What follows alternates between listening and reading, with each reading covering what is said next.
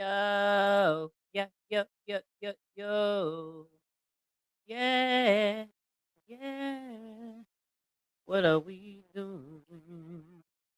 You said it's supposed to send me a notification to activate my live. Oh, you said you are live. Okay, okay, okay. Yeah, we gotta get this party started. We're gonna wait till some of you get in here, but I am about to. It's a lot going on. I didn't go live yesterday or whatnot, but it is what it is, y'all. Let's talk about all this stuff that's happening. You know what I mean? Between the Nolan, they're not talking too much about Karmelo Anthony, but I want to talk. And where are we? Let's go to history. Let me get stuff started over here.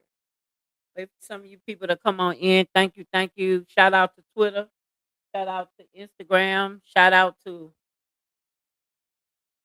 also shout out to YouTube. Also Kick and Twitch, baby. I'm in the building. Yeah. Y'all, look, Katie is fighting back, y'all.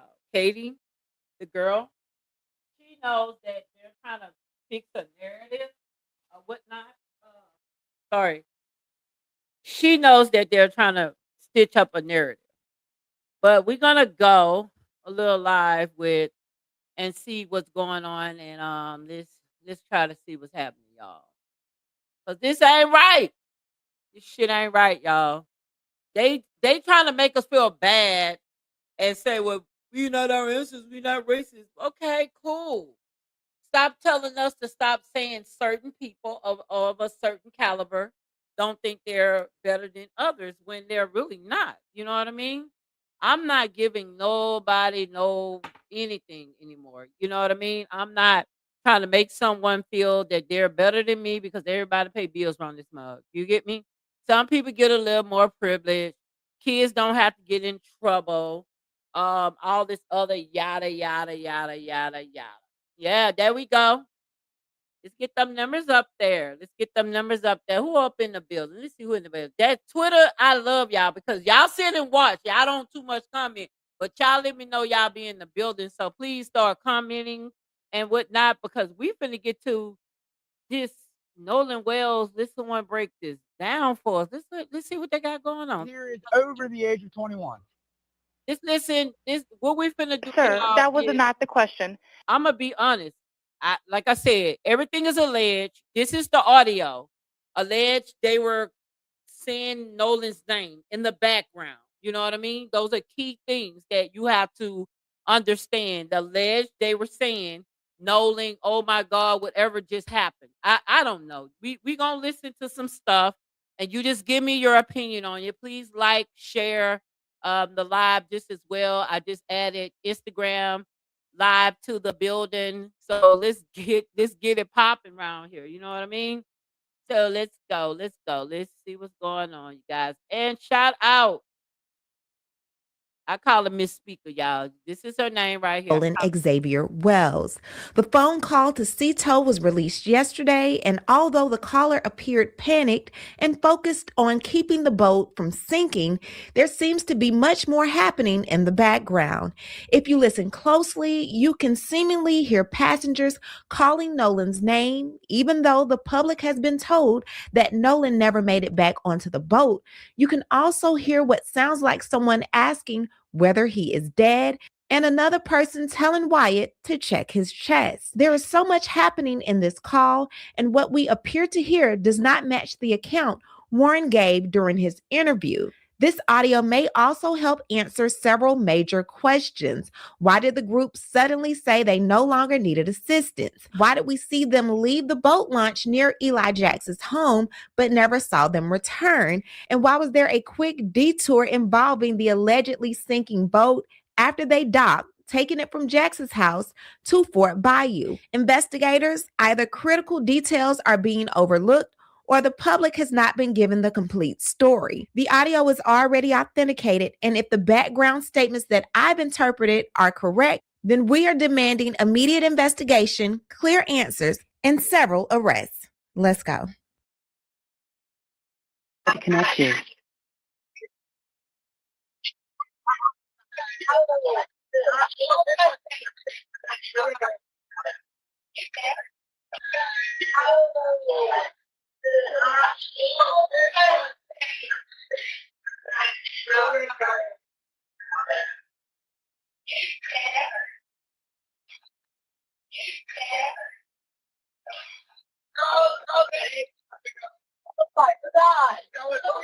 CETO Assistance, Vicky speaking. How can I help you? Hey, we're at the west tip of Horn, and our bilge pump stopped working. We're sinking. Can y'all please come? We have a membership.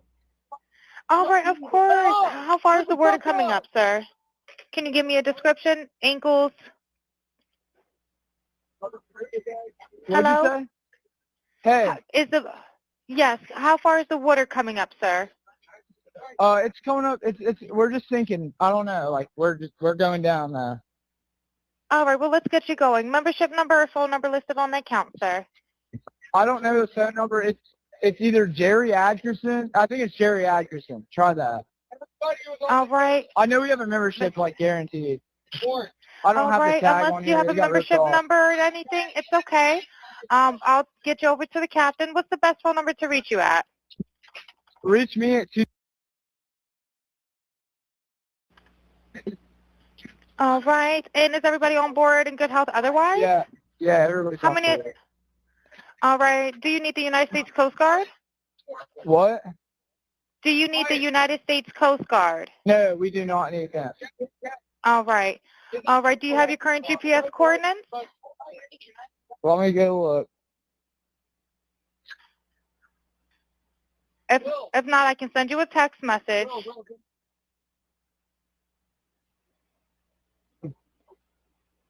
North. All right, are you ready? Yes, sir, I'm available. North 30 degrees by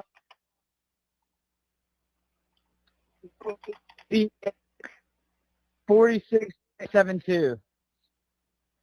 All right, 4672. All right, and you were breaking up a little bit. Can you just repeat it one more time to make sure I have it correct?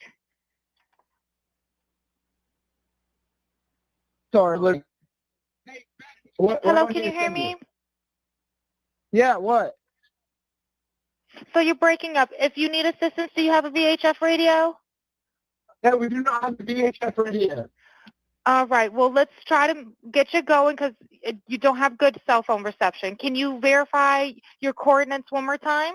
Okay, my coordinates are 30 degrees by 14.684 north, and then west by 88 degrees by 46.79. Right, looks like you're on Horn Island, correct? Are you Yes, on we are Horn at Horn Island? Island. Yes. All right, is the boat sinking or you have it aground? We are sinking, yes. Is it aground is the question? No, we're not aground. We are in Okay. 17 foot of water. We're in 31 foot of water. All right, have to ask. What do you want to do? Do you want to be towed back? I want to get this boat unsank and towed back, yes. All right, where would you like it towed to, sir? You can tow it to Ocean Springs Harbor, or Fort Bayou Launch. All right, how many adults and children on board? No, there's no children. So is there anybody on board? How many adults, sir? That was the question.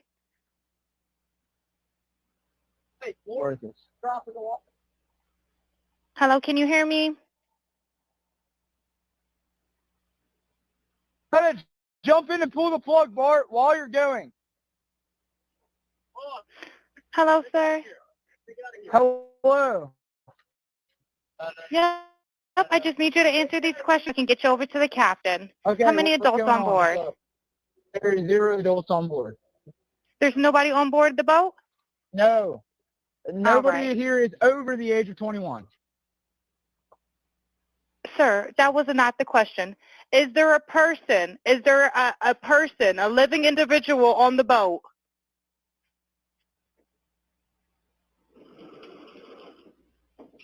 Hello? Is there a living person, someone breathing on the boat? Is there anybody on the boat? Yes, there's lots of people breathing on the boat. All right. How many people, sir? Like 7. All right. Thank you. Does everyone have life jackets on or available to them? Yes, we have life jackets available. All right. Verify what boat's sinking. A Triton, 22-foot offshore, 22-foot Triton offshore sea flight hull. All right. All right. Please hold. I'm transferring you to the local captain now. Okay, thank you. This is Captain Seth. Hi, Captain Seth. This is Vicky from International. How you doing today? Doing good. How are you? Good, good. I apologize ahead of time. I really do. You're going to have a fee for service come up under Jerry. Okay.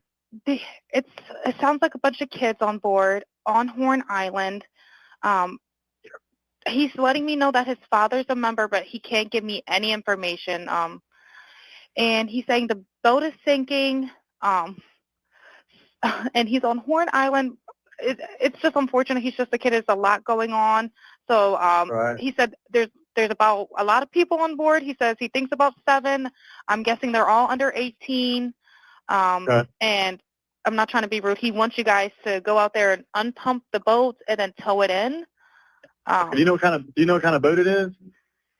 He said a Triton 24-footer, but that's all he can give me. Okay. All right. Yeah, I just actually got off the phone with his grandpa, who I'm guessing is the owner of the boat. And Is it he Jerry? said that Jerry. Yeah, he said, Okay. I just hung up with him. He said that they don't need any help right now, but if something changes, he'll call me back. So Oh, I'm right. guessing that they may have figured it out, because that's what he said. So they're in a panic and their boat won't crank. Yeah, they're in a panic. He's saying the So- bilge is not keeping up. I asked for Coast Guard. He said no, but he's just really upset on the back end. And, I get it. It's a Okay. kid. He just doesn't understand. Okay. Do you still have him on the line? Yes, I still have him on the line. And again, I couldn't find, he couldn't give me anything regarding his grandfather's, membership. So it's just under Jerry fee for service. Okay. All right. Yeah, I just talked to, if you want to, we're so tied up right now. We can't really do any non-member jobs right now. Is Jerry a member? Did you find out if he was a member or not? Yeah, I'm not sure if it's his boat or what. I'm not sure what's going on with it. But yeah, transfer the kid over. I'll talk to him, and then I'll call his grandpa back as well. All right. And did you want me to look up Jerry's membership number or anything like that to see if he's up? I know you guys are You can swamped. try this cell phone number. All right. Yep. Jerry. Yeah, he's an active member. Hold on. What kind of boat do you have on there? Same boat? Yeah, he's one. Yeah, he's one of your members. Yep, 22-foot Triton. All right. I'll just disregard this one. I'm gonna send you over an accurate one under this Jerry Ackerson one. Okay, he's one of your members. You'll get in a couple minutes. Okay. Okay, perfect. All right, and yeah, just transfer this kid over whenever you get a chance. All right, transferring now. Thank you again, Captain. All Stay righty. safe out there. It's crazy. Have a drink. Oh, it's wild. All righty, thank you. Thank you. So here we have the official sworn police report, the MDMR Marine Patrol. So it says here on July 8th, 2026 at approximately 1:41 p.m., Jackson County Captain Kristen Johnson requested GPS file download assistance from MDMR Captain Freeman as part of the search and rescue for Nolan Wells at Horn Island. Officer Shay M. Smith was assigned to download data contained on vessel MI-1295-CB and MI-4088-BU.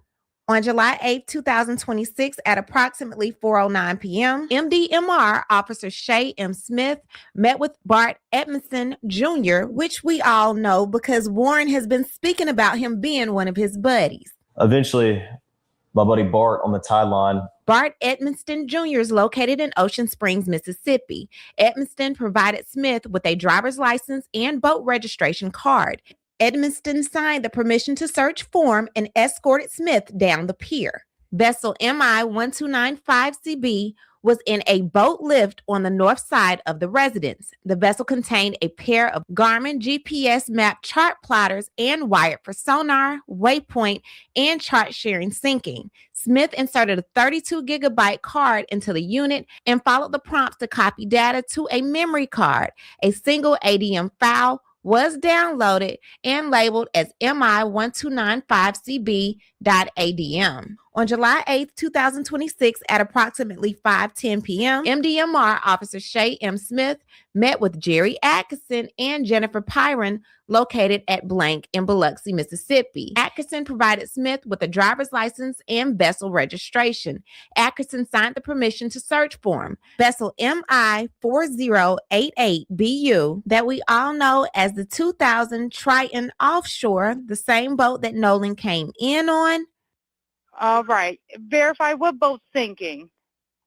A Triton, 22-foot offshore, 22-foot Triton offshore sea flight hull. So one boat belonging to Jerry, Wyatt's grandfather, was searched, and one boat belonging to Bart was searched. So the vessel we were just talking about was in the driveway of the residence. The vessel contained a Garmin GPS map chart plotter. Smith inserted a 32 gigabyte card into the unit and followed the prompts to copy data to a memory card. A single ADM file was downloaded and labeled as MI4088BU.ADM. On July 9, 2026, at approximately 9 o'clock a.m., MDMR Officer Shay M. Smith made a working copy of each of the ADM files. Smith used Garmin Home Port to open the files. Each file contained the following. Bart's boat contained waypoints. The boat that Nolan came in on contained waypoints, tracks, and routes. And on July 10th, 2026, at approximately 9:30 a.m.,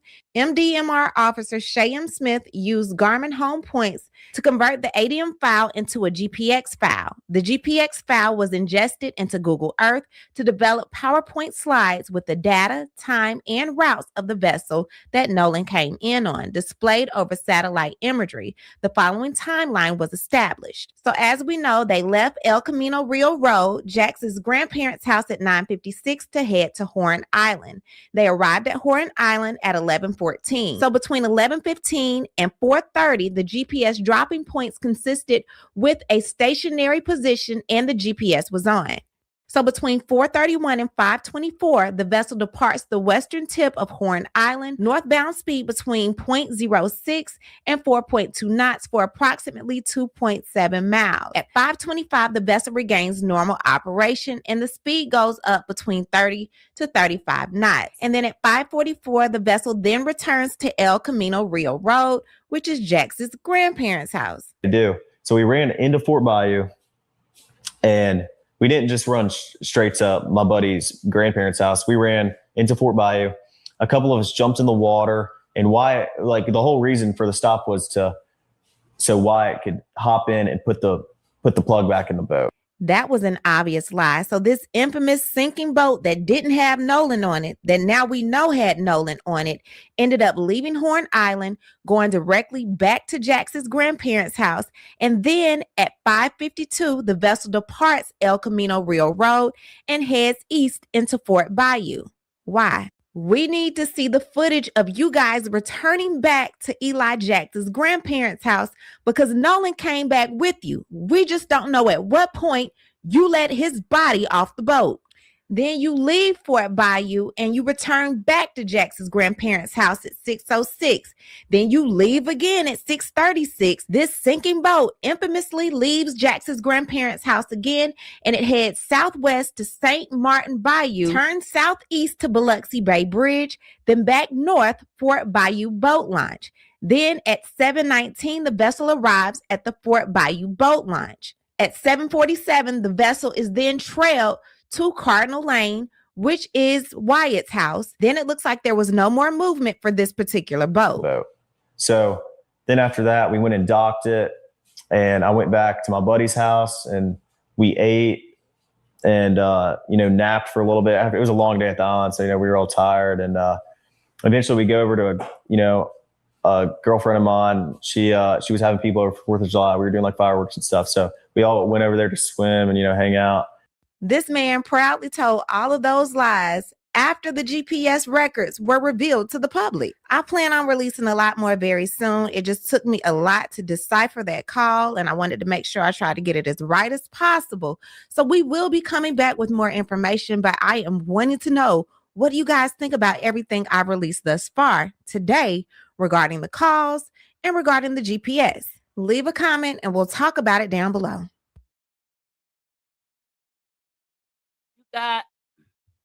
You guys, what do you think? I want to listen to this again because I promise you, it just feels weird. I gotta listen to it so I can get some intake on. I'm trying to listen to the background noise because they say there's a lot going on here, and I got another video there after what they were gonna break down. Well, it seems as though we may finally be getting answers about what happened to Nolan Xavier Wells. The phone call to Cito was released yesterday, and although the caller appeared panicked and focused on keeping the boat from sinking, there seems to be much more happening in the background. If you listen closely, you can seemingly hear passengers calling Nolan's name, even though the public has been told that Nolan never made it back onto the boat. You can also hear what sounds like someone asking whether he is dead and another person telling Wyatt to check his chest. There is so much happening in this call, and what we appear to hear does not match the account Warren gave during his interview.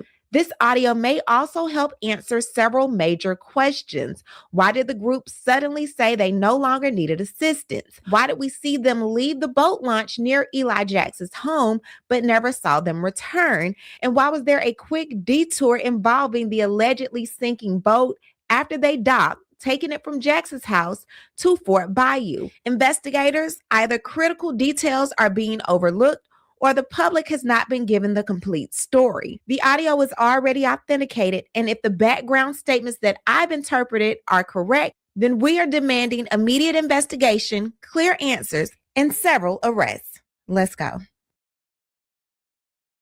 Connect you.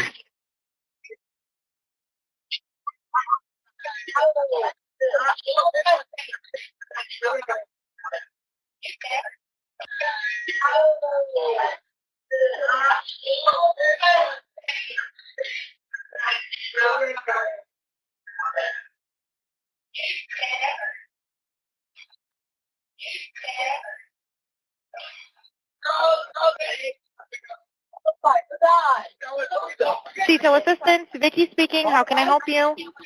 Hey, we're at the west tip of Horn, and our bilge pump stopped working. We're sinking. Can y'all please come? We have a membership. All right, of course. How far is the water coming up, sir? Can you give me a description? Ankles? What'd Hello? you say? Hey, Yes. How far is the water coming up, sir? it's coming up. We're just sinking. I don't know. Like we're going down now. All right. Well, let's get you going. Membership number or phone number listed on the account, sir. I don't know the phone number.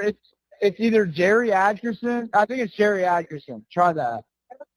All right. I know we have a membership, like guaranteed. I don't All have the right. tag Unless on you here. have a It got ripped membership off. number or anything, it's okay. I'll get you over to the captain. What's the best phone number to reach you at? Reach me at 2. All right. And is everybody on board in good health otherwise? Yeah, everybody's How on many? board. All right. Do you need the United States Coast Guard? What? Do you need the United States Coast Guard? No, we do not need that. All right. All right. Do you have your current GPS coordinates? Let me go look. If not, I can send you a text message.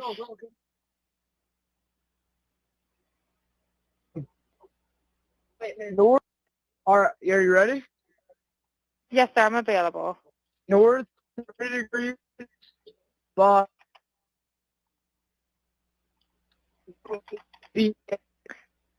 4672. All right. 4672.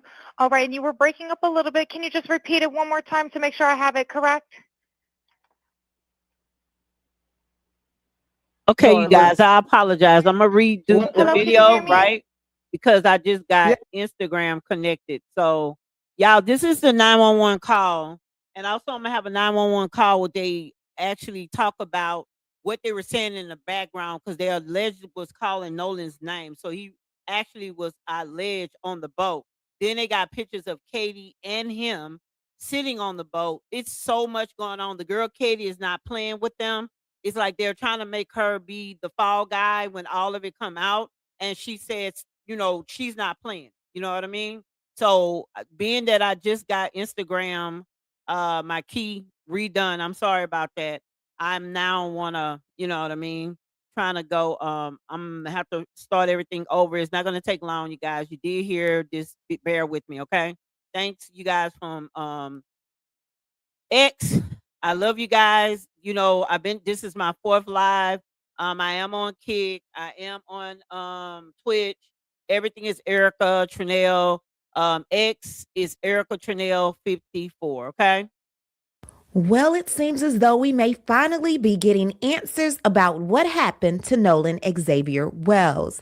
The phone call to Cito was released yesterday, and although the caller appeared panicked and focused on keeping the boat from sinking, there seems to be much more happening in the background. If you listen closely, you can seemingly hear passengers calling Nolan's name, even though the public has been told that Nolan never made it back onto the boat. You can also hear what sounds like someone asking whether he is dead and another person telling Wyatt to check his chest. There is so much happening in this call, and what we appear to hear does not match the account Warren gave during his interview. This audio may also help answer several major questions. Why did the group suddenly say they no longer needed assistance? Why did we see them leave the boat launch near Eli Jax's home but never saw them return? And why was there a quick detour involving the allegedly sinking boat after they docked, taking it from Jax's house to Fort Bayou? Investigators, either critical details are being overlooked or the public has not been given the complete story. The audio is already authenticated, and if the background statements that I've interpreted are correct, then we are demanding immediate investigation, clear answers, and several arrests. Let's go. Connect you.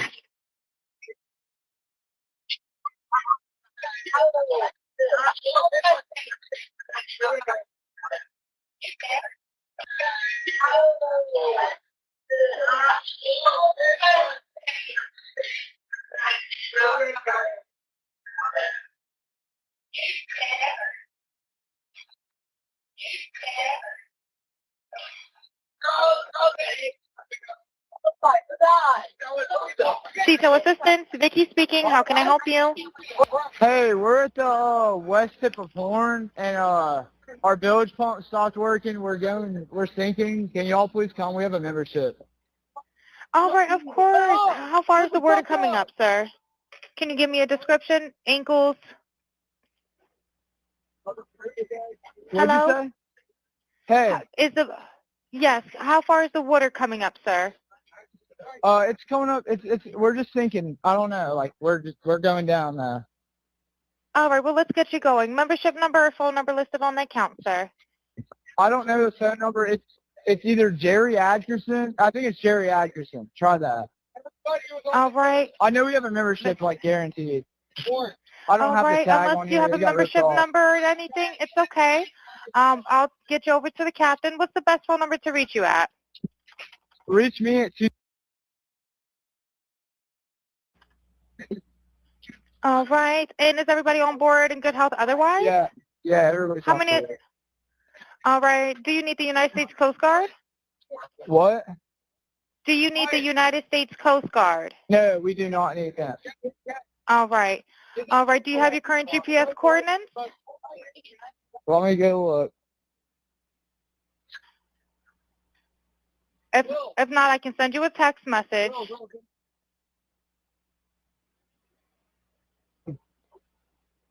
North.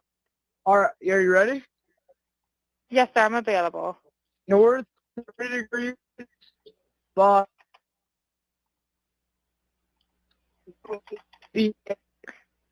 4672. All right, 4672.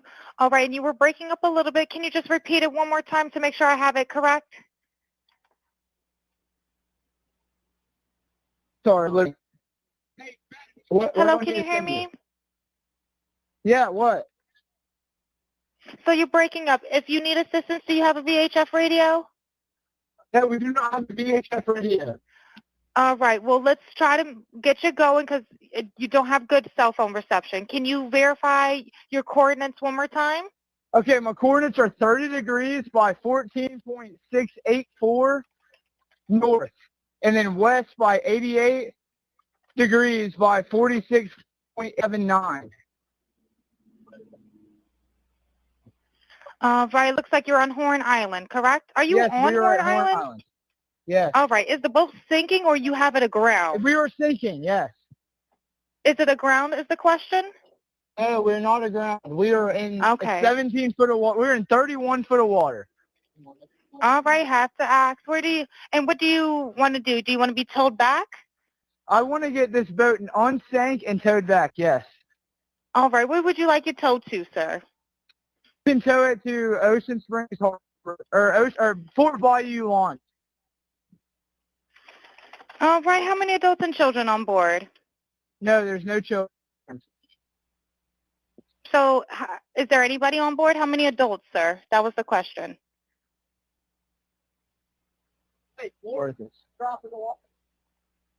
Hello, can you hear me? Gotta jump in and pull the plug, Bart, while you're going. Hello, sir. Hello. Yep, I just need you to answer these questions so I can get you over to the captain. Okay. How many what's adults going on board? There are 0 adults on board. There's nobody on board the boat? No. Nobody right. here is over the age of 21. Sir, that was not the question. Is there a person? Is there a person, a living individual on the boat?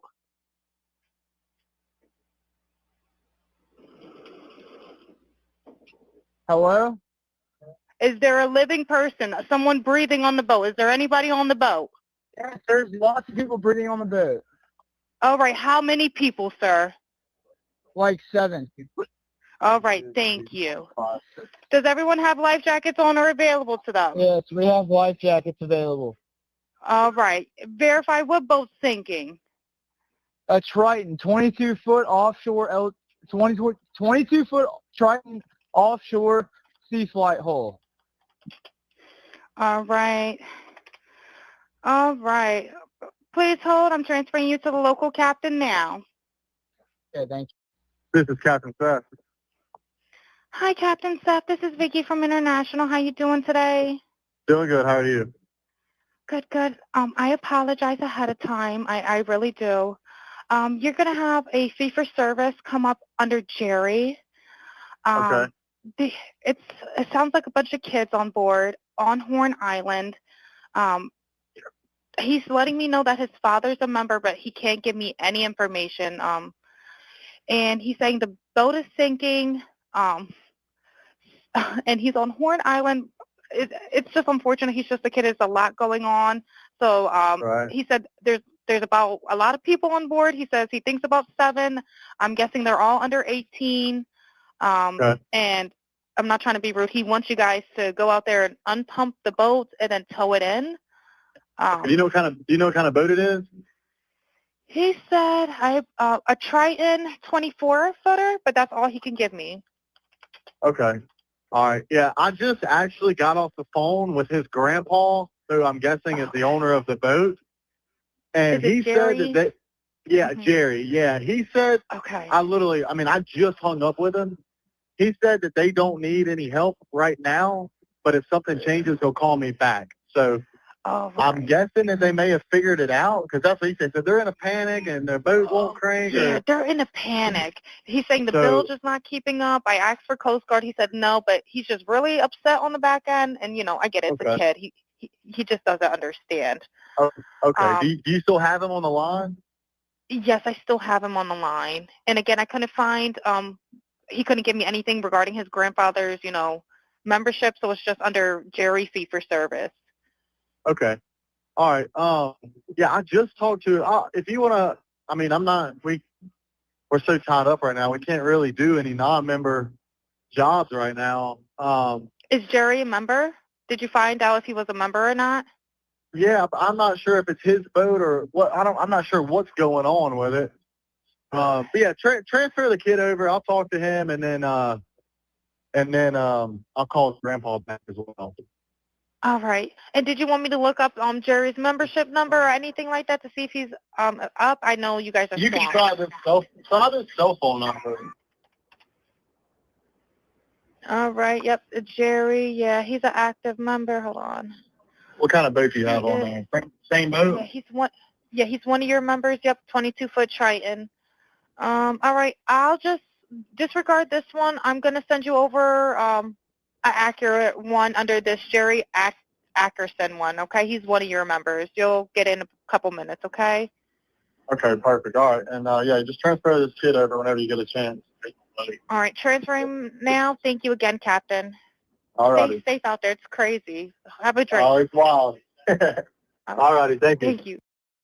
So here we have the official sworn police report, the MDMR Marine Patrol. So it says here on July 8th, 2026 at approximately 1:41 p.m., Jackson County Captain Kristen Johnson requested GPS file download assistance from MDMR Captain Freeman as part of the search and rescue for Nolan Wells at Horn Island. Officer Shay M. Smith was assigned to download data contained on vessel MI-1295-CB and MI-4088-BU.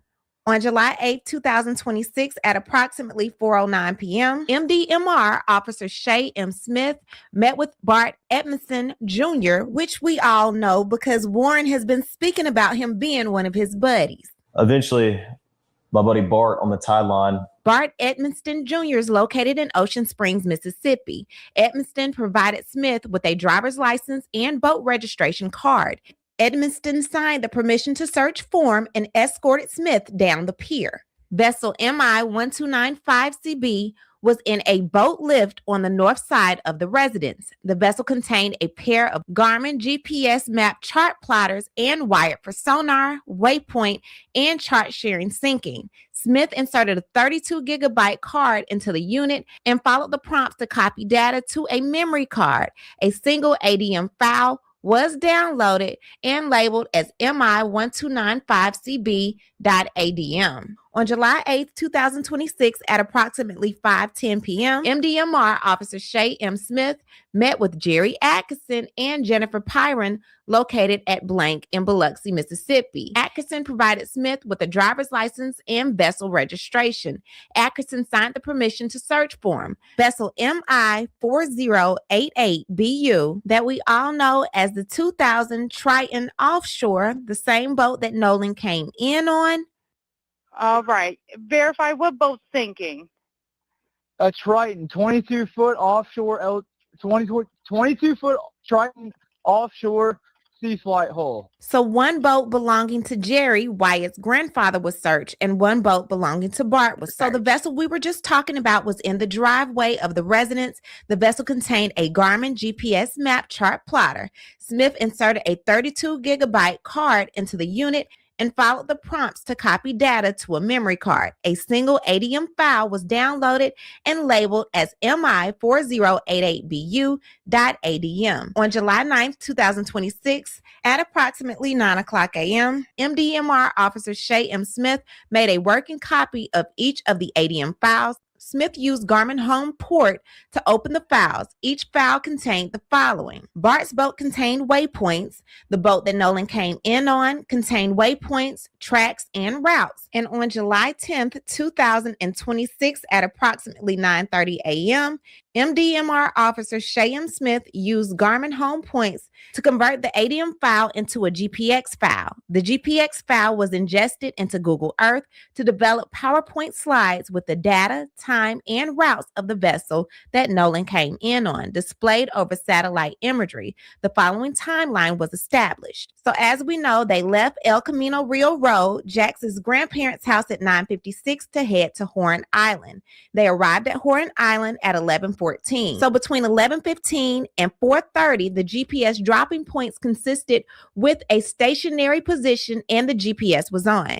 So between 4:31 and 5:24, the vessel departs the western tip of Horn Island, northbound speed between 0.06 and 4.2 knots for approximately 2.7 miles. At 5:25, the vessel regains normal operation and the speed goes up between 30 to 35 knots. And then at 5:44, the vessel then returns to El Camino Rio Road, which is Jax's grandparents' house. So we ran into Fort Bayou, and we didn't just run straight up my buddy's grandparents' house. We ran into Fort Bayou.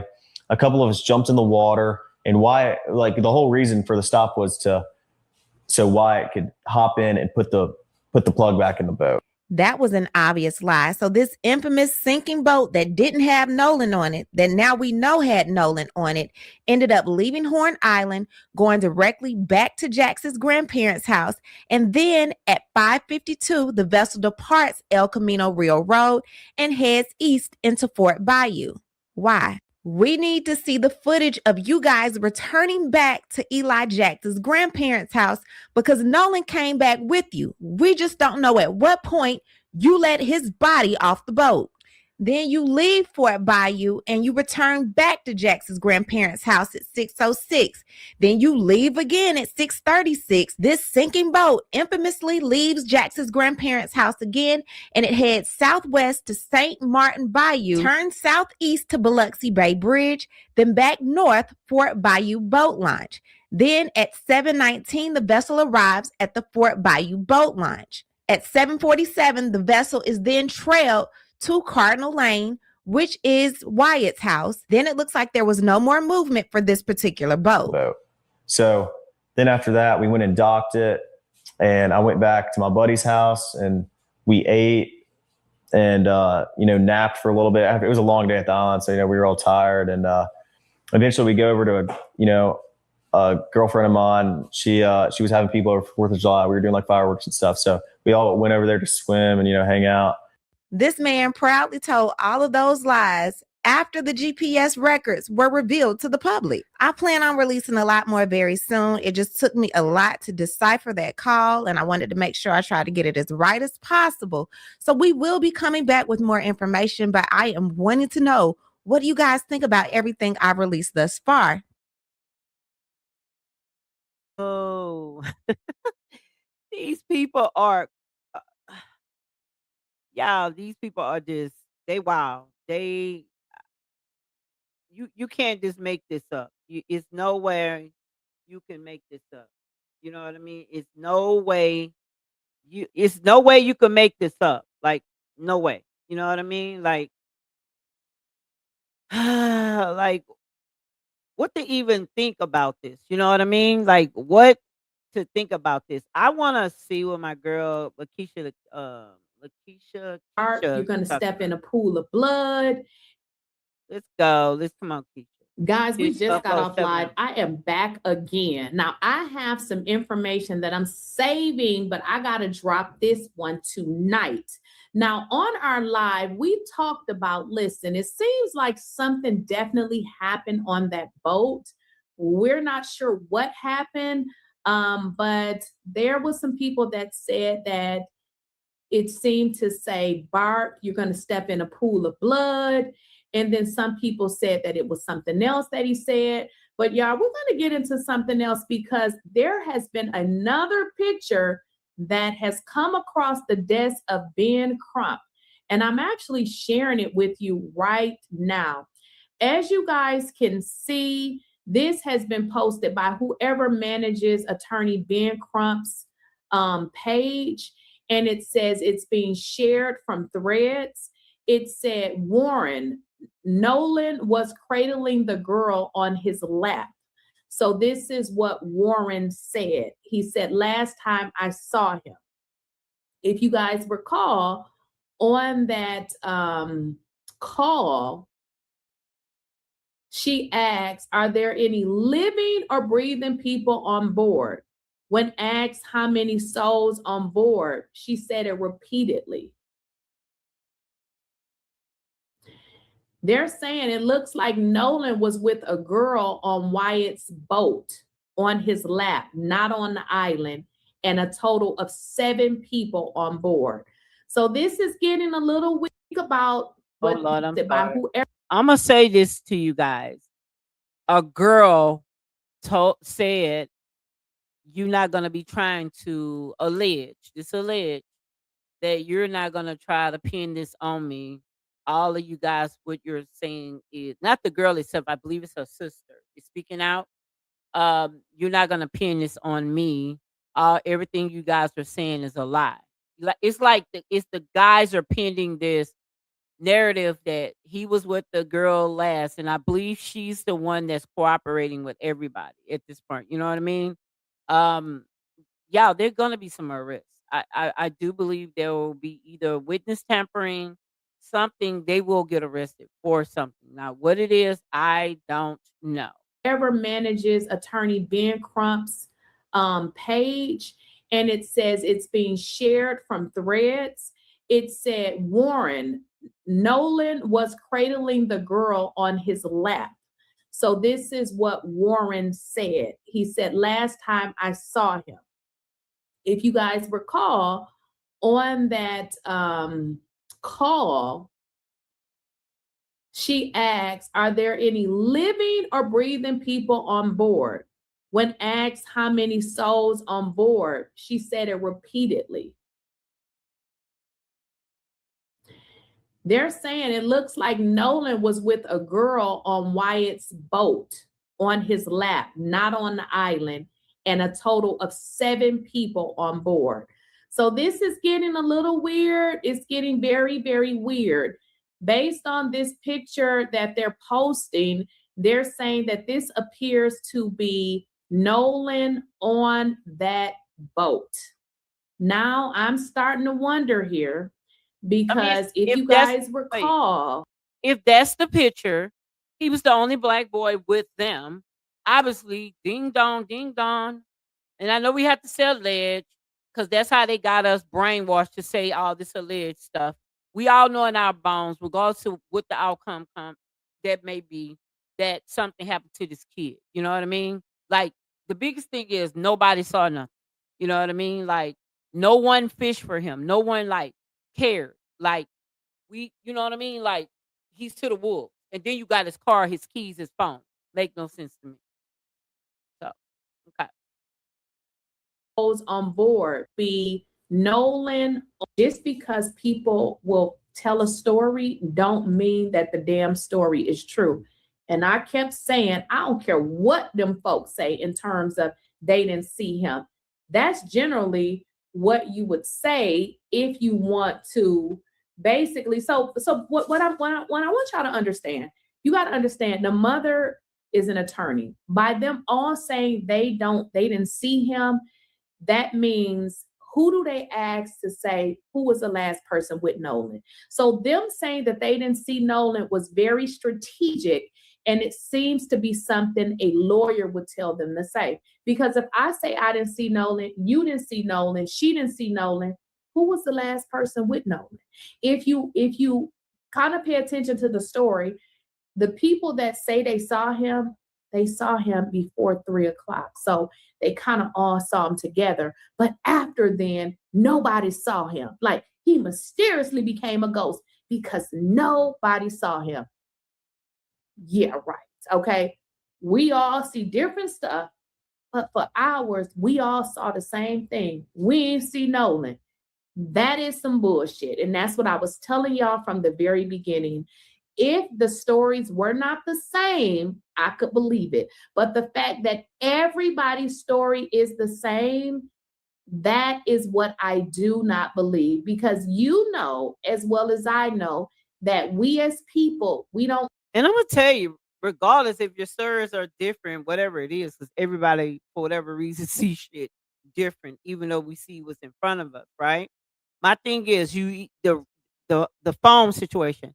I have 20-year-olds. They take their phones to clear water. They're going to take pictures. They're going to take, their moments will be captured.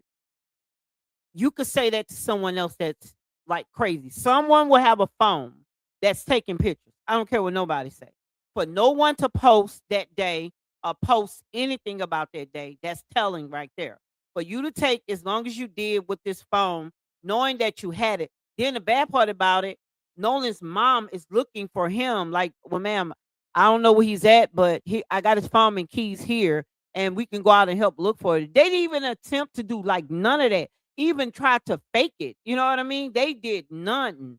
So, yeah. Don't see the same things. So that is just not going to happen. So the simple fact that everybody is harping on, I did not see Nolan, I know that they're all lying. Okay. Now, for search of information, okay, we searching for information. We don't know what happened on that damn boat, but this looks to be Nolan right there. What the hell are they gonna say now? Okay, it looks to be 6 people, maybe 7 people on this boat. If you guys recall, they said Nolan didn't make it off the island, or they don't know what happened to him. Okay, a lie. Everybody needs to go to jail. So what this is giving is that something could have happened on the boat, which is making, I won't say it's making sense, but that is probably why they called, because something happened on the boat. They panicked. But this is why everybody needs to go to prison, because they made calls and people told them what to do. And that is exactly what they did. If you guys recall, we just got off live. Y'all go back and check that video out. It's going to be in the live section under my channel. What we learned is they called for help, but then said, yeah, we don't need help. But the boat was filling up with water. We're sinking. You went from sinking to not needing help. So I think this paints the story that something. What are you talking about? I haven't even said nothing other than please like the live. Jesus Christ. Whatever. Tell it to Jesus. Tell it to your Jesus. That better not be my daughter. I swear to God. I'm gonna break you. I'm gonna get you, girl. Something happened on that boat, and we were right on the money, because we said we felt like they took his body back out there. Remember, they said we went back out there looking for Nolan. I think you went back out there and took Nolan's body out there. That's what I think. Okay. So again, there's a picture now being shared, and it's being posted that Nolan Wells, in fact, was on that boat, and he actually headed back. Now, did he make it? We don't know. But what we do know right now is, judging from this picture, is that they lied. And I mean, it's not like we didn't know that they lied, but judging from this picture, Nolan was on that boat. What happened to him after then, I don't know. But again, it probably was behind that girl. Due to that 911 call, I feel like it probably be behind being with whoever that girl is. Father may have saw it and got mad about it. Who knows? Like, they claimed it's online about, they said a young KK, whatever, they're surging under the young youth. But those are cowards because they never show their face. So if that's facts, you know what I mean? So we don't know again, but it's common sense to me that something took place. I just can't see. I don't know how to see it no other way, you guys. You know, I'm trying to, I got lights in there, so I'm gonna get the lights and stuff up around so I could get a little lighter so you can see me better. But that I don't, y'all, this is insane. What do you guys think? Like, Jesus. Something happened then. They panicked, didn't know what to do. They received information from their parents or whoever and told them to do certain things. It goes back to a lot of people. The Cajun Navy, I told y'all that dude is weird. I don't know about the other one, but that first one that's on Everybody Podcast, he's weird. And there's some very interesting things about him. He has a very interesting past. Okay. Yeah. So that's pretty much it. I just wanted to jump on here and show y'all that y'all know that. But I'll catch y'all tomorrow, honey, because we cutting up, okay? Because this guy, Trasher, he's a piece of work. I will see you guys tomorrow and have a great night. Keisha, you coming back on. I don't care what you say. They be I don't know. It's Keisha TV. Let me see what she has on here. Let me see if she got anything else other than we just saw. That was a day so 6 days ago. I got more stuff to look at, but I just wanted to see if um obviously she might not be coming back on today. But you can't bring everything all in one day. You gotta leave people in suspense about stuff. Let's see what Nancy has to say, you guys. Because Nancy has brought the bob. Good evening. I'm Nancy Grace. This is Crime Stories. I want to thank you for being with us. Come on, grab Nancy. Auntie, white auntie with the bob, with the hairspray. Pump it up. I find it very difficult to believe that not one, but two medical examiners cannot figure out why he had deep red subcutaneous markings. Preliminary findings, and this is significant.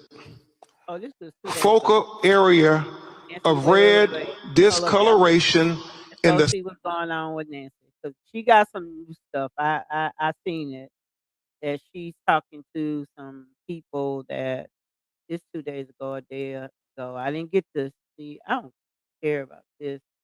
I ain't gonna say I don't care about it, but I want it. This 2 days ago. This is a day ago. Like she has clips everywhere. Like 2 weeks ago, this Nolan thing. Let me see. Hold on one second. I think what she does, she put these little small little things out there. You know what I mean? NANCY. Oh Lord have mercy, y'all. It is not good at all. You know what I mean? It is not. It is not. No.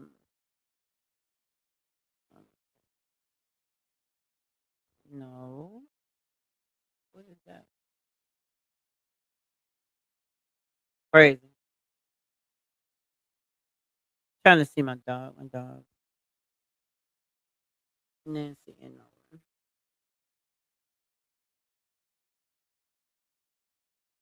Let me see what's going on.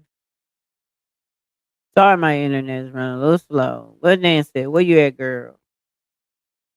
Nolan Wells, Nancy and Rose. That's 2 days ago. I seen some new stuff, but I don't see too much. Nancy 2 days ago. 2 days ago. A day ago. Let's see what this is. Okay. Let's see. I find it very difficult to believe. I'm not gonna I'm not gonna negotiate out someone else. No foul play. I don't want to hear number from Cobo. Como, you is what Spanish Mexican. You was in your seat lying to us and protecting your brother to keep him from going to jail. Is that not a thug or not? So I don't want to hear nothing about you kissing whoever but to whatever you trying to do. You know what I mean? But I might go on and listen to whatever she's saying but not right now. Let's go. I really don't want to see the interview, but I do want to see. Let's see what my boy got to talk about. Okay, let's go.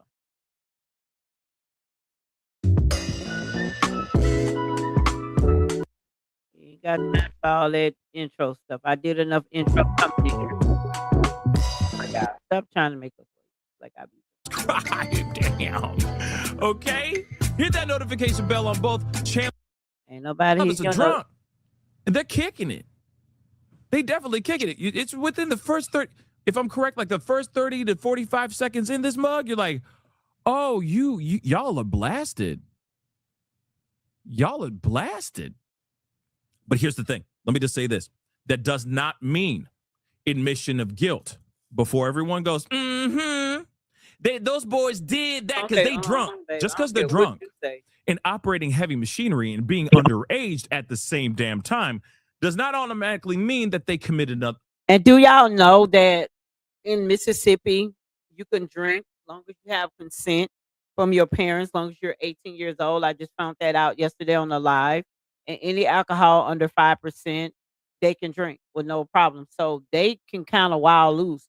But you have to think about it. Had other people kids. So if someone brought alcohol, they brought them for everybody's kids, and they shouldn't have done that. They can get in trouble just for that. Another crime. Oh my God. Because, realizing that they're drinking underage and they're operating heavy. Come on, bro. To the captain, what's the best phone number to reach you at? Reach me at 2. All right. And is everybody on board in good health otherwise? Yeah, everybody's How off many? today. All right. Do you need the United States Coast Guard? What? Do you need the United States Coast Guard? No, we do not need that. All right. All right. Do you have your current GPS coordinates? Let me go look. Okay, first off, let me just address the elephant in the room. Okay, and I don't think the elephant even knows where they are because they're so drunk right now. Let's be real. This is very inebriated people. Very inebriated people. We haven't even gotten to the part where he says more, where you're like, yo, that he just gave his whole, he blew up the whole spot like that. You know what I mean? Tell me you're drunk without telling me you're drunk. But in fact, he actually said, like he's clearly saying, I'm drunk. Okay. He drunk. All right. Let me just make that abundantly clear. All right. So I'm going to roll that back because there's a lot that's being said in the very, very beginning that everybody is like really going ham on. Okay. Yeah. Allie, dude is hammered. 2 sheets to the wind, schlammered, sloshed, blitzed. What was a crazy one you guys said a couple days ago? I forgot what it was. But man, pissed, just blasted. Okay. And again, they're out there, they're drinking, they're day drinking, they're going over there, they're in the sun, they're drinking even more. That stuff's gonna, you're gonna get drunk. You're gonna get drunk fast. Mary, thank you so much for the super chat. I really do appreciate it. I believe they drugged Nolan. Whoa. Say word. Otherwise, Nolan could have taken them all out. Really? That is a statement. That is a statement. I mean, there's no proof of him being poisoned or drugged in any kind of way. Okay. Yeah. Soused. All right. White boy wasted. White girl wasted. Good old fashioned drunk. Inebriated. Under the influence. All right. But as far as, no, and don't worry, Strongly Brown TV, we are going to listen to the background. We're going to try to listen to the background again. And a lot of people are sitting there they're saying, Nolan, he dead. Like, Nolan, you dead, or something like that. But here's the thing. I hear something. Hold on. I know some people are going to get mad because we can only interpret what we can hear. And if we can't hear it that well, we got to take some of the facts that were said or some of the information, because we don't know if it's facts entirely. Okay, but we got to take some of the information that we received from the Brandon Tatum interview that Warren did. I already know some of y'all already thinking this. Hold on 1 second. Time out. All right. Let's look and listen to the beginning. Because he said in the Brandon Tatum interview, we were telling him to get the F on the, hold on.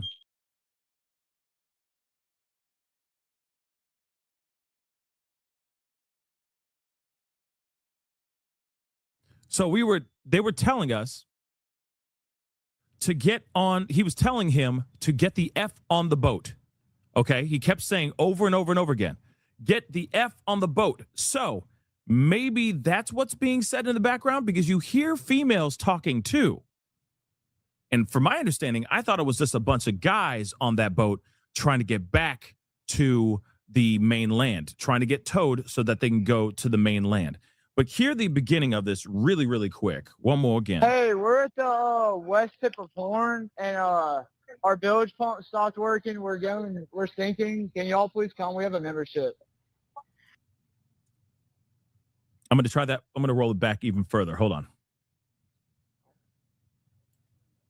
Vicky speaking. How can I help you?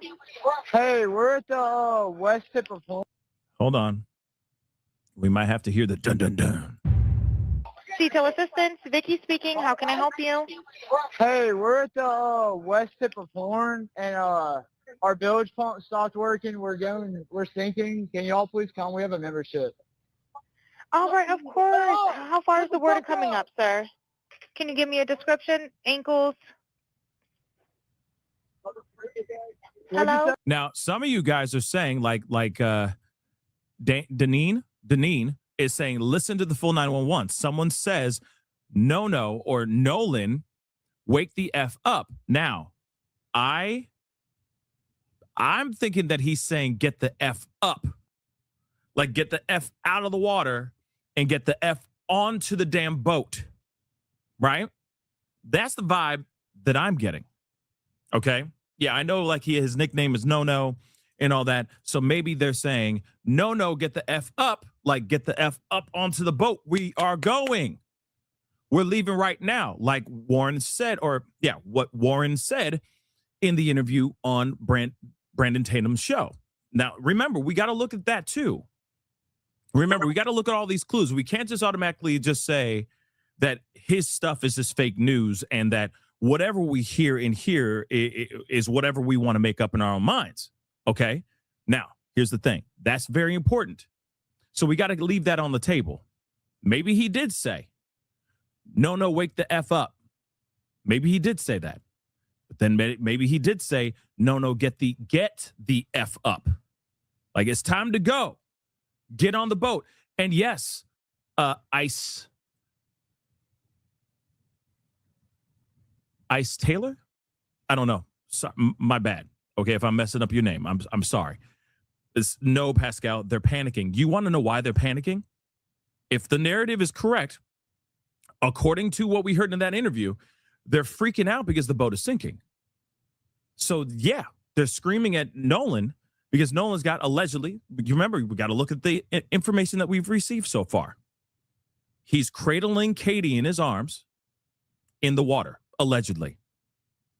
They're screaming at him to get the F on the boat. They got to go. The boat is sinking. We got to go. And obviously, they're all very, very drunk. So the urgency is at an all-time high as well, right? So there's that too. He could literally be saying, wake the F up. Sure. That's still on the table. But then could also be the other thing too. But let's continue. We still got a whole thing. Remember, we just got to leave all the information, all the information that we've received and leave it on the table while we listen. Okay? But you hear females in the background. Okay. I'm pulling it back. Can y'all please come? We have a membership. All right, of course. How far is the water coming up, sir? Can you give me a description? Ankles? Hello? Hey. Yes. How far is the water coming up, sir? It's coming up. We're just sinking. I don't know. Like we're going down now. All right. Well, let's get you going. Membership number or phone number listed on the account, sir. I don't know the phone number. It's either Jerry Atkinson. I think it's Jerry Atkinson. Try that. All right. I know we have a membership, like guaranteed. I don't have the tag Unless on you here. have a membership number or anything, it's okay. I'll get you over to the captain. What's the best phone number to reach you at? Reach me at 2. All right. And is everybody on board in good health otherwise? Yeah, everybody's How on many? board. All right. Do you need the United States Coast Guard? What? Do you need the United States Coast Guard? No, we do not need that. All right. All right. Do you have your current GPS coordinates? Why do you think that they don't really need the Coast Guard? You know what I mean? They don't want the Coast Guard because they don't want to get in trouble for underage drinking and operating machine, drinking and driving. Okay? Let's be real. All right? So, and God knows what. God knows how many, bottles of empty or empty bottles and cans are on the actual boat, and God knows what else they got on that boat too. You never know. They might have been like, you know what I mean?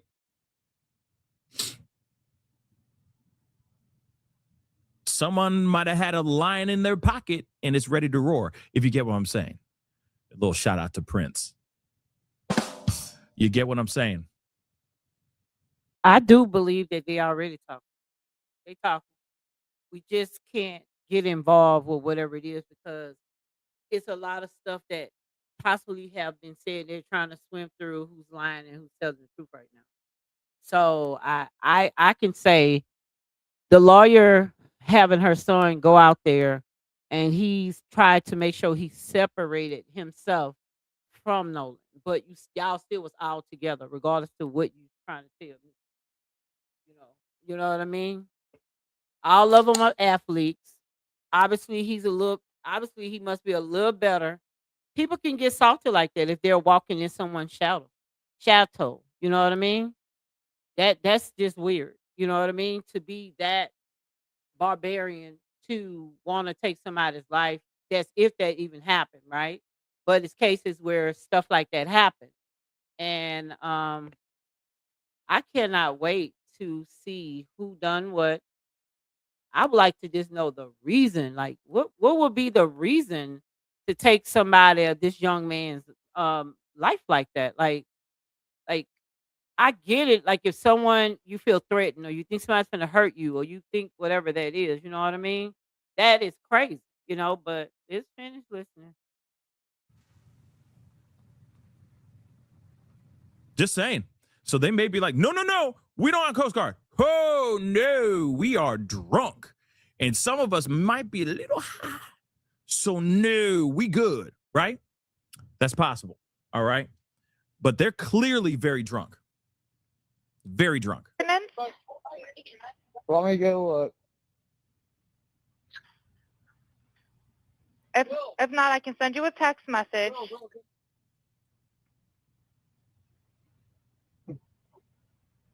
North, are you ready? Yes, sir, I'm available. North 3 degrees by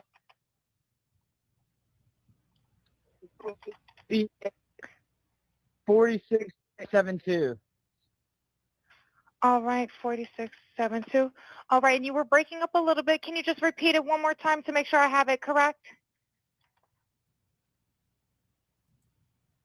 Sorry, look. Hello, can you hear me? Yeah, what? So you're breaking up. If you need assistance, do you have a VHF radio? This dude is drunk. No, we do not have the VHF radio. All right, well, let's try to get you.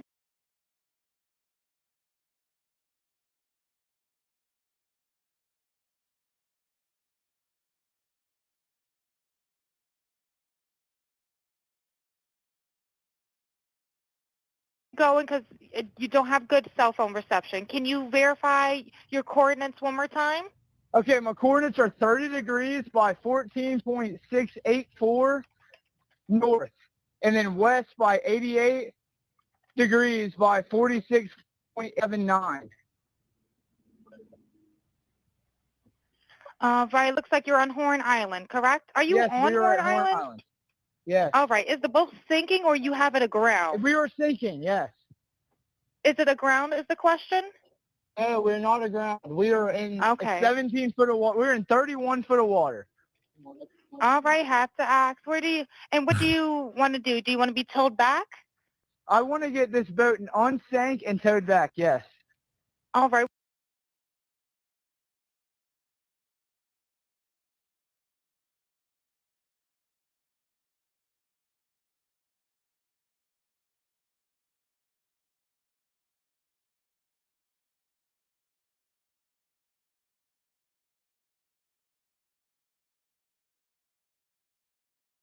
Where would you like it towed to, sir? You can tow it to Ocean Springs Harbor, or Fort. I'm sorry, you guys. What I was saying, y'all. What if Nolan knew how to swim? What if something took place in the middle of the water and Nolan pulled that plug and because of whatever was happening to him. Like this stuff can just go all kind of ways. This is crazy. This is like, remember, I don't know how old a lot of you guys are on here. Remember we used to watch those little mystery shows that they'll be in a library and stuff like that. This is not funny or anything, but it's just weird. This is the most weirdest cat and mouse game of people putting stuff out there, pretending like stuff, AIing stuff, and doing all type of stuff. And also, I want you guys to know they can change the time and date on pictures. Okay, you have to go in settings, but you can do it. He said, "Are there any living individuals on the on the boat?" Ah! Oh my God! It's like, do you consider yourself, sir, a living individual? Yeah. So, how many people are on the boat that are living individuals? I'm done. He is so fried. Oh my God. Okay, let's continue. But she really had to like dumb it all the way down. All the way down. That's how drunk he is. He's so drunk. How drunk is he, Pascal? That she had to break it down like, you a living individual, right? Yeah. So how many individuals are on the boat, sir? Yikes. Yikes. Hold on. JLK, thank you so much for the love. I appreciate it. Where's that super chat? Where did it go? You guys, thank for the love. These super chat, these the comments are blazing through. JLK, thank you so much for the love. She's talking to him like he's 5 years old. Absolutely. He's like, no, no one's on here. It's like, what? Are you ghosts? Are you aliens? Like, what's going on here? Lord. He had to think about it. Hello? Is there a living person, someone breathing on the boat? Is there anybody on the boat? Oh my! There's lots of people breathing on the boat. All right. How many people, sir? Like 7. All right. Thank you. 7 individuals on the boat. 7 of them. Does everyone have life jackets on or available to them? Yes, we have life jackets available. All right. Verify what boat's sinking. That's Triton, 22-foot offshore, 22 foot. So at this time, y'all, they said they got back on the boat and left one person. It was 4 of them, right? And then they had another boat. See, they don't even have the timer on the other boat. This is getting weird. Triton offshore sea flight hull. All right. All right. Please hold. I'm transferring you to the local captain now. Have mercy. Okay, thank you. This is Captain Seth. Hi, Captain Seth. This is Vicky from International. How you doing today? Doing good. How are you? Good, good. I apologize ahead of time. I really do. You're going to have a fee for service come up under Jerry. Okay. Yeah, he's audio better. She literally, she is so pleasant, this dispatcher. Doesn't she sound very, so sweet and kind and just pleasant? And then she's literally going, I am so sorry that I have to put you through this. I just have to tell you this. You're about to go through some BS with some drunk kids on a boat. You know what I mean? Like, that's literally like, I am so sorry for putting you through this. All right? I just got to let you know. Okay? Crazy. Crazy. It sounds like a bunch of kids on board on Horn Island. He's letting me know that his father's a member, but he can't give me any information. And he's saying the boat is sinking. And he's on Horn Island. It's just unfortunate. He's just a kid. There's a lot going on. So Right. he said there's about a lot of people on board. He says he thinks about 7. I'm guessing they're all under 18. Okay. And I'm not trying to be rude. He wants you guys to go out there and unpump the boat and then tow it in. Do you know what kind of boat it is? He said I have a Triton 24-footer, but that's all he can give me. Okay. All right. Yeah, I just actually got off the phone with his grandpa, who I'm guessing is the owner of the boat. And he said that Jerry. Yeah. You guys, you know what's done? That it's like audio is missing. So how he just got off the phone, they just called her, like, and obviously the grandfather had to contact them. Like something is not making sense. Like some audio is missing. Some audio is missing? He said, Okay. I just hung up with him. He said that they don't need any help right now, but if something changes, he'll call me back. So I'm guessing that they may have figured it out, because that's what he said. So they're in a panic and their boat won't crank. Yeah, they're in a panic. He's saying the bill's just not keeping up. I asked for Coast Guard. He said no, but he's just really upset on the back end. And, I get it. It's a kid. He just doesn't understand. Oh, okay. Do you still have him on the line? Yes, I still have him on the line. And again, I couldn't find, he couldn't give me anything regarding his grandfather's, membership. So it's just under Jerry fee for service. Okay. All right. Yeah, I just talked to, if you want to, I'm not, So you heard that, right? They called, they're tripping, they're freaking out. They're on the phone with this dispatch lady, letting them know about the boat. And he's like, yo, the boat's about to sink. The boat's about to sink. Help us, help us. I'm inebriated, but I'm trying to tell you we're on this Triton 24-footer and we're about to go down. I need this boat unsank, sir or ma'am. Sorry. Had too much to drink, but I don't want to tell you, but you could tell from my voice that I'm drunk as fuck.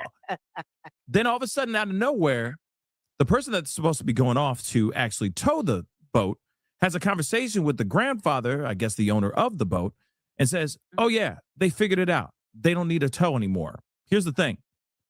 Are they lying? I know that's already something that people are asking. Are they lying? Are they making this up? Are they trying to cover their tracks because something had happened to Nolan and they just didn't want that to come back and bite them in the ass? I don't know. But I understand the questions. Okay. Wow. I do understand, but that's interesting. Somebody was going to go out and help. And then suddenly they stopped. They decided not to go out there and help with that boat because they suddenly figured it out. Now I could see why some people go, well, wait a second. It's like it's the same thing as like, hey, we're about to get this independent autopsy, the preliminary autopsy preliminary independent autopsy done by the family. And they go, we got all the information, but, and it's like, what, where's the but? Why is there a but in what you're about to tell us? Why can't you just say he succumbed to water? Why can't you just say it was foul play? Why can't you say any of these things? Right?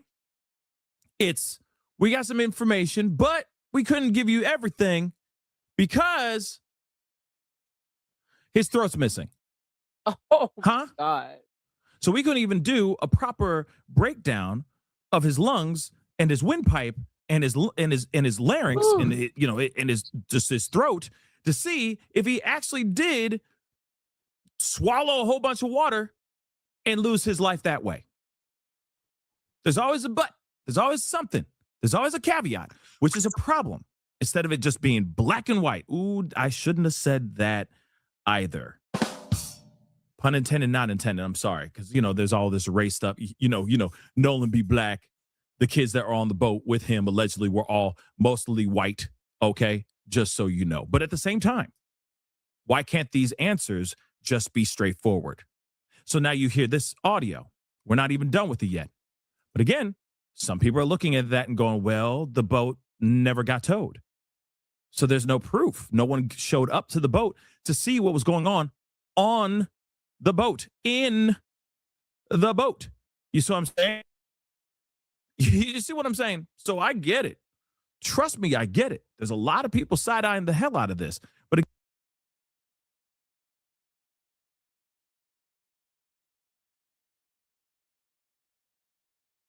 I'm sorry about that. They were acting like people came out. Y'all got to remember that. Y'all got to remember in the beginning, they said the rescue people came out. And all the people who believed that these kids were innocent, which they may, right? They were on the other side instead of saying, well, dang, this don't seem right. Because I know for a fact, I teach my children X, Y, Z. Even if they go out and do some little crazy stuff, when things go wrong, we know that we call where? Mom would know first. I don't care what nobody say. If these kids did anything wrong, it's not them covering it. This is grown people's actions, you guys. Because that boy was just a like, he was not smart. I'm gonna use the word not smart to get on an interview because the internet was gonna dissect him. I didn't even understand. You said nothing at all the whole time, and the minute the first autopsy was finna come out or afterwards, whichever one you want to talk. Get the hell. You best friends but never met the mom. That my son, I know who my son best friends are. So anyone else said we were best friends? No, you hung out. Hanging out and best friends are two different things. And we got to stop saying the boy hung around just white boys. That's not true either. Because he had a plethora of black friends that was at his house, met his mom, and did other stuff, biracial, whatever you want to call them. So we got to stop making that a thing, okay? When I looked at that funeral, majority of those guys that came through there dressed up, buttoned up, was a mass majority of black boys that were supporting the situation from football teammates on down. So let's stop that narrative, okay? Again, it's like, damn it, why can't we just have a clear-cut breakdown of everything? Nothing has been clear-cut, has it? And hasn't. Which causes more speculation and conspiracy theories. Let's finish this out. We're going to be listening to the beginning of it again, and some people have transcribed it, put some subtitles and all that as well. You know what I mean? So, and no, Amy Lynn, I am in no way, shape, or form trying to make these kids look guilty at all. I'm asking the questions that everybody on the internets be asking. Everybody listen up. Everyone open your ears and listen. I'm asking all kinds of questions. I'm not accusing anybody of anything. I'm asking all the questions on both sides of the fence. Is this foul? Is this something where they're doing a cover up? Is this just straight up an innocent situation where a bunch of kids got wasted, had a great time, left because they believed their friend was going to be able to handle himself, and something tragic happened? That's it. And what's unfortunate is that the answers that we are trying to get, let me make sure I'm big so y'all can hear this. I need y'all to hear this. Use your ears, all right? What's frustrating about this is that none of the information that we're getting is straightforward. That's it. None of the questions, none of the answers to the questions that all of us have been asking have been a straightforward answer. That's the problem. That's the problem. Like I said, I was hoping that we were going to hear from that independent autopsy where they were going to be like, yep, foul play, or yep, it was an accident, and that's it. I was waiting for that. I was ready for that, son. Trust me, I was ready for either one. Okay? At first, I thought they were going to say it was an accident, he drowned. But then they read it out loud. We even got the documents. We read it out loud immediately after the press conference. And all of it still was in the gray area. All of them in the gray area. And it's like, what the hell, man? Another curveball. Give us the straight facts. But they couldn't give us the straight facts. Why? Because there are pieces of Nolan that were missing for them to do a proper investigation into his body. As far as the independent autopsy. Here's the other thing that doesn't make the situation any better. Usually we hear about the independent autopsy conducted after we hear from the county medical examiner. Usually the medical examiner gets the body first. That's just tradition, right? They do their due diligence and they'll say, oh, it was foul play. Or, oh, he succumbed to water, right? We usually hear that. We've seen this a multitude of times. People, especially with black kids, especially with black families, will hear from the medical examiner from that county. They say this and that and the third, right? The family will sit there and go, no, my baby lost his life or their life in a nefarious way. So then they take their son or their daughter's body and they take it to go get an independent autopsy done. Then we hear a second autopsy report from the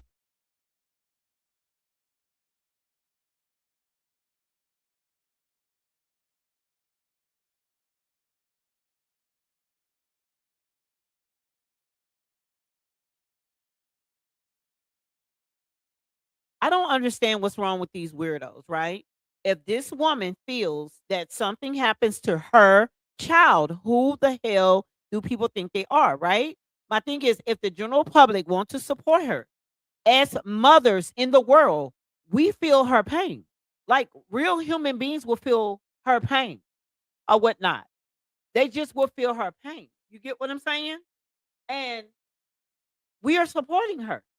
We feel like something is wrong. To all the non-believers, it's nothing wrong with having your opinion, but don't push your opinion on us. We want to make sure that this lady get her due process. She had a good kid. You know what I mean? Even if he was a bad kid, no one, listen, death you can't come back from. And people don't understand that. You know what I mean? You cannot come and redo that over. You can't redo that. Even when people are in barbarian behavior, just snap out and go red sometimes. When I was young, I used to just get so mad if somebody pissed me off, and I'll just, because I don't bother nobody. But when I go there, I'm going there. And I had to learn how to maintain that part of me. You know what I mean? So you cannot come back from death when people do things. And when they do it, now you think like that's where the privilege part come in.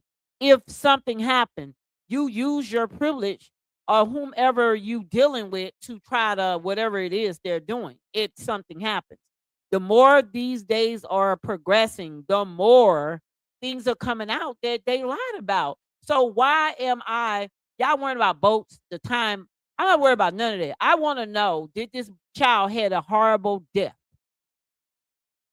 That's where I'm at. What was his last minute? Nobody's talking about this ish. You know what I mean? Did he fight for his life? Did he get choked out? Did all these things go into play? For you to take a throat? Y'all, I never in my life heard anybody get their throat taken from their body, or at least not put back, or whatever it is. They could tell a strangulation. They definitely can tell if someone got strangulated. You know what I mean? Something would, but the little red, whatever the little mark in the back of the head, there's a red mark there.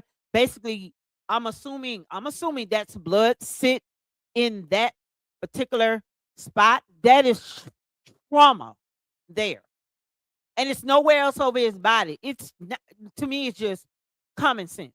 They know that, listen, they know they're going to a grand jury. Why? The autopsy is not all the way done. I'm not understanding this, y'all. But just keep it watching to see what else he got to say. That independent autopsy. But this time, we didn't hear nothing from the county. Still haven't heard anything from the county, because I'm about to tell you something that's pretty wild. All right? So we hear from the independent autopsy, and they say, oh, we didn't have all the pieces of Nolan, so we couldn't do, because of the several limitations, quote unquote, from the freaking documents from this forensic pathologist that did the independent autopsy. He says, because of these several limitations, we could not do a fair, full investigation. Therefore, we still feel that foul play could have happened in this case, because we don't have everything. We don't have all the pieces of the puzzle. We got the box with the puzzle, but we only got the corner pieces. We don't have the centerpiece, which we need. So we know whether or not he drowned or not, right? Weird. So there was automatically a curveball in the situation when we should have just gotten a straight up answer of, yes, he died by murder, or yes, he died by himself, and it was an accident, and it was a tragic one, right? Now, here's the part that's very, very weird. Get ready for this. Obviously, we've all been wanting to know Jackson County Medical Examiner's results as far as their autopsy results. let's not forget why she still has his throat allegedly in her possession. We're now hearing that we will not hear or get any information from that autopsy report from the Jackson County Medical Examiner until they actually run a grand jury. Have y'all ever heard of that? You want to throw another curveball in this mug? Oh, just have the medical examiner hold that information and not give us an explanation on what's going on. Seal that information from the public and continue having them give you a hard side eye this entire time. Do you understand? Do you understand? That's crazy. That's crazy. The moment that everyone's like, why is his throat missing? What the hell? Everyone turns to the medical examiner over at Jackson County, and what does the DA do? She shuts it down. She seals that information until they do their grand jury. So we will never fully know what actually happened or get the results from this autopsy. That should have come out first, y'all. First. That's weird. Okay? Now, Successful MD, thank you so much for the love. I remember seeing students doing yayo in a Range Rover when I went on a scholarship visit to, what is that? Millsaps College in Jackson, Mississippi. Okay. Tatum edits are terrible. Yeah, his edits were not so great. They weren't. They were terrible. But at the same time, it is what it is. We got the gist of it, right? So again, interesting. I mean, I feel like there's a lot of people all over the country out here right now as we speak, just banging out lines right now as we speak. Okay, and I'm not saying acting lines.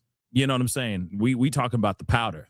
Okay, that white girl that they go skiing. Okay. So again, like I said, this is a very strange situation. And like I said, if you're trying to quell or shut a certain group of people up that are side-eyeing this entire situation, you don't keep adding or giving them opportunity, giving them more material to get mad and have them up in arms about. You shut it down as soon as possible. And they didn't do that. And they haven't done that. But let's finish out this dispatch. We're going to run back. We're going to look at a few things. Let's go. We're so tied up right now. We can't really do any non-member jobs right now. Is Jerry a member? Did you find out if he was a member or not? Yeah, I'm not sure if it's his boat or what. I'm not sure what's going on with it. But yeah, transfer the kid over. I'll talk to him, and then I'll call his grandpa back as well. All right. And did you want me to look up Jerry's membership number or anything like that to see if he's up? I know you. I'm guys not. are I'm not gonna lie. She real nice. Not She his real cell phone nice. She number. real nice. Yes, sir. She's real nice. Anything on his phone number?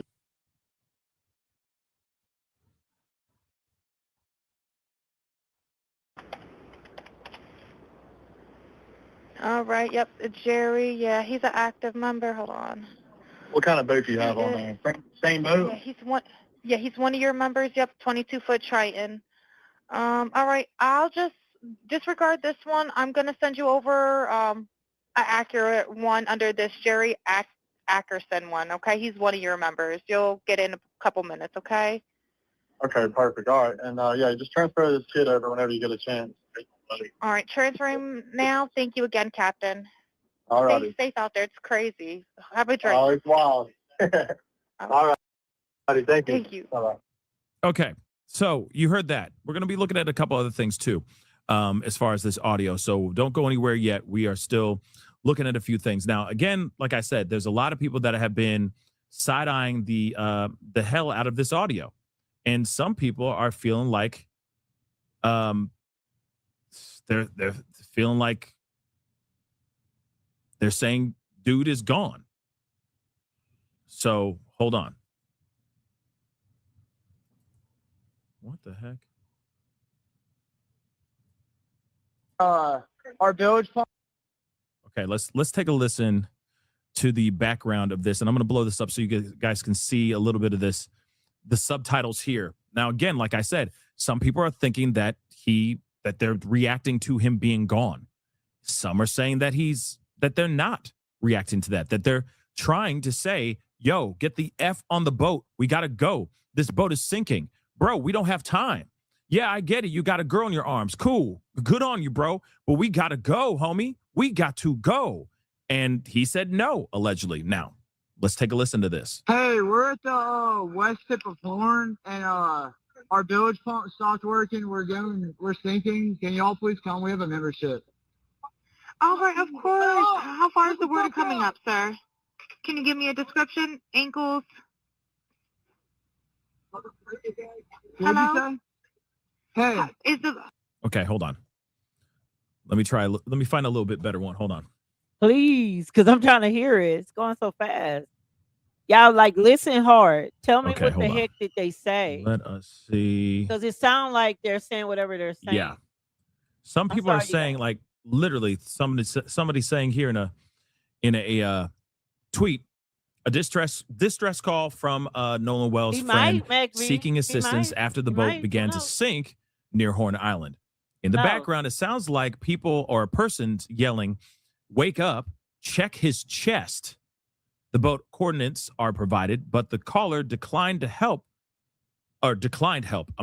from the Coast Guard. He declined help from the Coast Guard because he didn't want to get his ass caught. That's literally it. They're all drinking, so they don't want the Coast Guard there. They will catch charges. Real talk.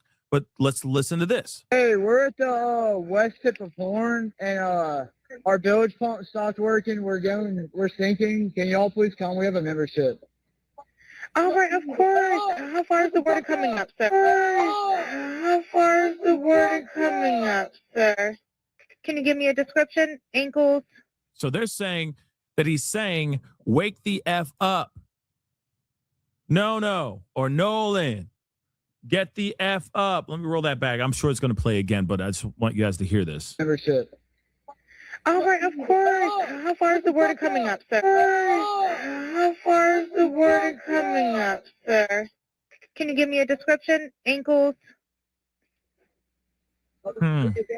Hello? Hey. Yes. How far is the water coming up, sir? It's coming up. We're just sinking. I don't know. Like we're going down now. All right. Well, let's get you going. Membership number or phone number listed on the account, sir. I don't know the phone number. It's either Jerry Atkerson. I think it's Jerry Atkerson. Try that. All right. I know we have a membership, like guaranteed. I don't have the tag unless on you here. have a membership number or anything, it's okay. I'll get you over to the captain. What's the best phone number to reach you at? All right. And is everybody on board in good health otherwise? Yeah, everybody's How many? All right. Do you need the United States Coast Guard? What? Do you need the United States Coast Guard? No, we do not need that. All right. Yeah. All right.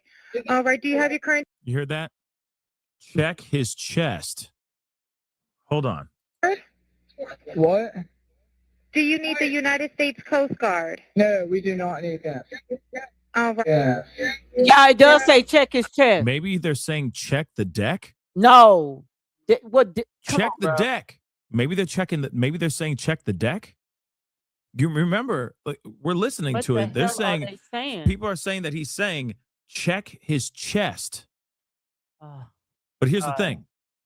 They are also, if this is entirely 110% true, they are also dealing with a sinking mother-loving boat. But they still say he didn't come. The problem is, rather what they said that Nolan did not get on the boat.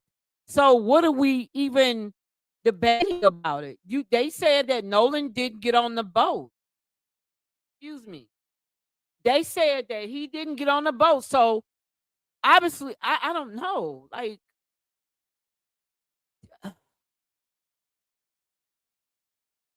y'all, they called a few times too. I want y'all to know that. They got him calling at 11 something p.m. It's a lot of things are getting corrected now. I could tell you that. Actually talking about the actual boat and not have anything to do with talking about Nolan's chest.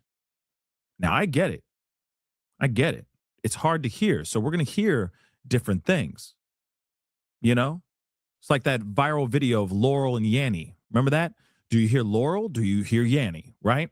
It's the same thing. Some people were going to hear check his chest, but maybe they're saying check the deck. Remember, they're also dealing with stuff with the boat. So they're probably like going around the water or like in the water, going around the boat, looking at the boat, so on and so forth. You know what I mean?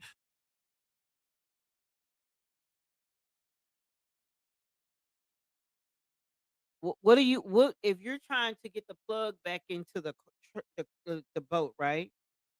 What checking the deck? What does that do? I just gotta ask that question.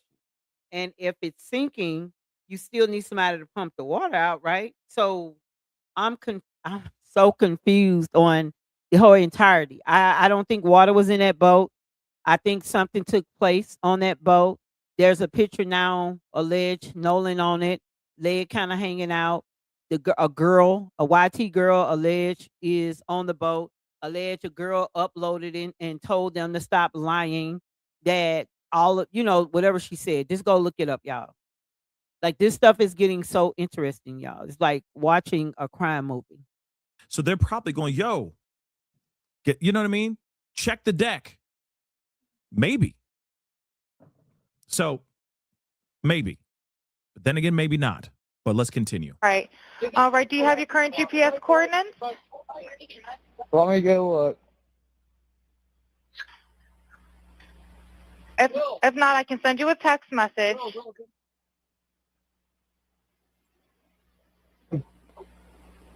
North. Are you ready? Yes, sir. I'm available. North 30 degrees by 46.72.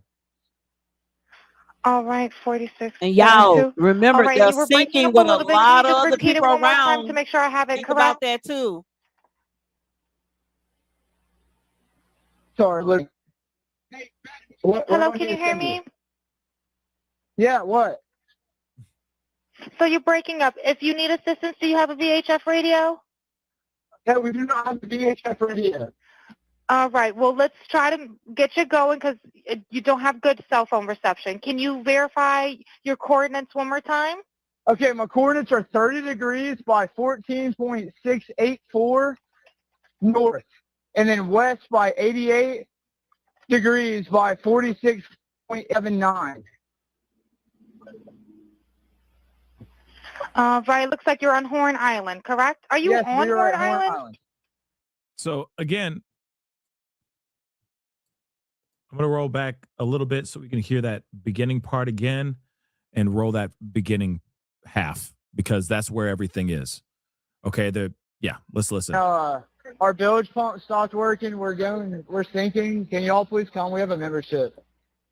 All right, of course. How far is the water coming up, sir? How far is the water coming up, sir? Can you give me a description? Ankles? Hello? Hey. Yes. How far is the water coming up, sir? It's coming up. We're just sinking. I don't know. Like we're going down now. All right. Well, let's get you going. Membership number or phone number listed on the account, sir. I don't know the phone number. It's either Jerry Atkerson. I think it's Jerry Atkerson. Try that. Flex, your connection is bad. I see you there, but it's bad. Okay.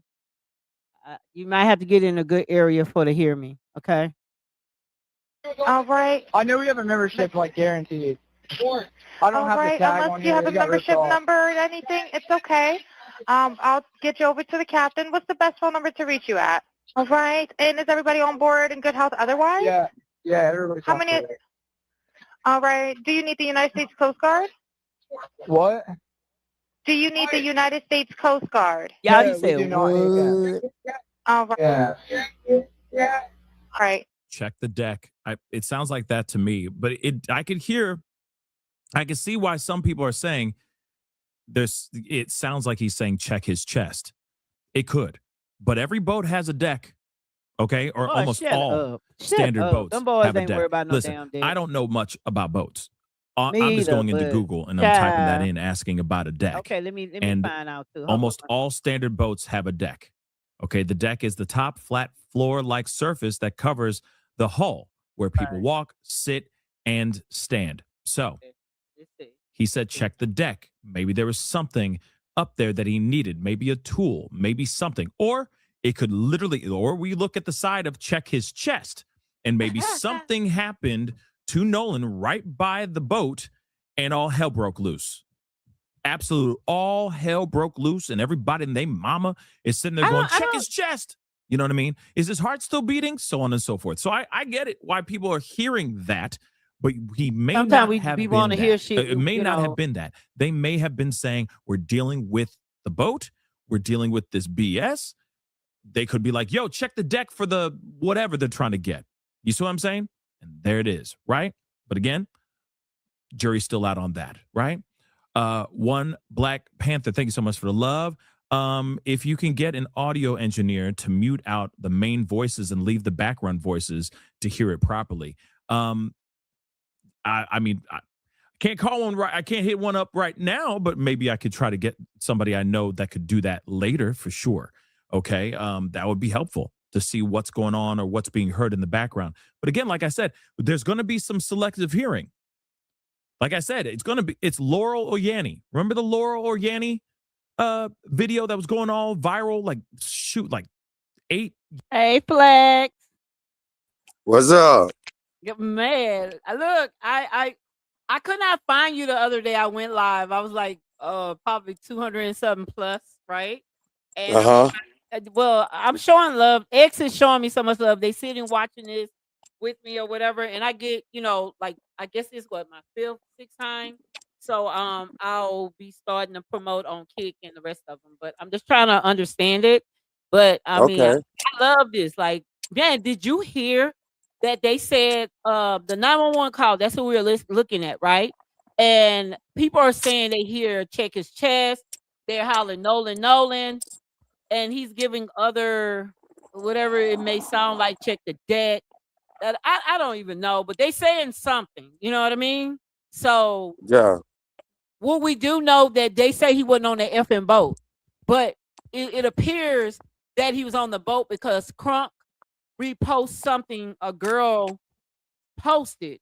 Say the girl was sitting on his lap, and it's like what they're doing, trying to set it up as if this girl was the last one seeing him, so he can go to her.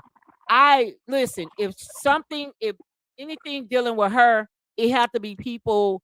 It's grown people mad because he was talking to her. If it's them, pure jealousy. An argument took out. Why it took out, I wouldn't know. It's just it feels like, I don't know. It feels like we're in a room trying to figure out puzzles. You know what I mean? But I'm gonna finish hearing him out, and let's see. Years ago, it's the same thing. Do you hear check the deck, or do you hear check his chest? I leave that question up to you guys. I don't know what I hear, Real y'all. Samantha, thank you so much for the love.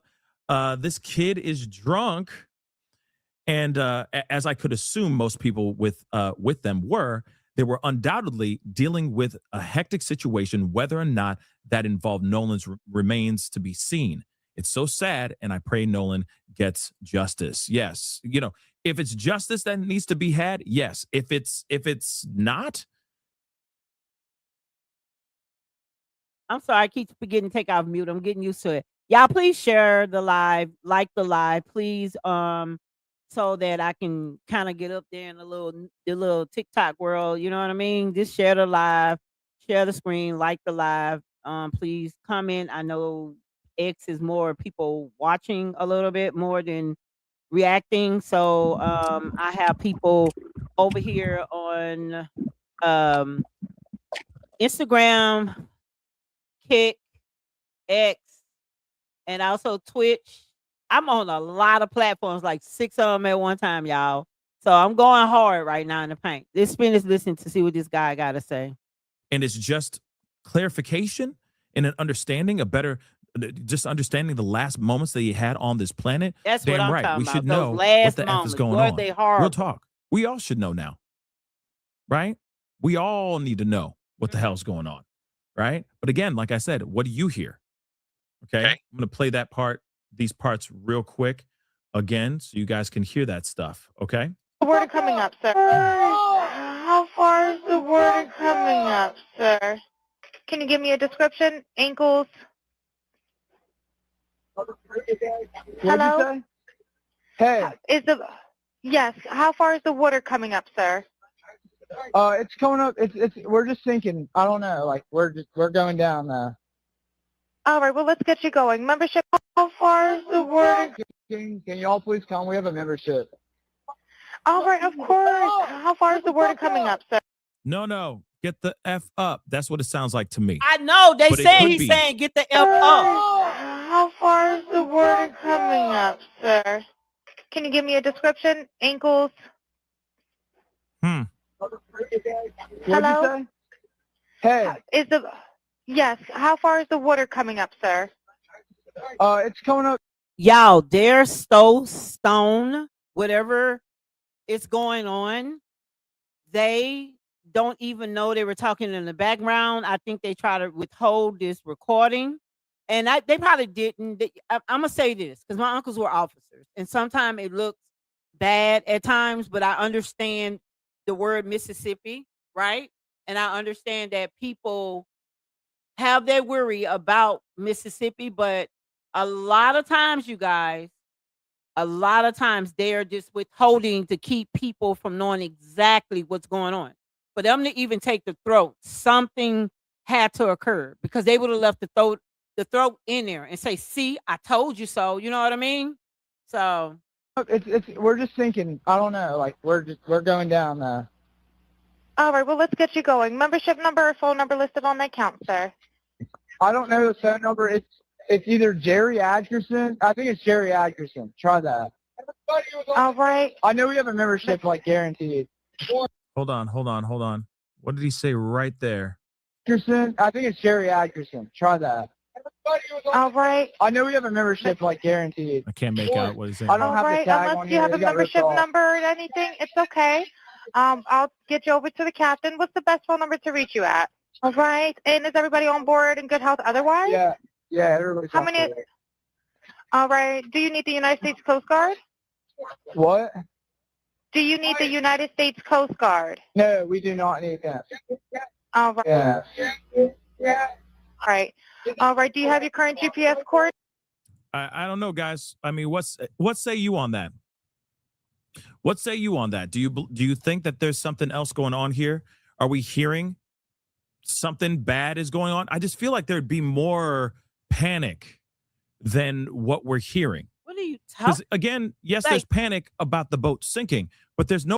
Like, what are you talking about? You don't even hear really what they're saying in the background, and the young man is not even focusing on even getting the help he needs to get someone out there. He's not, like the lines are breaking up. You're not trying to, ma'am, hold up, can you hear me? Like things that you would do if your line is breaking up. Like, what do you mean?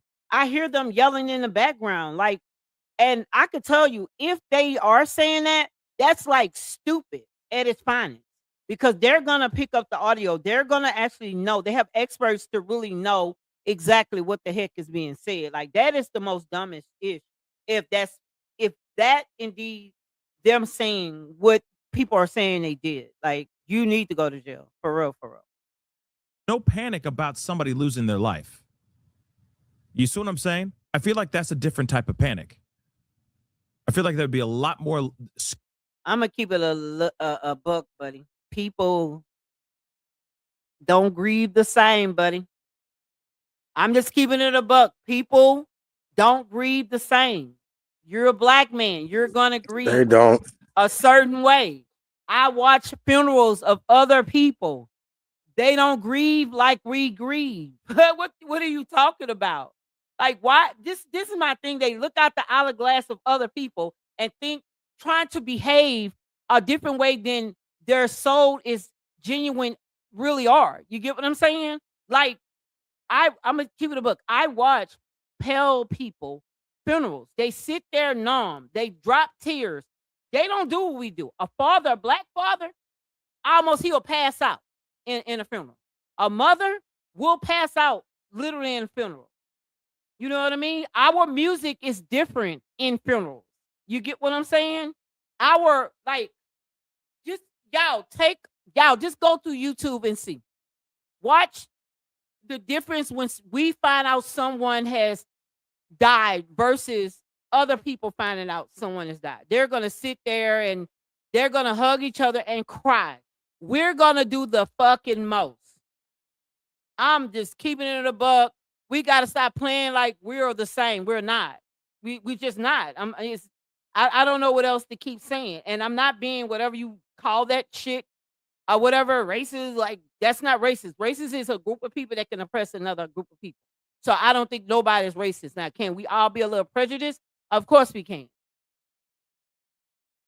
Oh, Lord, I didn't mean to do that. I didn't mean to go back. But I'm trying to tell you, we're on this Triton 24-footer. And hold on one second. Some people were going to hear check his chest, but maybe they're saying check the deck. Or do you hear check his chest? I got to push it up because I messed up. In fact, I might do a quick poll. Okay, y'all. In just a little bit. But James, y'all, let me get that really quick. Hold on. Thank you, James. I appreciate it. The water's so shallow that Nolan was sitting next to it. Hold up, y'all. They saying, and I made the screen bigger. I don't know how to make it way bigger, but they are saying that this is Nolan right here with a girl sitting on his lap. That's what they're saying, you guys. So, just saying, FYI, how do I get it back little? Come on. Don't do this to me. Let's go. Holding Katie. Yeah, he was like in the water, right? But they about to sink and go in deeper water. Yeah, I mean, that's the thing. But they about to sink and go in deeper water. And he's sitting there, he's cradling Katie. They're sitting there, waiting in the water. Okay. So now y'all see he was in the boat, right? The boat is too little to say that somebody like y'all just look how little that boat is. But who is me? Okay. Okay. That's why I'm like, okay, I can see them saying, get the F up, Nolan. Get the F up. Come here, bro. We got to go. And they're panicking because obviously boats aren't cheap. Boats aren't cheap. Last I checked, they ain't cheap. So I can see them going, yo, we need to get this thing. We need to get this fixed now. And then it's like, oh my God, we're drunk too. We're all very, very drunk. This is the last thing we need to be doing. This is the last thing that we need to deal with. Oh my God, we're drunk. You see what I'm saying? So again, like I said, anything's possible here. They could be telling the truth, or this could be a fat ass lie. Okay.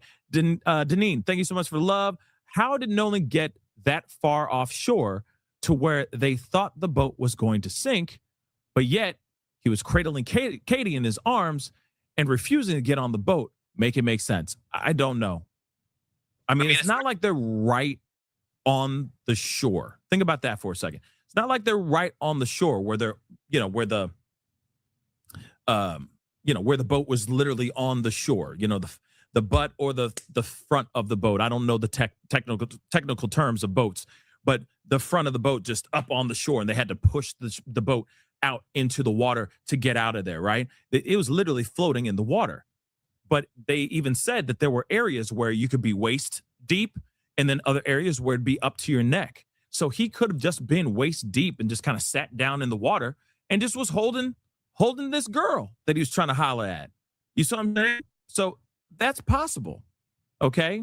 In fact, some of y'all are asking me to play that again. I will gladly play the audio one more time before we look at this video.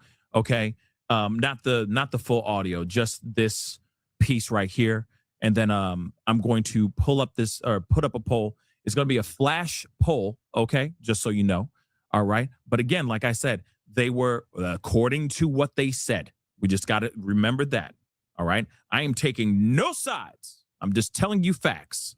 They said that the boat was a little bit away from the actual shore. So it was just sitting there floating in the water. And there were areas where that boat was where you could walk out and you're neck deep in water, or you could be right by the shore and be waist deep in the water. You see it in that viral video that everybody was saying that he said, give me back my effing phone. You can see him. All these people are literally like on with floaties and flotation devices and all that, and drinking their beers and all that. And you can see it's like up to their shoulders, for Christ's sakes, in some areas. Okay. As you get further away from the shore. So there you go. All right. But let me play this again for you guys to hear. I'm going to put up a poll.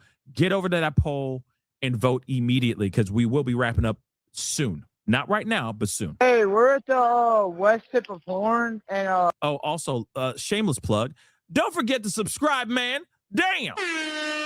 Subscribe. Hit the like button down below if you appreciate the conversation and all that. Please and thank you. We cover everything on the show. Tokyo. Everything from true crime to politics to pop culture and all link. the mucky in between. So make sure you are subscribed and hit that notification bell. Set it to all so you know whenever I go live and whenever I upload. Okay, we're keeping close watch on this case. We're trying to get nothing but the information. We rolling nothing but the facts and the hits. So let's take a listen to this. hey, we're at the west tip of Horn, and our bilge pump stopped working. We're sinking. Can y'all please come? We have a membership. All right, of course. How far is the water coming up, sir? How far is the water coming up, sir? Can you give me a description? Ankles? Hello? Hey, Yes, how far is the water coming up, sir? it's coming up. We're just sinking. I don't know. Like we're going down now. All right, well, let's get you going. Membership number or phone number listed on the account, sir. I don't know the phone number. It's either Jerry Atkerson. I think it's Jerry Atkerson. Try that. All right. I know we have a membership, like guaranteed. I don't have the tag unless on you here. have a It got ripped membership off. number or anything, it's okay. I'll get you over to the captain. What's the best phone number to reach you at? All right. And is everybody on board in good health otherwise? Yeah, everybody's How off many? there. All right. Do you need the United States Coast Guard? What? Do you need the United States Coast Guard? No, we do not need that. All right. Yeah. All right. All right. Do you have your current GPS coordinates? Let me go look. If not, I can send you a text message. And they too calm, huh? All right, are you ready?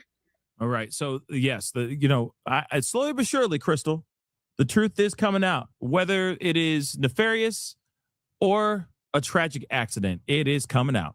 It's coming. Give it time, baby. It's coming. Okay. And if these kids need to be held accountable, then they will be held accountable. But here's the other thing that also I find very interesting is that none of these kids have caught anything.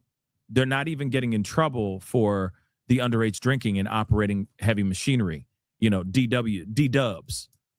Okay, let me explain, y'all. As a paralegal, I went and looked it up. By law in the state of Mississippi, if your child is 18 years old, I think 18 to 20, long as the parents give them permission, they can drink. It got to be supervision of parents.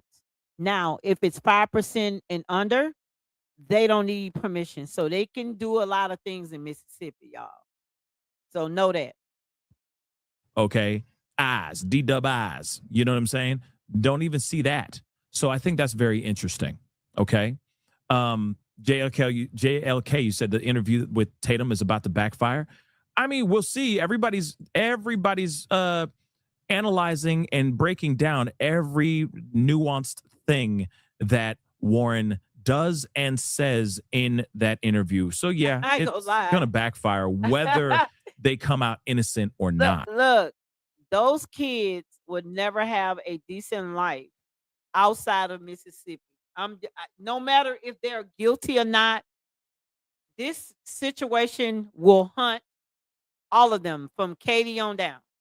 You know what I mean? So I think Katie what that noise is? Oh, that's you? I think Yeah, that it's that's me. gonna I'm sorry. hunt. I'm at Walgreens. Yeah, it's gonna hunt them. Yeah, the people don't understand. Even if people don't go to jail, these situations, it hunts them, y'all.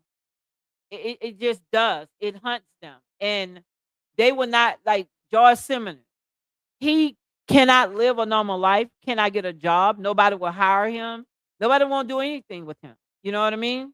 So when you do things and you really think you're getting away, you really not getting away. You know what I mean? I'm gonna let you talk in 1 second. Let's finish this up, and I'll go to the next video. But I'll It's just try going to input. backfire no matter what, just to keep it a straight up bean with y'all. So so we'll see. Remember, there's people out here that are hell bent on saying that these kids did something bad to Nolan, and there's other people that are hell bent on saying that Nolan was a grown man. Okay, he was a grown ass man. He went out there on his own, made a bad choice, and something tragic happened. Wow. So you see both sides. It's pretty crazy.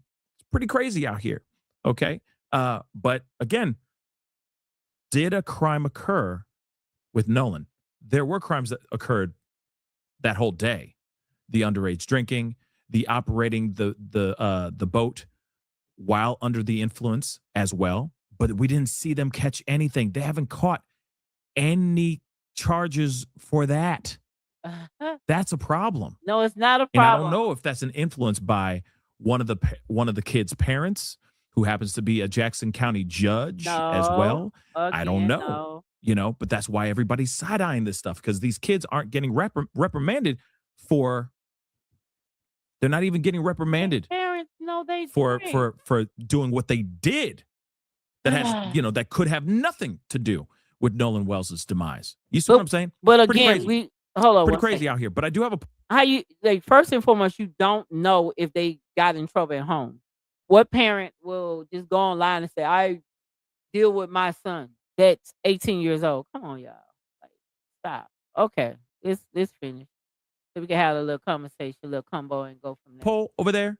Go check it out, please, and thank you. All right. We got to get into this next part because I got to wrap up here fairly soon. So, like I said, Benjamin Crump put out a photo on his social media, on his Instagram stories. All right. And I think it's just very interesting. Now they're saying that this could possibly be Nolan on the front of a boat and they look like they cruising, but they could also just be anchored because there's this line. Let's take a look. Okay. So it says this person posted this. Nolan was cradling a girl because according to Warren, in that interview with Brandon Tatum, he said he had a girl cradled in his lap. He was sitting there chilling he said he was in the water with her. And he's like, I don't know her from a can of paint. I didn't know her. But he was out there with this girl, and he's like, man, you crazy, bro. You crazy to Nolan because he got this girl in his arms, right? And he's and Nolan is the only one that got a girl. Good-looking young man. Look. I bet the ladies loved Nolan. Okay, so he's out here chilling, having a great time. All right, and they say he was cradling this girl. So now they're saying, and I don't know how you can see what the hell's going on in this photo, baby. All right. But they're saying, okay, first off, Nolan was cradling the girl on his lap last time I saw him. So, Warren to Cito, 7 living, breathing people on board. 7. When asked how many souls on board repeatedly. Mm-hmm. So, 1, 2, 3, 4, 5, 6, and I think there's a 7th right over here on the other end. Let me just blow this up so you guys can see this.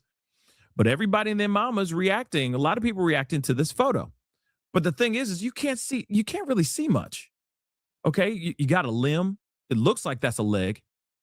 You know what I mean? What's up with the leg off the side of the boat? Or is that an arm holding the beer? I don't know, right? But then you got this here too, this line right here. Is this the anchor? And they were in a choppy part of water at that moment? You see what I'm saying? But then again, like I said, most importantly, do you see Nolan on this boat? My babies, do you see Nolan on this mother-loving boat? Do we see him? Oh, God, do you see him? Because all I see are a bunch of, glitzy, because people probably glitchy blobs. Shut up. Clearly, a lot of bro. Hold on a second. This is a black boy. That's why they saying what they saying. These boys are probably nerds or whatever that is. You know what I mean? Like, come on. Like, who's the 7 boys then? Just think about it. these guys that are on this boat are Caucasian. Okay. Hailed from the Caucasus Mountains. But I don't see. He said hail from the Caucasus. And then you got a dark figure back here. But, that could be just, that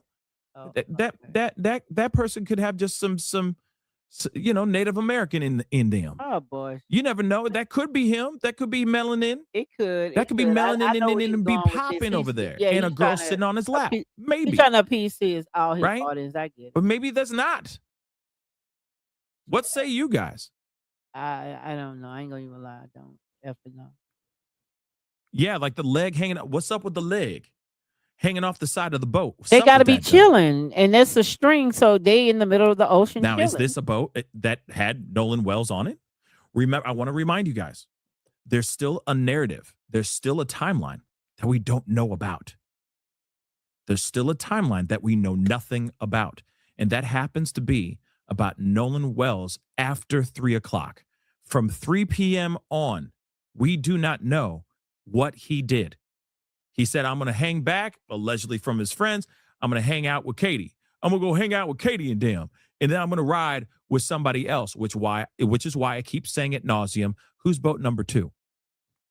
Right. If you notice in the interview in part 1 through 3 with Brandon Tatum, part 4 is already out. It dropped yesterday. We will be doing a reaction video, of course, to that probably tomorrow morning.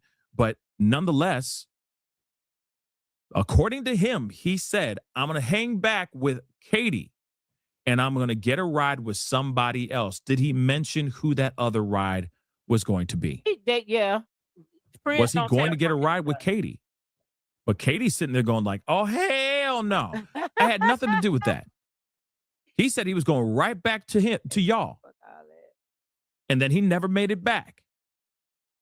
So that is also another inconsistency that's making people side-eye this whole situation. Doesn't matter if he's white or black. I don't want to hear the how situation that is does weird. Matter. And there's too many inconsistencies. It's a lot of he said, she said, or she said, he said. So they riding for them boys, so we're going to ride for him. Shit, the hell is wrong with these people? But that's the problem. We haven't gotten that much clarification in this case now, have we? Pretty insane, right? Even the independent autopsy, we haven't gotten full clarity on. Like, that's crazy. You see what I'm saying? The plot just continues to thicken, getting thicker than a snicker. And it may not even need to be a thick snicker. Do you understand? This could literally be straight up and down a kid who walked outside, said he's going to hang out with Katie. He was sitting there talking with her, talking with the girl. He walked back, slipped, whatever, said, you know what? I feel like taking a swim, taking a quick lap out to the ocean and back. And he never came back. You know what I'm saying? Until he washed up ashore 2 days later. That could be it. But there's too many things that are causing too many inconsistencies in this case. I forgot. He's narrating. And that's the problem. What say you? Do you see something here? Mm-hmm. Or no? Wow. I got too many questiones, guys. Way too many questions. And I know that y'all do too. Yeah. And I get it. Okay? I do. Let me get this poll really quick. I was hoping for a little. I'm not worried about his poll. What you thinking? Oh, you gone? Oh, he gone. Okay, he'll come back. Listen, y'all, just listen. And I understand how they do things. They cater to more their audience than just calling out kind of what they feel or whatever. Hey, Flex, what do you think, Flex? Give me your opinion, bro. Why I mess with this thing? It's crazy, man. It's crazy. I've been looking at a lot of stuff, with the Mhm. independent autopsy and stuff, and Mhm. it's just crazy. It's just crazy. I can't even wrap my mind around that. How, like, they say he showed up and he didn't have nothing inside of him and stuff. Right. It's Right. just crazy. I just never heard nobody's throat getting taken. You know what I mean? I swear Nah, I for real. never. That's new to me. Yeah. Like they'll take certain things, but I ain't never heard them take the throat, like taking the throat or whatever. I have never seen that ever in my life. Like that that one there kind of blew me a little bit. I'm like, what the hell? Yeah, that kind of messed me up a little bit. Right. Yeah, that Like, so they really. can't even really tell if he got strangled or But he had nothing a like red that. trauma to the back of the head. They're trying to make excuses about it. They're Hmm. trying to make excuses about that. You know what I mean? Yeah. So I'm like, never heard nobody having trauma to the back of Hmm. their head. Like, what are you talking about? Like blood will sit right there at the tip of his neck of the back of his head. That make not one sense whatsoever. That just does not make sense. You know what I mean? Correct. Correct. All the way through. It's just, it ain't sitting right with me at all. None of it. Everything. Right. People who involved. What you saying? Oh well, you at a place. I'm gonna wait till you get out of there. But Okay. that is kind of like weird as f. Like y'all, like everything they have told us, it has turned out wrong, y'all. That's the problem I have. Everything they have said, y'all, it just have not turned out to pin out. Like everything is getting debunked. Like everything that they're talking about got debunked. You know what I mean? Like, you know, they called the Coast Guard. They said no, it got canceled. You know what I mean? Like I don't even know. You know what I mean? Like I don't know y'all. Like I ain't never in my life been so clueless about. I just have never been this clueless, y'all, for real, about people. Like just people lying so much, and they lie with a straight effing face, y'all. They lie with a straight face. That's what's bothering me. The straight face lying. You know what I mean? You know, like just for no reason, like just making up stuff, saying stuff, like for no effing reason, y'all. Like none whatsoever. Like I mean, like I said, I don't know where to come. I just don't know. I'm keeping it such. I'm keeping it real. Like I really don't know. Like I mean, normally we have good. It's like when we think something you're getting close to something else come out. Like they're putting this stuff out to confuse you and stuff. You know what I mean? So like I said, I literally I can't call it. You know what I mean? Like, you know, shoot the shit, I can't call it. Like I don't know what to say. You know what I mean? I just don't. And it's the fact that they using their power and money to try to make this go away. I ain't gonna lie, this not going away. It's not gonna go away. I mean, they can just get. I don't know what to tell them, but this is not going away. This is definitely not going away. I mean, the power of the internet is not going to allow it to go away. You have certain people that are like listen, I'm gonna tell y'all something.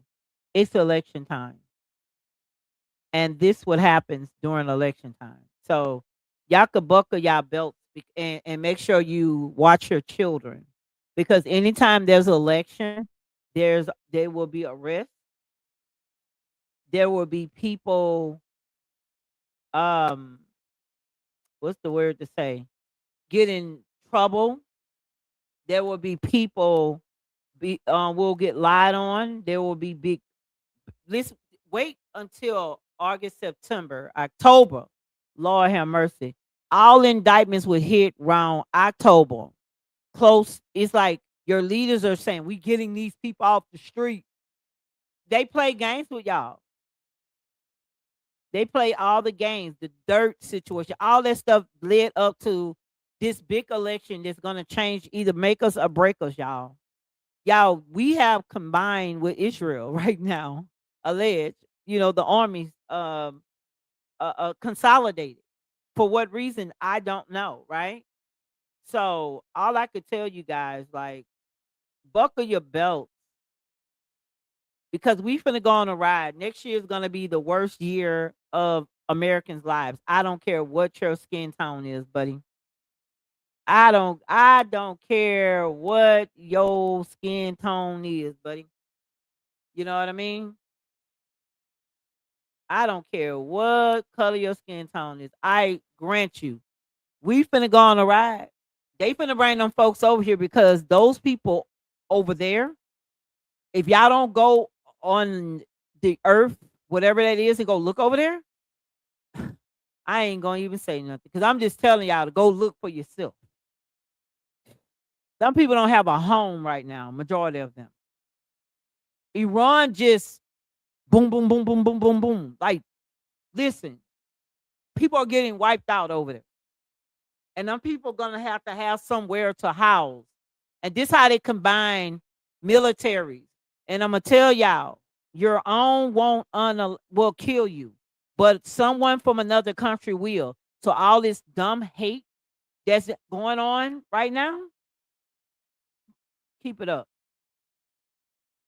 Keep it up, baby. Keep it up.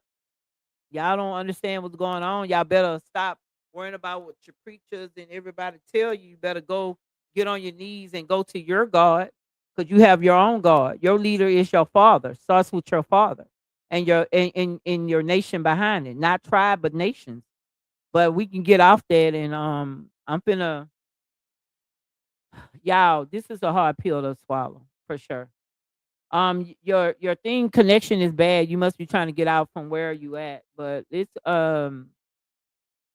go see what else I want to look at or whatever, because Lord have mercy, y'all.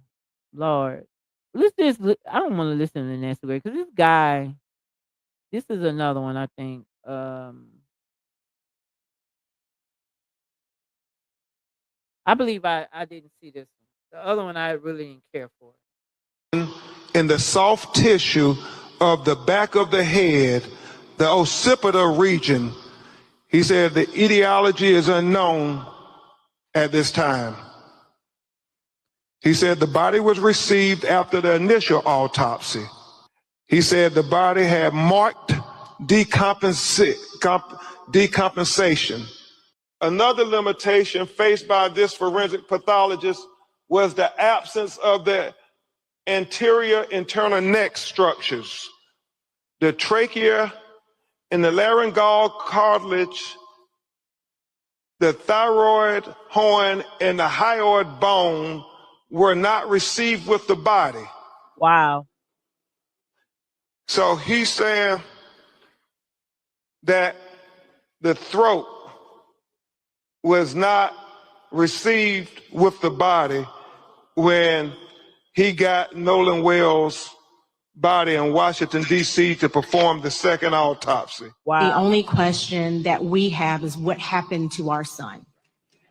That is the only question. We have consistently been degraded by the public. There's been questions about our parenting, our GoFundMe, this, that, and other. I've been called a racist. I am a healthcare provider, and I take my job very seriously. I love everyone. And it's been difficult for us, but we are leaning into our faith, leaning into one another, also leaning into all of you. You were seeing family attorney Ben Crump, followed by Nolan Wells' mother, speaking. Dear Lord in heaven, what is wrong with people? If this were your child, wouldn't you want to know what happened? He goes out with friends. They all come back. He's dead. I don't understand the hate directed toward Nolan's family and to everyone looking for answers. At this hour, I don't think anyone is guilty, but I do know that there is a conflict in the stories, and we are not stopping until we know what happened to Nolan Wells. So you can send all the hate and vitriol you want. Have at it. That from our friends over at NAACP. Straight out to Joseph Scott Morgan. We got an all-star panel lined up to analyze what's happening at this hour. As we are learning, the FBI has swooped into this investigation. And that is not disparaging local law enforcement, although they did apparently jump the gun at the get-go and say no foul play suspected. Well, I suspect foul play because I don't know any differently. Maybe it will turn out to all be an accident. But as of right now, we need a full-on investigation. Joe Scott Morgan, before I give you a very, very long intro bio, where's the throat? I know we have deep red markings on the occipital bone that's in the back of the... thank you. This is directly from the autopsy. We want you to see what the family has seen. Don't you think, Joe Scott Morgan, that the second medical examiner might need the throat to figure out what happened? I mean, Joe Scott, it's on fire, claims that Nolan Wells had been lynched, that he had been strangled, asphyxiated. Do I believe a lynching occurred? No, I do not believe that. But I do know I need to see the neck. Yeah, and let me tell you where the neck is. Or the organs of the neck, as it's referred to. These neck structures are actually being held by the Mississippi State Medical Examiner's Office, and they don't just arbitrarily hold things like this, Nancy. This is something that would commonly go with the body when the body is released. So I deduce the fact that they have seen something there that they're trying to hold on to from an evidentiary value. Remember, the state still has an ongoing investigation in this case, and they see evidentiary value in this.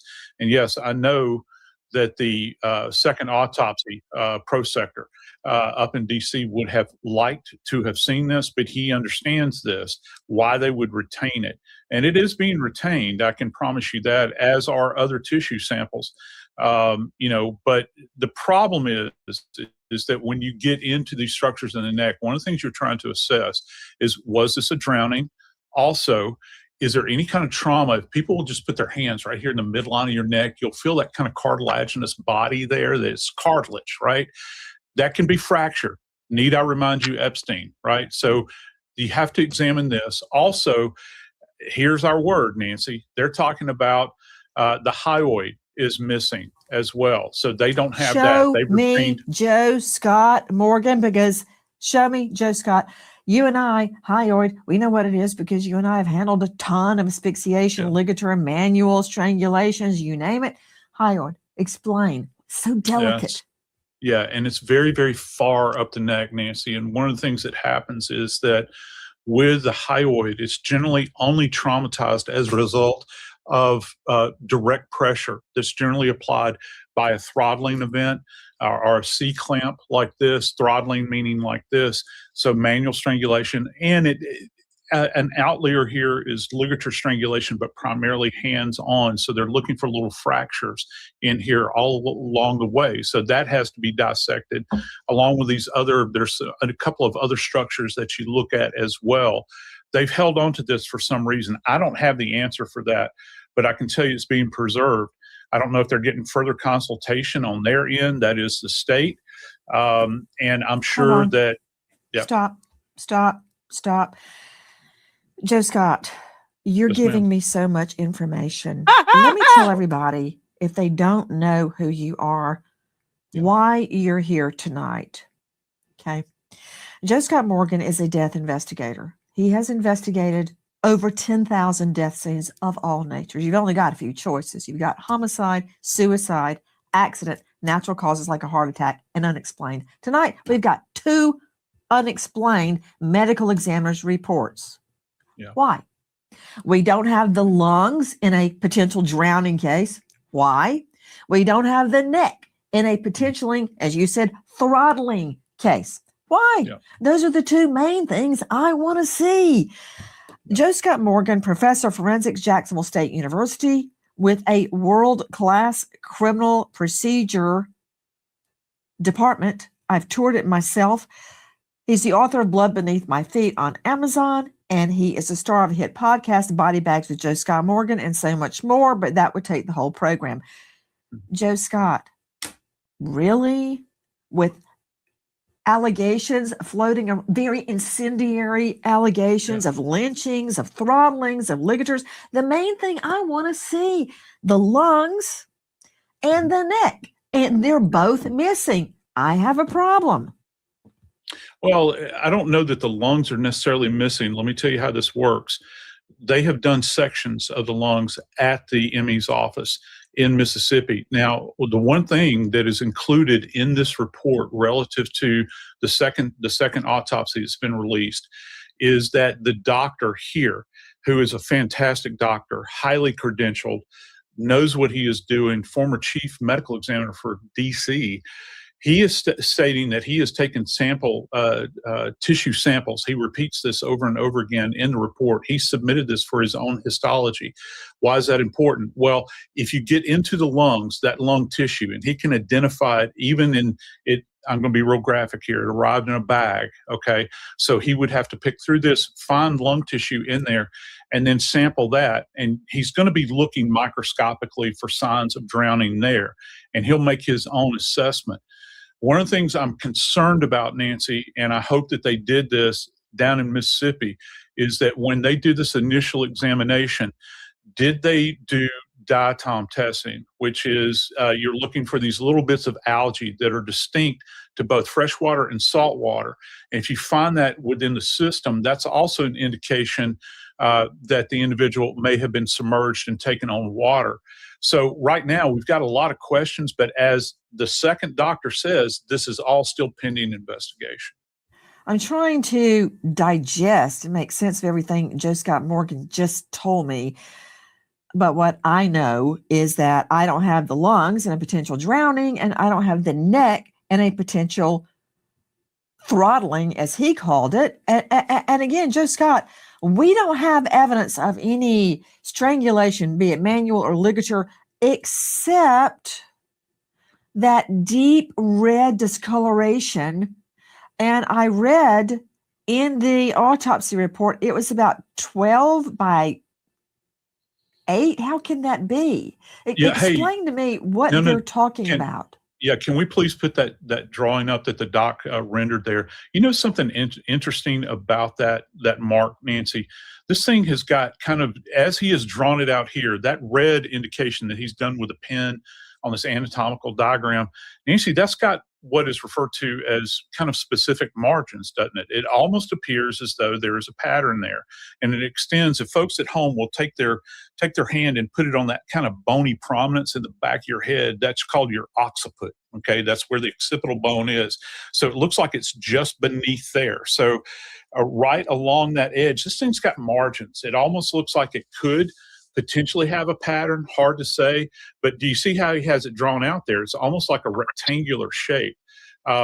When you talk about decomposition, which he does extensively here, and he says he can't make a full assessment because of the status of the decomposition. Decomposition is what's called diffuse. That means it kind of spreads out randomly. What he has drawn there, at least from his estimation there, or his rendering that he's done there, puts margins on this thing. You got a top end, a bottom end, and then you got sides. Wow. Okay, all that said, what does it mean? Because to me, Dr. Kendall Crowns, who I respect deeply, by the way, suggested it was blood pooling. I'm not buying that because it's nowhere else. We don't see that anywhere else on the body. Hey, Caitlin Becker joining me, senior national correspondent, New York Post. She is a star of New York Postcast, like podcast, but Postcast. Caitlin, thanks for being with us tonight. Caitlin, I had it out with Dr. Kendall Crowns yesterday. He has superior knowledge, so I was at a disadvantage, but I'm still sticking to my guns. I don't see how the blood in his body can pool in one location on the whole back of his body, even if he's laying on his back. Hold. Brian Trasher, Vice President, United Cajun Navy. Brian, isn't it true that when Nolan was found, he was face down, repeat, face down on the beach, just at the water's edge? And that's, let's see the aerial video when I'm talking to Brian so everybody can see what he's talking about. Go ahead, Brian. Yeah, that's a long way. He was face down on the beach right at the water's edge. I'm not sure if he was spotted still floating and they brought him in or if he washed up right there. But y'all think about it. I'm gonna have to look at the pictures of where they were versus where they saying he was found, because something happened. What happened? I don't know. I can only describe where I saw him as we flew over the island. Brian Trasher, based on the photo that I received from an undisclosed source, he was face down, almost as if he were asleep. She got the dang on picture. You said it on your other thing, girl. That picture was sent to you. You paid for that picture. You're not gonna. Y'all stop playing the game. You said you had the picture. Auntie, shit. What the hell is Nancy? Nancy, you said it on the air. You had the picture, but you're not gonna show it. No one should have that picture. Nobody. But one leg slightly out to the side. Okay, face down. Do you agree with that, Brian? Yes, ma'am. That's correct. Okay, back to Caitlin Becker, senior national correspondent, New York Post, star of New York Postcast. Caitlin, what can you tell me about claims? I'm gonna tell y'all something. There's no way he to me, because they had shadow, it still was shadow areas that that body that was still washed all the way on shore. Now if they just said he was on the surface close enough for you to see him in the water, then yeah, you know what I mean? Like, some of this stuff does not make no damn sense to me. I don't know. Claims. And y'all, I know nothing about boats. I have been in the water. You know, I just have been in the water. I just don't really know, but it's just strange. It just feels strange, y'all. That his body was sent to the second autopsy, the independent autopsy, face down. There seems to be a lot of questions about how Nolan's body was received, found, sent. If he was sent face down, that also doesn't make sense to me for the claim that it would be blood pooling in the back of his head, because if he's face down, wouldn't blood pool just by nature of gravity this way if he was found face down? Right. It just doesn't make a lot of sense. But as I was listening to you and Joseph Scott Morgan talk, I mean, I don't know the terrain here, but if they're keeping the throat for a potential throttling and you see this mark on the back of the head, if you're thinking in terms of someone's head pressed up against it, if there's something behind my head and you're pressing me this way, but by not knowing the manner or cause of death, we're kind of jumping to a conclusion there. So it just seems like every single layer, there is more questions than answers. And the mark on the back of the head, and not seeing in the autopsy report that there were really marks or signs of trauma anywhere else, was really particularly curious. I mean, why just there? What caused it? And we don't really have those answers about whether or not there was significant trauma to the flip of that, to the front, because as you said, throat wasn't sent for the second autopsy. So back to you, Joe Scott Morgan. I'm going to bring in the rest of the panel in just one moment. Joe Scott. Thank you guys for watching. How could the deep reddened markings at the back of the head, the occipital, how could that come from the blood sinking down post-mortem? It just, first he was face down, so it would sink to the blood would go to his face. That would be the lowest point. But after that, after he's dead for a period of days, I don't see how the blood could then continue to pool in a different direction. And we are getting reports that he was sent to the second autopsy, face down. I find that hard to believe, but that's according to reports. Yeah. And so understand this with decomposition, okay? It's like I said, it's going to be diffuse. And this second autopsy, I don't know if people are aware of this, but you can read through the report itself, and it's very, it's very, very graphic in the sense that this doctor that did this case, that did the follow-up, he did such an extensive dissection here. I'm talking about stuff that we don't normally do at autopsy. He's done the back, he's done the buttocks, he's done the backs of the legs, the arms, the hands, even the back of the head. He took this even further than the people in Mississippi did. And this is something that we normally do, so folks understand, this is something we normally do with an in custody death, all right? With where it is this extensive, and he doesn't see anything from a hemorrhagic standpoint like direct trauma.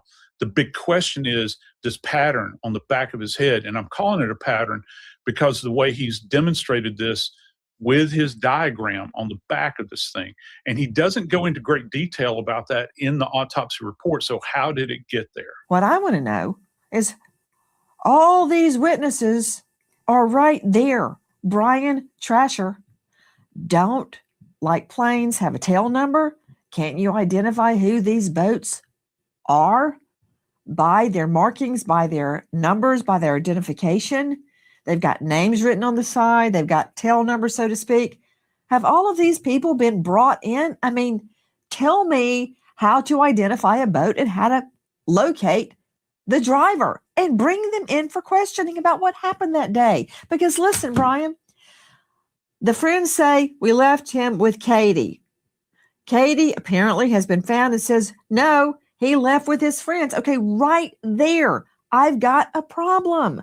How did everybody leave Gilligan on the island waving, hey, I'm here, and they all left him? I find that hard to believe. I've got to find out what precipitated him going into the water and how that fits in with the marking on the back of his neck. Do you see where I'm going, Trasher? Absolutely. And yes, to answer your first question, some of these boats, just by the names, people that name the boats, and if you can detect registration numbers, if it's registered in the state of Mississippi, that's easy to find. I'm told that over 60 people have been interviewed by law enforcement. I don't know who they are or how they were brought in, but there was a lot of interviews that have been conducted. I'm assuming there's going to be more. With regards to what happened, that's always been the question. That's why his parents want to know. There's just absolute black. How do he know? About 4:30 p.m. on July 4th. Wait. How do he know people being interviewed, but the family don't know? I'm confused, y'all. I ain't gonna lie. Washed up Monday morning where nobody seems to know anything. Nobody seems to have seen anything. There's conflicting stories, as you pointed out, from his friends and people that saw him that day about who he was supposed to leave with. Did he want to stay back? All that. It's all hearsay. It's all secondhand. And so, there is a massive hole in the story. And that's why this has gotten national attention that it's gotten. As far as the markings on his head, I mean, I was told by some of the people who recovered the body that it was obvious he had come in contact with marine life while he was in the water. I'm not sure if that's possible explanation of those markings. I'm just telling you what I thought, so experts can weigh in on it. Brian, hold on. Joe Scott, I'm going to try to get a quick answer from you on that because it's valid. What Trasher just said is valid because if his body had been attacked by marine life, fish, turtles, whatever, that would be all over the body. What we're talking about is deep reddening of tissue, subcutaneous tissue on the back of the head, unlike the rest of the body. So that is not the same as the decomp on the rest of the body. Why is it so hard for everybody to get? We've got a problem with the back of the head. It's marked unlike any other part of his body. And you said something very significant, Joe Scott Morgan, that the original medical examiner kept the throat for a reason. Did she keep the hand, the fingers, the toes? No, because they weren't probative. They didn't prove anything. The neck proved something. What? What did the neck prove? That's where I'm going. Help me. Yeah, well, either to include or exclude any kind of trauma that could have impeded his ability to breathe. There's another part to this, Nancy, that I forgot to mention relative to the neck. We have what are called strap muscles that kind of lay over the center part of the neck. What do we look for there? Well, that's also where we see hemorrhage relative to any kind of pressure that's applied there. You'll see those. The doctor doesn't mention anything about strap muscles because I think that those were probably retained as well. Now, back to the sea life. I'm from Louisiana. I can tell you what type of sea life would have affected his body. And if the body was right there on the shore, it would be crabs. And the reason I know that is because this is where they kind of feed, if you will. All right. So you don't hear any mention by the second medical examiner talking about any kind of degrading of the body as a result of contact with marine life that's feasting in a post-mortem state. Read them back. Hi guys, Nancy Grace here. If you are a homeowner, you've probably thought, should I call American Financing to refinance dock before, and then we departed to go to Horn Island. It wasn't just to http:// www.americanfinancing.net/Nancy. Average savings are based on borrowers who save over $199.99. Oh, come on, Gracie. And good luck. we had roughly 20 to 30 people coming on 3 separate boats with us. And so we were all following each other out there as one big group. You know, it wasn't just me and Nolan and a couple other of my buddies. There was 20 or 30 people spread out where we all met at the dock before, and then we departed to go to Horn Island. It wasn't just education that goes beyond the textbook, right from the comfort of home. Welcome to a new standard of online learning. Beyond general education, our students dive into specialized virtual labs for real-world job readiness. Genealogy lab, historical lab, civil law, and our media and public speaking lab. We prepare global citizens with immersive Spanish and French language tracks. And because we're proudly Florida-based and Step Up certified, families can access the elite education through state scholarship programs. Diverse representation, academic excellence, and career readiness, delivered entirely online, wherever you are. Secure your child's spot today. Secure your child's spot today. Visit our website to enroll.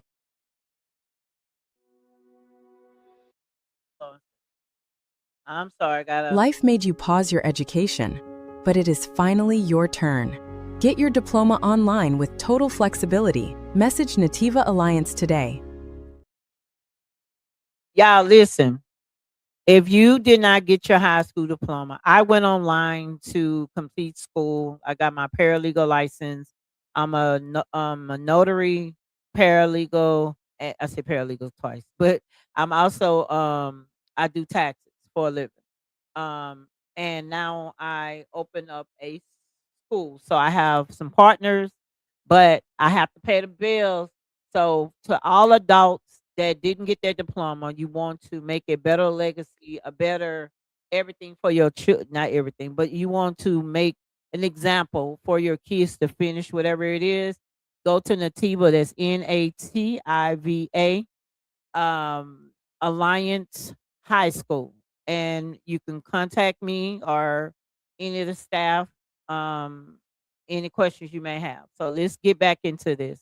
couple of us. I mean, there were so many people, we had to split up between 3 boats, and we all left and all got there at the same time. That is from our friends over at the Officer Tatum show, and that is Warren Hudson's an acquaintance of Nolan Wells. He was in the Horn Island group. Are you hearing what I'm hearing, Josh Colesroot? I mean, I don't know if this happened to you in law school, but it makes you think differently. Out of that whole thing, I heard this: 20 to 30 witnesses. 20 to 30 witnesses? Josh Colesrud, veteran trial lawyer, criminal defense attorney, former assistant U.S. attorney, founder Colesrud Law Offices, and star of podcast No Contest at colesrudlawoffices.com. 20-30 witnesses. That's what I just heard. Absolutely. This is going to be a huge investigation. It already is. One of the questions that I've seen online about the friends is that, why did they leave him? But let me ask you something hard, those that are saying that, look what we're talking about. We're not talking about hardened men. These are teenagers, they're kids, they're 18, 19 years old on the water on the 4th. I'm finna debunk what he's saying, y'all. My children are in their 20s. They're not leaving their friends. They're trying to make light of whatever it is. You get what I'm saying? That goes back to people protecting their own. My children, sometimes I be like, why do y'all hang so much together? And they have girlfriends. They go home. They go to the movies and stuff. But if they go somewhere, all of their friends are getting in the car and they will leave with them. So I don't know if it's a cultural thing. Maybe it's a cultural thing. And I mean, from the people I know that are white, they don't do that either. So I don't know if this some northern thing or some backyard honky tonk thing, but white people I know don't do that shit. They make sure they can't, whoever they came with, they leave with that person. So I don't understand. I hate even hearing that. Of July. And, what happens when a teenager experiences something traumatic? They freeze, they panic, they go numb. Sometimes they cry, sometimes they don't. But, what they're not experts at like dredging the waterways. And, I know that the family wants answers from the friends, and I get that. And, one of the family members said, are they getting their lies straight? When they went back to the mainland and called for a cab. But, we don't know what happened yet. And one of the things that I'm really looking forward to seeing is the data from the cell phones, right? Because that'll tell us exactly where everybody was at what point in time, and including hopefully the victim. Now, that's another question. How did they obtain the victim's phone? Well, it was in one of the hands of his friends. So how did that come there? So there are a lot of answers. There's a lot of questions here, Nancy, that we need answers to. And right now, we don't know if it was an accident. We don't know if it was a death. We just don't know. Caitlin Becker, who called who that night? Did mom call the friends? Did the friends call the mom? How did mom end up looking for Nolan? It seems like mom was on the case pretty immediately when Nolan didn't. She had him on Life 360. So I think that became the biggest kind of issue of where's my son, where's his phone? And the only thing she could go off of is where's his phone, which she could locate through kind of Life 360 where it was pinged. So it seemed like she was on the hunt for the phone there. And from all of the accounts that we've been reporting on, the phones were left on the boat because they didn't take them to the shore. However, you can see all of those people were back and forth on the boat. So clearly they were using them, but the phone was on the boat that went back without Nolan first.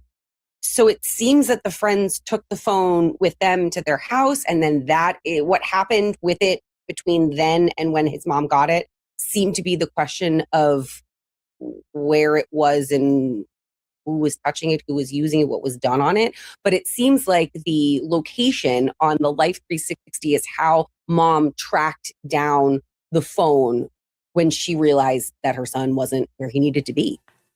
So that night, Nolan doesn't come home. Mom, Christine, starts looking for him. She is a family nurse practitioner. She starts looking for him. She looks on Life 360 and follows it. Mm-hmm. You can get that on Life 360. Show me the route to the phone. And she did that to the friend's house that had all been out to Horn Island.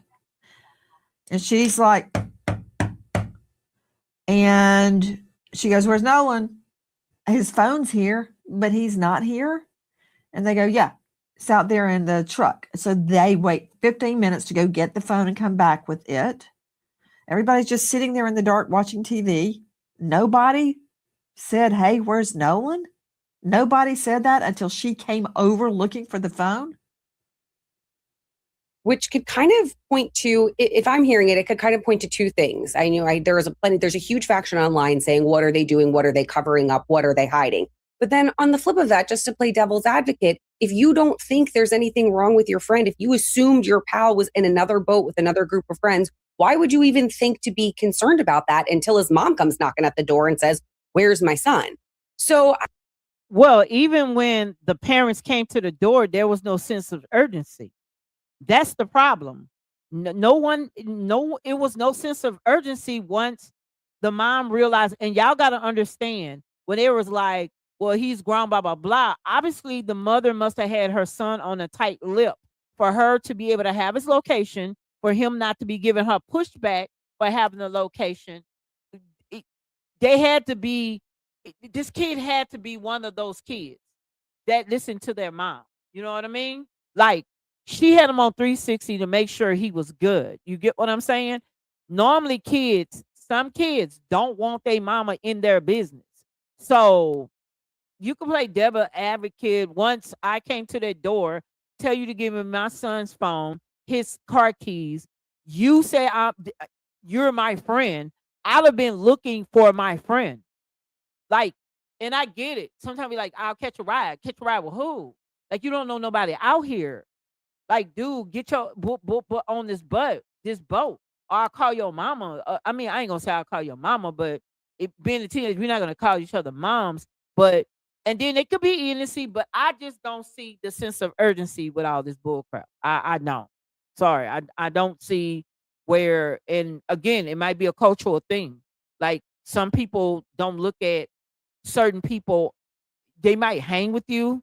They may even do business with you, but they don't look at you as the same. And that's just the truth. And until y'all realize that, a lot of people will laugh, shoot the shit. I work with you, but they still don't look at you as the same. Obviously, like, you been gone all day.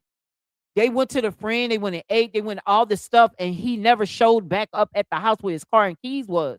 So how you don't understand something is going on?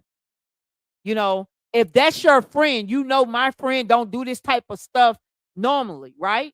Or you telling me that this boy normally do that with his mama watching every walks, everywhere that he goes. Like, y'all, come on now. I mean, like, the teen behavior, it reminds me so much of the teen or the young people in the Idaho murder case, just looking at them to be like, wow, why are they not reacting the way you would think someone would react in a situation? And while the circumstances are so wildly different. All I got to say, it's a cultural thing at this point. I'm sorry. Like, if y'all got a person that you're saying you're a friend, it's a cultural difference. Because had that been my sons and his friends are diverse, they all would have got it, because they mama teach them common sense. They were like, oh yeah, snap. Like, we left in there, but we'll go help you look for him. Let's try to call and see go check my other friends that was on the other boat. Like, y'all got to think about it. They didn't even call the people that was on the other boat to see if he even left with them or left with, he said, was several boats. Like, why not say, well, let me check and see, did he get a ride on any of the other boats? Somebody should have saw something. That's bullshit. I don't care. I think we have to remember that we're talking about, teenagers here, and teenagers who were leaving in a large group, who admittedly were drinking, who were partying in 3 separate boats. So I think it might have been easy to lose track of one another. That doesn't explain anything, though. That doesn't explain why no one, not a one person out of that 20 to 30 said to themselves, where the heck is Nolan? I mean, if you and I were out with 20 to 30 of our friends, y'all, let me tell y'all what they do. They put that out there on top of explaining the wrong, so you could be confused. This is a wordplay game that they do. You get what I'm saying? They'll say, because the teens this to try to make them sound like, oh, it's no way they could have done that. But in the same breath, you still saying somebody still should have saw him. Like, get up out of here. someone at some point probably would have raised, scratched their head and said, where's Nancy? Have you heard from Nancy all day? If we had gone to that point of the night. I assume his phone had a password. There are certain things that you need the password to do, such as delete activity. Right. But if you don't have a password and you pick up your phone, if you're touching the screen, that leaves a trace. If you're trying to power it off, that leaves a trace. So we should be able to see people without a password trying to actively interact with that phone, as well as someone that has it. So we would do a forensic acquisition, and that's really important here. Someone just looking in the phone, you can get a glimpse, but you can't see what's deleted and hiding below the surface. We need a forensic acquisition to do that. We can tell if it was just soft deleted, so like sitting in a trash can, or a hard delete. So if you empty your trash on your phone and then you go and throw it into a dumpster and the trash is taken away, there is a log that tracks everything. Also with timestamps on when that activity occurred. If you get a full file system acquisition, and I realize that's really nerdy, but this is where acquisition and time to evidence matters. Deleted data exists and sits there for a period of time. So time to evidence is everything here. Apple's more forgiving, and you have about 30. And are y'all aware that everybody saw this lady's child but her? They had a closed casket. How can I not see whatever? I would want to see my child, the condition. That's just me. 30 days. With Android, you could have just a few days until location artifacts are purged. Hi guys, Nancy Grace here. Please join us on Crime Stories and stream it first on Fox One. When breaking crime news develops, we investigate it and bring it to you. I hope to see you there, and thank you, friend. To Dave Mack, I want to, before we launch into the phone tracking and the phone investigation, I want to clarify something. I understood that Warren Hudson, one of Nolan's friends, called the mom around 11:07 telling her Nolan was missing. Now, which is it? Did the mom call the friends or follow the Life 360? Or did the friend, Warren Hudson, call the mom? Christine Wansley, Nolan's mother, says she received a phone call from Warren Hudson. Now, she identified him by first name during one of the press conferences and interviews, okay? Now, she has not disclosed what the entire details of that call were, but we know that right after that conversation from Warren calling Christine, that Christine contacted a friend who had two sons who had also been with Nolan to ask if they had seen him. It was after that call. These dudes are fed out. I swear to God, y'all, please tell me if this lady said that, because I didn't hear her say that. I heard her say they went to several houses. I never heard her have that conversation, but, they'll put shit out there. That the family began checking Nolan's location through Life 360 and Snapchat. And that's where we end up with the discrepancy of locations. We also learned tonight the FBI has been called in. Anything that you can give us? Not at this time. Okay. Can I confirm that y'all are working with the FBI with the case? Yes. Okay. Any other agencies that you're working with at this time? All right. And is this case still under investigation? It is actively under investigation. Okay. So I was told by the district attorney everything is going through her office at this time. And everything else should be referenced to the district attorney's office. Caitlin Becker joining me, senior national correspondent, New York Post. I just learned two very important things. Number one, the FBI is involved. Why? And number two, at the outset, I understand that local law enforcement first said that no foul play is suspected. It was a simple drowning, if there is such a thing. But now the FBI is in, and everything's being referred to the district attorney. Is that correct?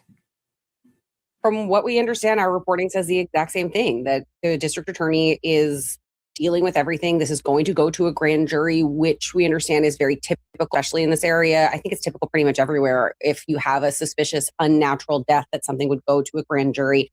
The local police do seem like they may have jumped the gun in calling this a simple drowning with however exactly that they worded it, just a drowning with no foul play suspected. That doesn't say there was no foul play at all, or there couldn't be, or they're not investigating. But to just write this off as no foul play suspected off the bat, I think, got everyone's kind of hackles up. And I think that's a particularly something that the family didn't want to hear. You have a strong swimmer, young guy, athletic person who went out, didn't come home, and no one had saw him struggling. You didn't see him go in the water and struggle. That's a simple drowning. We saw someone go in, we tried to help, they drowned. That to me is a case closed, simple drowning. But now the feds are involved and the FBI is involved, perhaps because there is more to it than it seems. Right. Josh Colesroot, I got a question for you. The FBI is now part of this investigation. That is significant. The FBI is only brought in under certain circumstances. That is within the state jurisdiction. And this thing has mushroomed from no foul play suspected to the DA is handling all of this. And I'd like to point out that the sheriff was not responding. Well, guess what, everybody? When I would be besieged by reporters when I was prosecuting case, you're not at liberty to comment on an ongoing investigation as much as we on the outside looking in feel stymied. I'm surprised the law enforcement officer even stopped to talk to the journalist, WDSU, because they shouldn't be revealing evidence. So don't make it look like he's hiding in his office. He should not be revealing evidence. That said, address. This is now at the district attorney level and the FBI is in. That's what I need you for, Colesroot. Yeah, so great question. So let's separate the two. The district attorney works for the state. The FBI works for the U.S. Attorney's Office. Now, just because there's a homicide does not make this a federal case. So ask yourselves, why would the FBI be here? Well, there's two possible reasons. Number one, we know that the family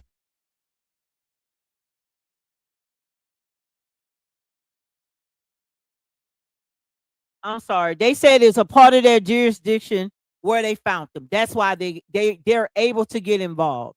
Other than that, Mississippi would have kept them the fuck out. You know what I mean? They have no choice. So he's lying about that. Go look it up. Go look it up. It's a part of their jurisdiction because of where he got found. That's why they can get involved. has hired a very prominent civil rights attorney, and there might be a... And he's blaming that a prominent civil attorney. No, go look it up, y'all. Where he was found is a part of their jurisdiction, so they have a right to coexist. I'm using the word exist, but co-counsel them in what the hell they're doing. You know what I mean? And it doesn't mean that they're going to go do nothing. They may have there to help clean shit up. We don't know what the hell they're doing. But whatever it is, civil rights component here. And civil rights always includes the federal government. So if, for example, there is an allegation. Dude, there's nothing been filed. What are you talking about? The feds come in, like if they file a civil suit or wrongful death, yeah, and also the mama filed for head of a state over Nolan so she can take control of what's going on, so she can start doing certain things. It's a shame that you have to follow those things to be able to take control over your child. So I suggest you guys to make sure you get, like you get paperwork that if something happens, you don't have to go to the state to take control over what's happening with your children. You know what I mean? Because the state can say, well, he's dead, but you have to go to the courts to get power of attorney or get head of his estate, stuff like that. His mom just did that, y'all. That the local law enforcement didn't do something, or there's a racial component to them not doing something. That, of course, can bring in the U.S. Attorney's Office. The second reason the FBI could be brought in is that this small town just needs help with its resources, right? They don't have the manpower for this type of investigation. And we've already seen that they've had a couple of missteps with the media, like you just said, where they want to be closed-lipped with the investigation without it's giving not just missteps with the media. They said this was a natural causes accident, no foul play.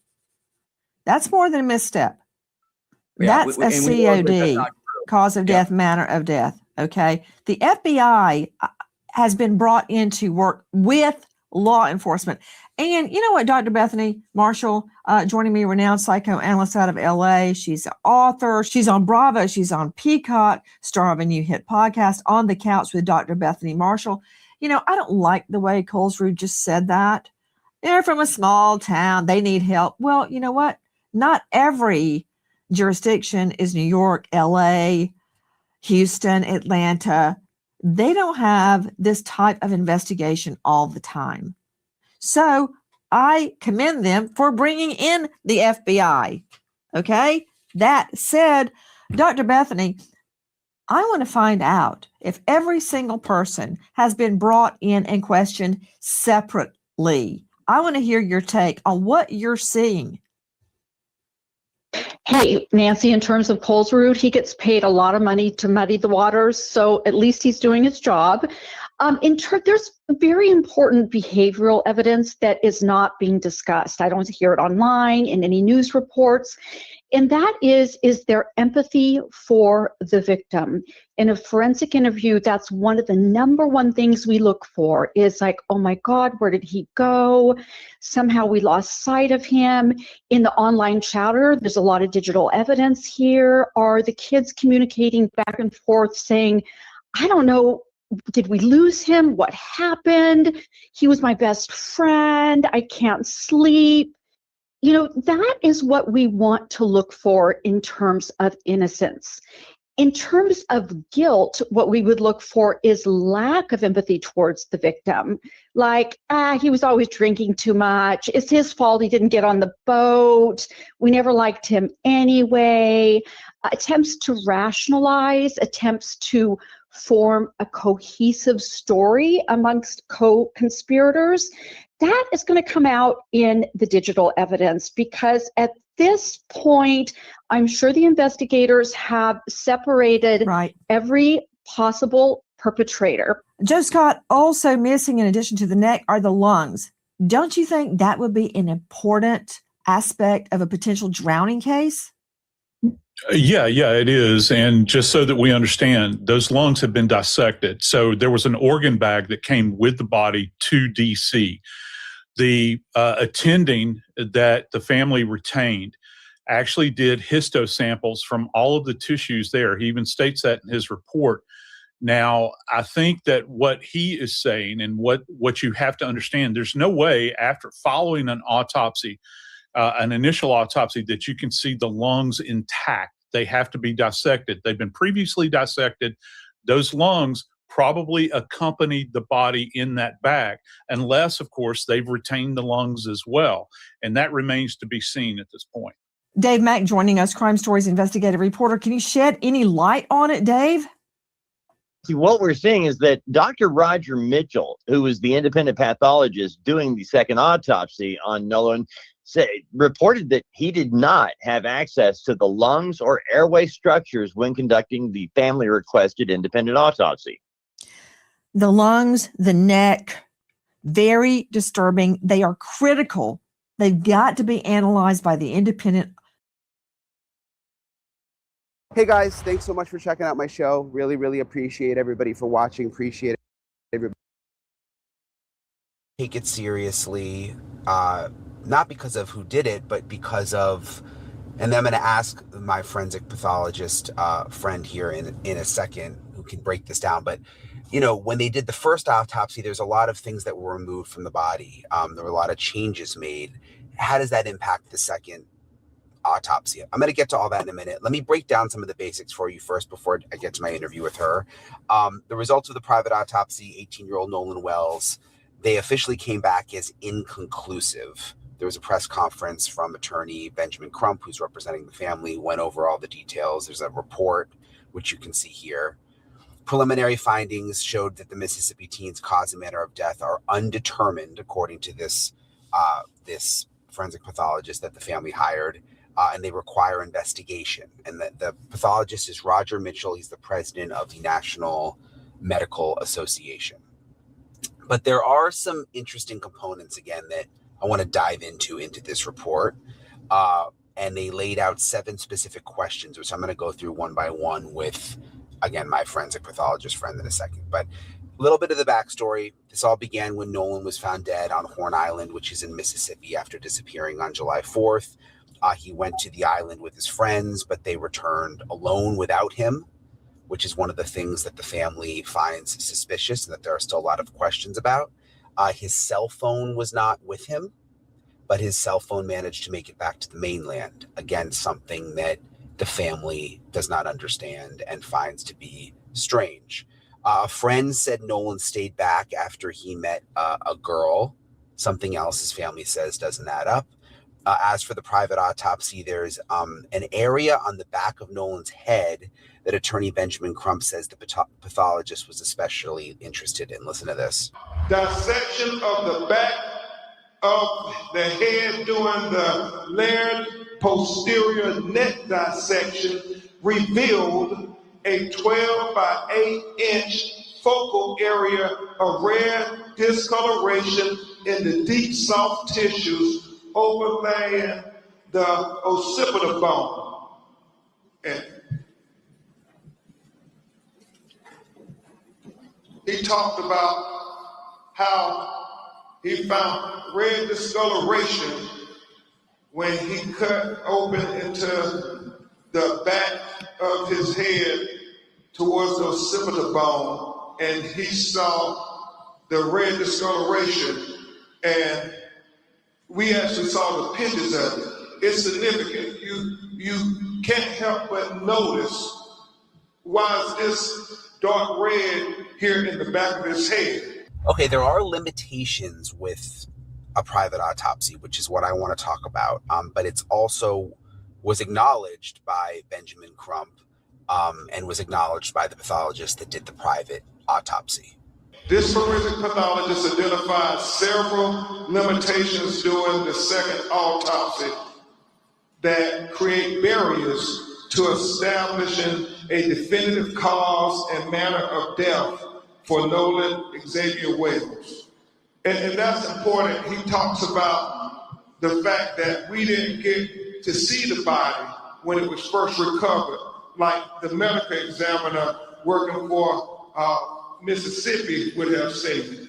So there's something else I want to point out that came out of this press conference with Crump. There's been, and not just this press conference, but with the whole thing since this began, there's been bad information that's circulated around. There was a photo initially that was shown that was from the wrong date. There's been a lot of rumors. There's been a lot of speculation. And some of it has even come from Benjamin Crump, who is the family's official lawyer. Well, look at this. The Cajun Navy, United Cajun Navy tweeted this, said, we didn't say, and actually tweeted it at Benjamin Crump, at Attorney Crump. We didn't say Nolan was fully clothed when found. He was wearing only swim trunks. Please don't misrepresent our words.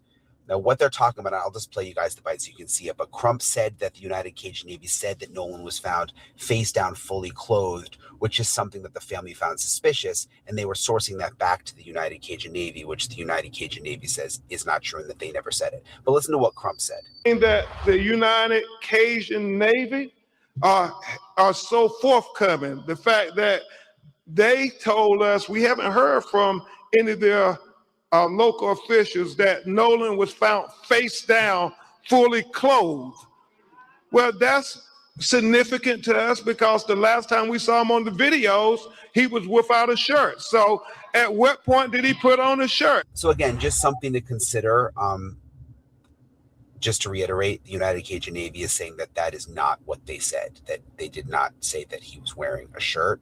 Just kind of goes back to the point I was trying to make, that there's been a lot of confusion and that there's been rumors and some of it isn't even really necessarily intentional. It's just these things start to spread and can end up hurting the investigation or just leading all of us to believe something that's not necessarily true. So I've been trying to go at this one just with an open mind. I understand what the family is saying, and I also found it, and if you go back and look at my episode from last week when I interviewed the retired FBI agent, you know, the sheriff initially came out and said that this looked like, I think he said, an accident, like within a couple of hours, which was probably a mistake, and I think is what set the family off. And you can imagine if that was your kid, like there really wasn't an investigation yet.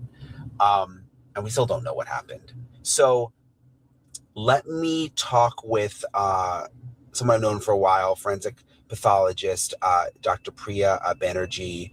And look, with this kind of stuff, it's scientific, and you need a forensic pathologist to talk to break down a report like this, which is what I'm going to do in this episode, because this goes above all of our heads. I mean, and it's such a specialty, people who do autopsies. So let me get to my conversation with her. Dr. Banerjee, thank you so much for joining me. Really appreciate it. So it's always nice to see you. Yes. And I thought of you right away when I was reading over this private autopsy report, because I'm like, I need to talk to her to understand. It goes, so much of it is so scientific and goes above my head.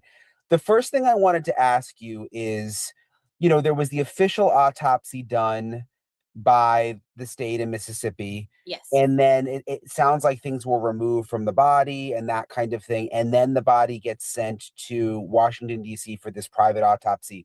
Can we really rely on what's being reported from the second autopsy? Because are things just disturbed so much from the first one?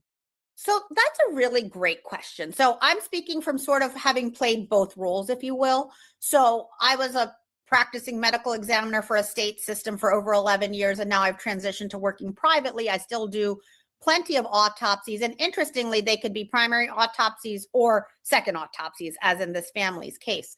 And it is often a family that hires me, right? They want me to take a second look, sort of dot I's, cross T's, and give them what they think is an unbiased report. Okay. So I have the hardest time turning my brain off at night and winding down. Right when I get into bed, I always seem to start thinking about everything I have to do the next day. It got so much better though when I started using Beam Dream. Whether I'm at home or in a hotel, I always have it with me, and it really does help me relax, go into a deep sleep, and wake up feeling amazing. And I appreciate Beam Dream for sponsoring this video.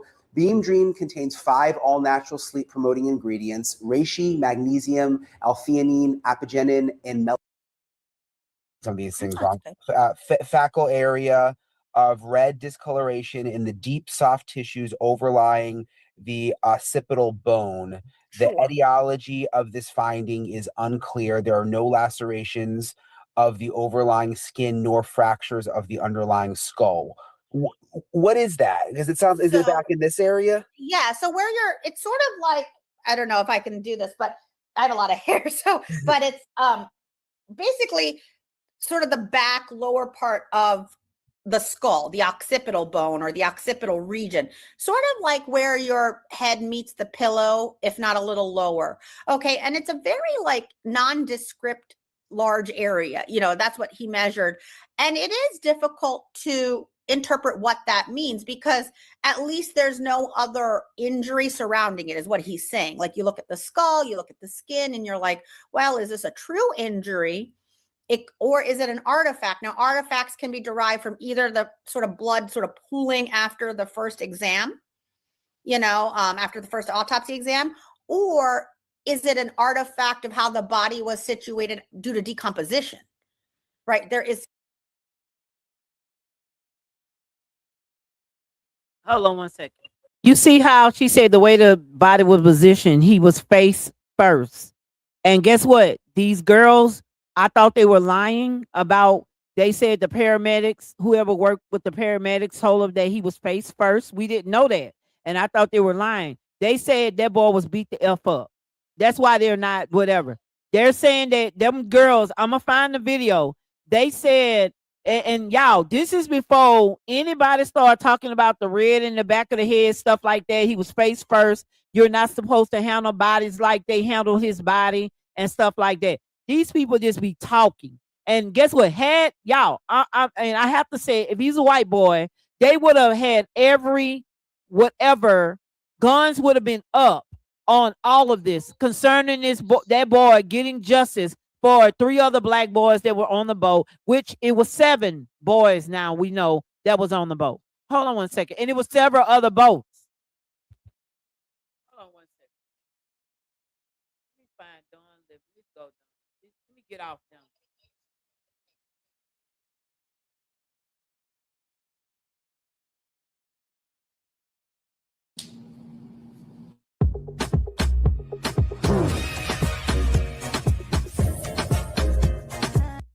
maybe you can help with it.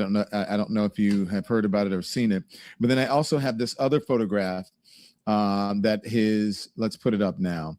So this is a photograph on the beach, on the island. And this is a wide shot of law enforcement on the beach searching for the body, or when they have found the body. That's what I believe this to be. And we can zoom in to this. And is this as much as we can zoom in, Andy? Is that the whole zoom? Yeah, that's as far. Yeah, and we can zoom into this. Now, I need to tell you, you can't see it, but that's when he was found. Okay, and that's where he was found. This is when he was found and where he was found. So this is the new photo. I haven't seen it anywhere else. I don't know if it's been out there, but I haven't seen it anywhere else. So Brian, as you look at this, can you shed some light onto this photograph, please? Yeah, so I had been flying around the barrier islands out there, including Horn Island, for a couple hours that morning. This would have been on 6th July, probably between 8:30, 9 o'clock in the morning on Central Time. And I noticed as one of my treks up north, because I was going back and forth between Horn Island and Chandelier Island, looking in the water, see if I could see anything. And as I came back north, I noticed there was a couple of boats on the northwest tip that weren't there before. So I descended, started circling, and as I was doing that, more boats were showing up. You can see there's at least half a dozen or more boats there, and I could tell that they were law enforcement vessels. There was law enforcement personnel on the beach. You could tell just by their attire whether they're sheriff's office, DMR, whatnot. But they were all officials, and I figured something was going on. They were setting up a mini command post. So as we circled around and got lower, I took some more images, and I zoomed in with my lens. I could actually see that there was a body on the shoreline. But what I found out later was one of the pictures I snapped of the scene, if you zoom in, you could actually see the body. Now, it's not a clear picture, but you can make out that it is, in fact, a body that matched the description of Nolan Wells. Now, that photograph is out there. I've seen it, but you and I think law enforcement don't want it shown until... Yeah, I hadn't wanted to let this get out, and then just kind of recently it became sort of public that we even had these photos, and we were asked if we had talked to the family about it, and we hadn't. They've been going through enough. They've been traveling and going through these events, including the funeral and all that. But again, after that became public, we reached out to Christine and said, hey, you might have heard that there was these photos, and she hadn't heard. She hadn't been following the news as much as people might think that she would. But she said that she, after thinking about it, she did want to see it, but she wanted our incident commander, Josh Gill, who she's grown quite close to because he's been her main point of contact since this started. She wanted him to be there when she saw him. So they're making arrangements to get together and show her all the photos and videos that we have from that day. Well, I do have to say that I think that's very thoughtful of you. And for the law enforcement who's requesting that, I have to be honest, because if I were a mom, a parent, or someone, a loved one, I would not want the first time that I saw, my loved one, his remains. Yeah. I would not want that to be on television or podcast or, what I'm saying? Of course. And look, I don't know that law enforcement specifically, sorry, I can't talk today, asked to see this photo. And I think the reason why is because, again, it's not a high resolution. There's nothing you can make out, like as far as if there was anything about the body that looked suspicious. You would not be able to make that out from these photos. And they had officers on the beach, and I'm assuming they were taking photos. And I know coroner's representative, I think, was out there probably taking photos. I think it's pretty standard procedure to take photos at the scene. So they're going to have real good pictures. They don't need mine, but if they want it, of course, I'll hand it over to them. I'll send it to them. It's not a problem. But I mainly wanted to make sure that his parents either saw this or declined to look at it before it really got out there. Okay, so if you're just joining us, this is our breaking news. There's new photos, because there's another one. This is what you're looking at. This one is far away, and we're keeping it that way on purpose because we're being respectful to the parents. We don't want them seeing the photograph of their loved one's body on podcast or a streaming digital show or television show or anything like that before they actually have had a chance to see it in person and get some context and see it in the privacy of their own place, home, or wherever they choose to view it. But having looked at the other photograph or other photographs where you can clearly see the body, I know where the body is in this picture, so I know where to look, and it's there. But unless, I tell you, you wouldn't know, or someone tells you. But in the other photograph, it is clear that it is a body of an African-American or someone with dark skin. The person is face down in the sand right near the shore. And it looks to be the same bathing suit. And of course, the body has been identified. So tell us, from looking at that photo, tell us what is going on and what else is in that photograph that I may be overlooking. Explain to the audience, because I'm sure you've seen them. Yeah, so I mean, at that time when I noticed, like I said, that there was a body on the beach that matched the description. We returned to base, which was Gulfport International Airport, and on the way there, I got a text from one of my guys on the ground saying, "Hey, they've made a recovery," and I said, "Yeah, I just flew over it." I said, "Are they sure it's him?" And that was when the sheriff's office had, in their words, I might be paraphrasing, but pretty close to what they said was, "We have no reason to believe that it's not him." Somebody from the sheriff's office had called my incident commander and Nolan's mother and told them that they believed they had found Nolan's body on the beach that day. So it all happened very fast. Like I said, I've been in the air for a couple of hours. We had about three and a half hours worth of fuel. And so we were just about, halfway through our fuel reserve when we just, like I said, happened to come north, notice all the activity on the beach. And it was a park ranger that had spotted the body, called it in. And that's when all this law enforcement convergence came to that site, set up that mini command post. And look, this is, we're not reporting anything new here, and is new to some people, but I need to tell you guys again, if you're just joining us, Brian was with us on, I believe, the day after it happened, or maybe when it happened on a Saturday. The 4th of July was on a Saturday. Am I correct?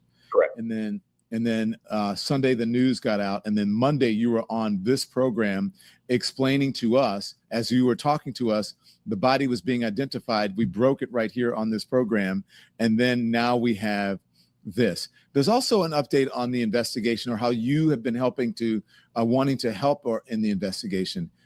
Let us know, what is that, Brian? Yeah, so again, I've said this before, and people that follow us know that we're not typically investigators. We usually will find missing persons, and if they're deceased, and somebody else decides how they died, and talk to the family about all that kind of stuff. In this case, because number one, there's a lot of misinformation out there. There seemed to be kind of a disconnect at that time early on between the family and the sheriff's office. And it's not to criticize the sheriff's office. They have their procedures, and I don't work for them, so I'm just going to leave that as it is. However, we did offer the legal team, Ben Crump's legal team, because he hired some Mississippi attorneys to represent him down here as he was doing this work. And we told them that we had a canine team over there that we could have them go inspect these boats for decomp, and the dogs would know if a dead body had been on this boat. And they said, "Oh, well, we heard they cleaned the boat." I said, "No, they don't know how to clean it to get rid of what these dogs would be able to find. So they would find it for sure." And they declined. They said, "No, we don't think we need that." So and then now I'm told, and this is just me just following the story. I think I read somewhere, Hold up, you guys. maybe in a I have to local cut him off with outlet, that the First and foremost, as a judge, right? You done had several cases that dealing with people getting rid of evidence and what needs to happen. So, and you have experts that these judges work with. So to say that when Cronkton said to him, like he said out his mouth, we're not going to do that because they said they cleaned the boat, and he said, no, they can't. We can determine. No, you wanted to get those dogs to say, and they would have said nothing was on the boat, and then now XYZ. You get what I'm saying? Listen, there's ways to do certain things. right? So the attorney is doing right. He's following the evidence the way it's supposed to go. You know what I mean? They want the neck. They want the lungs. So these people know what happened to Nolan. They probably don't know physically who or what, but they know something happened beyond what they're saying to even want a grand jury to look at this thing. The owners of the boats that were used that day have agreed to let the police look at them. So here, 2 weeks later, we could have had a dog tell us right then and there if a dead body had been on that boat. So my thing is, why not go to the police and have the police do it? Why go to the family? The police have the power. See how they try to throw the blame? This is what they do. They throw the blame back on the victims. The police should have done that. Not the family. These people good. They try to be good. And so you said that so far they have declined to have you check it out, but the boat owners, you said, have volunteered to let them search it or do testing, correct? Yeah, I read that today, that in a local outlet, that they had agreed to allow the police to search the boats. So we should say reportedly. Yeah, somebody wrote the story. I can't remember who it was. I think it was a local outlet. Maybe made a social media post, and I read that. Yeah, Brian, thank you so much. Anything that I missed? Man, just got to keep praying for this family. They're going through an unimaginable time. The word that Christine used today when she talked to my guy was overwhelmed. Like, she's just overwhelmed. She does not. Again, we offered to take them out to the island this weekend if they just want to see, either by boat or by plane, however they want, just to see where Nolan's remains did wash up. And I think she's just not in the mood to make a lot of commitments and decisions right now. But the offer's there. She knows it, and she'll let us know if she wants to go out there, and we'll be happy to take her. Brian Trasher, thank you very much. We're grateful for your help here on the show, and I'm sure the family's grateful as well. Brian Trasher with the Cajun Navy. Thank you, sir. Appreciate it. Thanks, I appreciate you. Thank you. We've got a doctor here who's going to help us try to understand what we know from the medical examiners, autopsy, the preliminary results. Dr. Anahita Dua is going to join us in moments, but first, a word from our sponsor. 1 minute. Let me ask you something. How many times have you made a decision? He talked about at this point about 2.5 weeks. So we do need a bit more time to be done right. And autopsies are really done in two parts. First, there's the physical part that usually takes somewhere from a day to 4 days, not that long, where it's quite literally just a dissection of the body to just see, were there any fractures, any injuries, any bleeding, things of that nature. And then the second part really is what takes a lot of time. It can take up to 12 weeks sometimes to do toxicology, which is looking at, what types of chemicals may be in the blood, for example, doing histology, where you actually take samples of different organs, different parts of the body, and look at it under a microscope. And that can really take a long time to not only determine what is there, but also what was there previously potentially, and what could have been the cause of death. And then that, in conjunction with some of the other external findings, where the body was found, what location, things of that nature, ultimately allows the coroner to come out with a cause of death, usually a primary cause and a secondary cause. And then, of course, that's going to be part of public record. And in this case, potentially a criminal investigation. We just don't know anything yet. So that's why it's just so important that it's done properly. And it's only been at this point about 2.5 weeks. So we do need a bit more time. Yesterday it struck me that people don't know a lot about autopsies and just how invasive they are, because when Ben Crump mentioned that the organs had been removed, people gasped. And I knew, it's like, well, that's what they do in an autopsy. It is very invasive, correct? That's exactly right. And in fact, the second autopsy that the family had asked for was even more invasive, and they actually detail in the report why. A typical autopsy will involve removal of each organ, weighing it independently.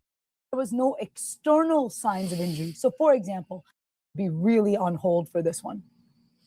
Dr. Anahita Dua, thank you very much. She has been extremely busy. We've been trying to get her on, but she's been in surgery. Discouraged from questioning the system. But what I like most is that he doesn't stop with the diagnosis. He offers another way to think about building a society based on mutual care instead of exploitation. Crump, et cetera, are giving the preliminary findings up with the independent medical examiner, or anything like that, because he obviously has his own preliminary findings, or they, I should say, obviously have their own preliminary findings as well. So is there any reason why that communication wouldn't carry over from one colleague to the next? Well, we have discussed this, and a couple of things. One, I asked the question that they don't want to, sort of get, sort of give away their hand, if that makes sense. That doesn't mean that they're doing something, that they're hiding something. They just don't want to put it out there. The other thing is that every doctor that I've spoken to, even the attorneys, have been saying this takes time. Toxicology reports take a long time. Autopsies take a long time. I think it was a year. Right. Let's hope it's not that long before they got the full report from Matthew Perry. So it can take some time, but I don't know about them not releasing it. Maybe they feel like they got in such trouble for making a determination that they thought it was accidental before it was even investigated. So maybe they're just being careful right now. We had Harvey on from TMZ who said that law enforcement there now, they are being very close, tight-lipped now. They're not talking as much as they have been. So that is what I would think, but who knows? They definitely should have preliminary findings right now, but maybe they believe that putting them out there is irresponsible or doesn't give a full picture, or, I don't know what they're thinking. But you're right. People do have questions about that. Thank you very much for that. Hi, Snap. How are you? Hey, greetings, Tom. How you feeling? I'm great, and I love the colors. I know it's pineapple, but it looks lemon yellow to me. Yeah, it's lemonade. Thank you. John, two things, again, to be respectful of everyone else. The first thing I want to say, my heart is, John, I'm so heavy with this. That's why I wasn't on last week. I like Kev, shout out to Kev for not being here, to just have a moment to just step away and breathe, because this is too much. But I wanted to say that, first and foremost, kudos to the Wansleys, watching their energy and seeing how they are single-handedly, coupled with their team, Ben Crump, et cetera, are giving the ultimate master class on how you handle and literally how you pin corruption when it's right there at your feet. So I just want to say that anybody that's watching this who have gone through this with and feel that they haven't gotten justice, I really think that they should come back and, watch how the Wansleys, the chess moves that they have made from start to finish, keeping a level head through such a tumultuous, horrific, situation. I just can't salute them enough for how they're showing people overall, but definitely people of, this demographic who have faced injustice so many times too, how to handle it. And then the other last and final thing, I am curious if more people are going to start employing, or rather putting emphasis on that first autopsy, and the people in Mississippi, how they dropped the ball, because I'm hearing a lot of pressure about the second autopsy and where we're going to this and where we're going to that.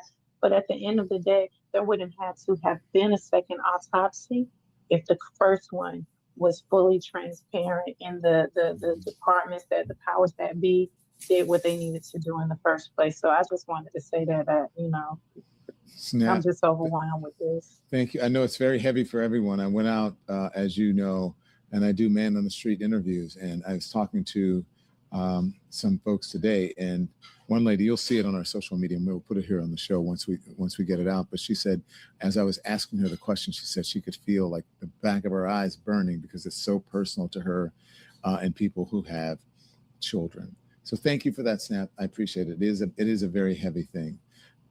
And hi, Jen. Jen's mad. How are you? Hi, Don.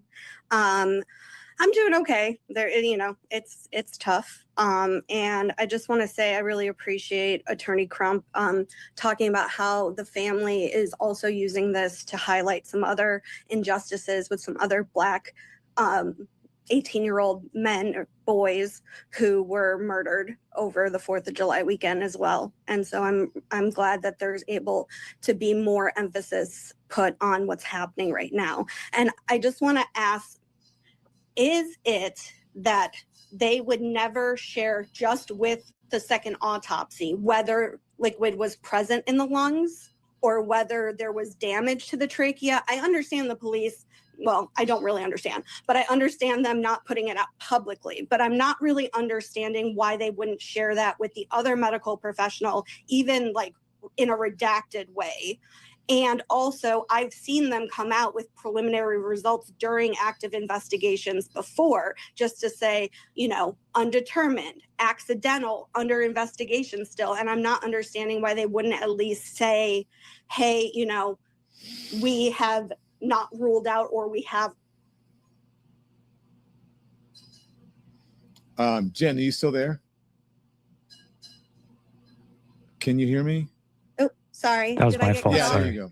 Yeah, sorry. Okay. Yeah, okay. So your question is, why are they putting out, just the information that they have ruled this out and they haven't ruled that out? Is that what you're saying? And why did they not share, is there liquid in the lungs and was there damage to the trachea with the other autopsy person? You know what I mean? Just like give them key just information about what was present inside of the body from a medical perspective. Well, we don't know if they have or not. We don't know. Well, wouldn't the autopsy, the second autopsy, have put in his report? Because he said he didn't know anything about the neck and he didn't know anything about the lungs. Well, he said he didn't know because it was not included, so he could not make a determination because he didn't see it.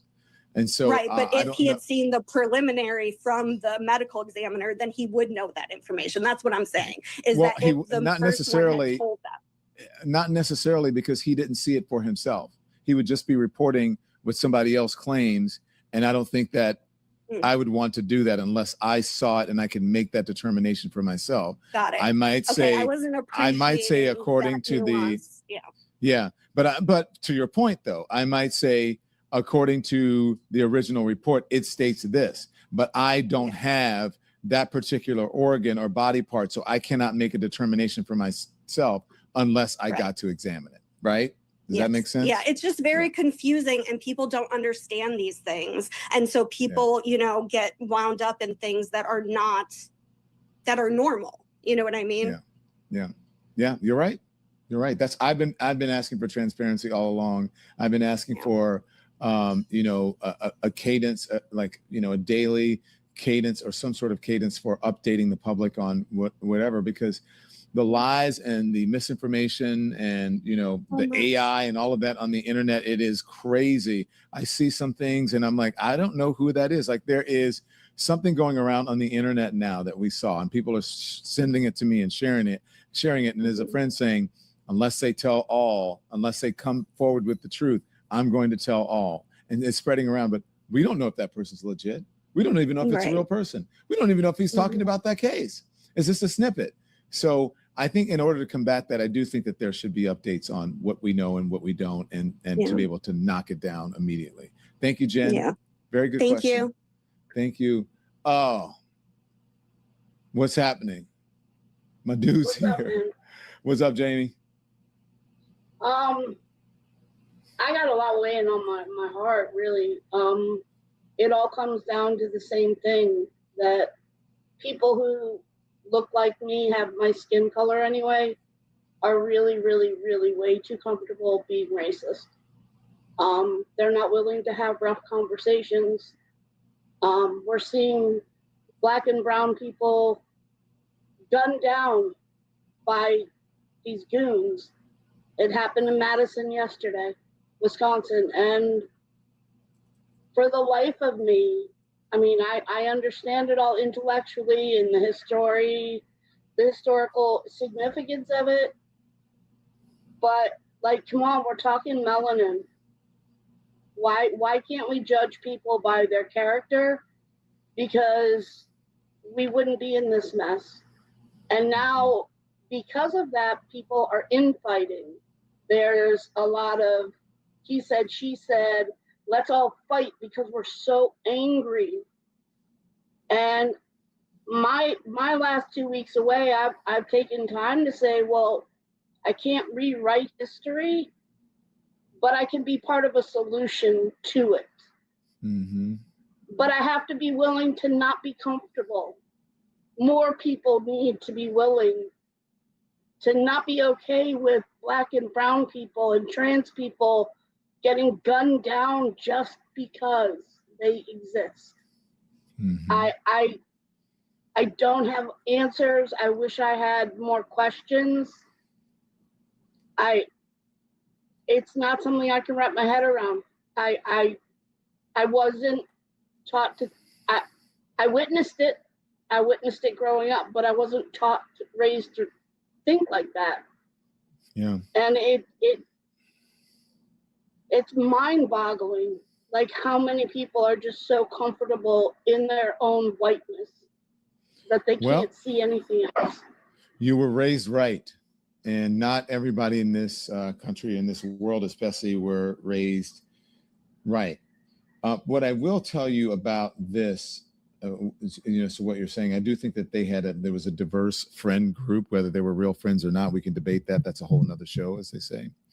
But I think that there was a diverse friend group, and you saw the folks on the football team as teammates, and you saw, all of the white kids that he hung out with, and there were, some black kids, other black kids on the trip. But what I will tell you that I find disheartening and disgusting is that this blame the victim thing. You can put the rest of the legends back up because I want to see their reaction. This sort of blame the victim thing that's going around, that, well, he was in an argument, or he was drunk, or he was this, he was that. And it's like, okay, we don't know that yet. However, that's like saying, well, what was she thinking wearing that skirt? You know what I'm saying? Why was she walking down the street at that hour? And it's like, wait a minute, this person's the victim. This person is dead. You can have an argument with someone in America and not die because of it. You can have a couple drinks, you can get inebriated, and doesn't mean that you die. And so if you die under those circumstances and people don't know what happened, they're going to be interested in it. And where there is a gap in information, they're going to fill that void with speculation. So that has been the thing that's bothering me the most, is that people are trying to say, if this wasn't racist, this wasn't that, and this is what he was doing, and he was yelling, and it's like, where does it come from that you have to reach for that instead of trying to have some understanding about why Black folks feel a certain way about this, whether it is an accident or not? Why can't you just be more open-minded? As a matter of fact, I'm going to play this, and then I'm going to have you guys respond to it. This is Andy. It's the from social media, the Black man who is responding to the so-called friend, or the friend. He says he's a friend that was on that right-wing podcast. It's muted, Andy. Yeah, sorry about that. All right. Can't hear it still. So I'll have to fix something and get back to it. Okay.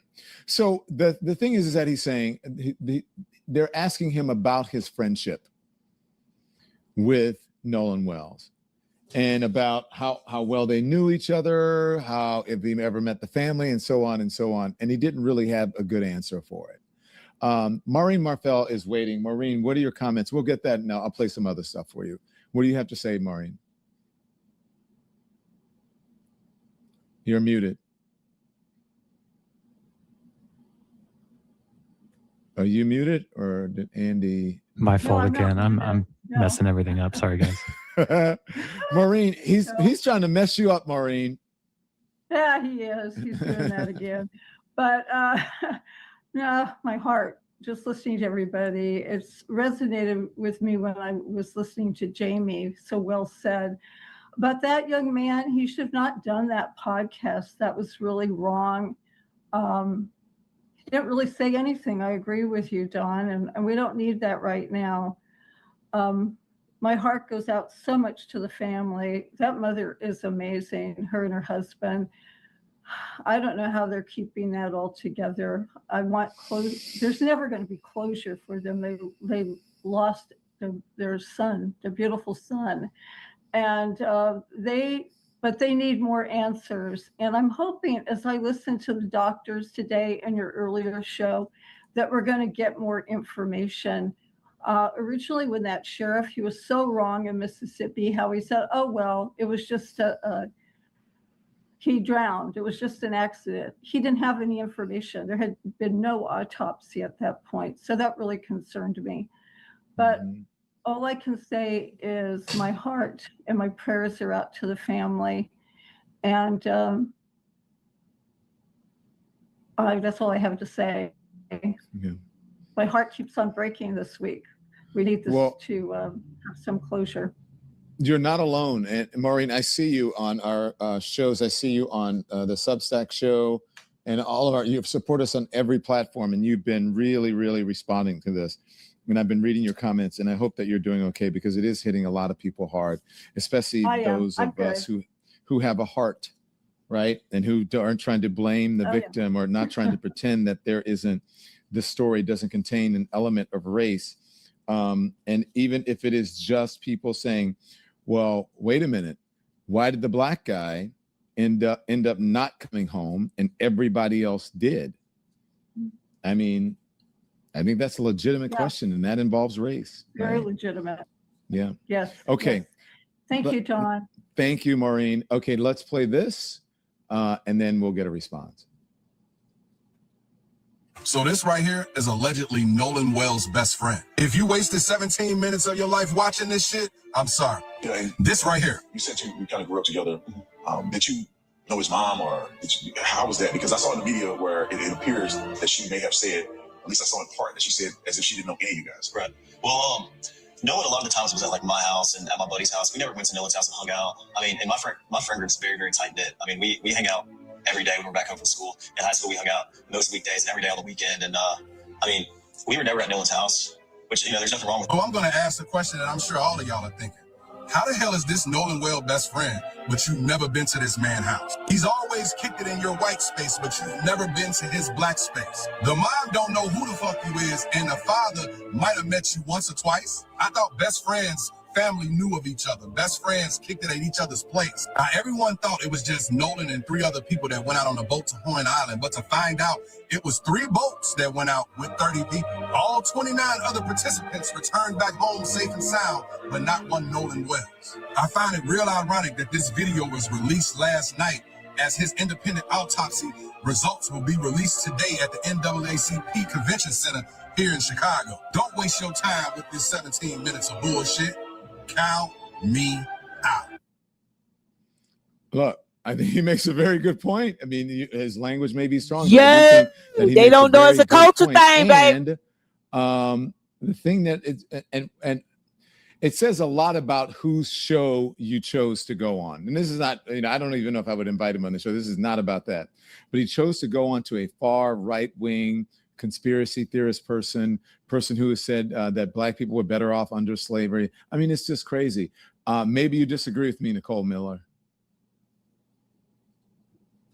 No, actually, I don't. I don't disagree with you, Don. Can you hear me? Yes, we got you. Can you? Okay, great. All right. So I think number one, what you just said is just the truth. But also from the beginning, I feel like this has had a very disrespectful tenor from the onset. From the way that the sheriff was very laissez-faire about the situation. Also from the fact that there was a whole conversation about whether or not Black children or Black people in general, whether or not we're being trained to swim. If I didn't know how to swim, I do, but if I didn't know how to swim and I went out with my friends, my assumption would be that they would take care of me. I would also assume that if let's just say that I did decide to stay, and let's just say that I decided to stay and I was inebriated and made that determination, a friend would not allow me, number one, to stay, and number two, definitely not stay and not have a means of communication so that if something should happen or if I should need to give back, that, I would be able to do that.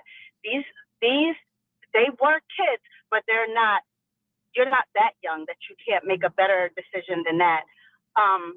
Also, another thing that bothered me, because all of my friends have talked about the whole autopsy situation, which is kind of mind-boggling, but when you put the context around it, Don, it begins to make a little bit of more sense, at least to me.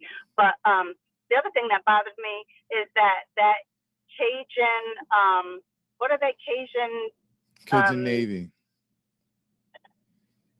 Cajun Navy, I wasn't sure if that was right.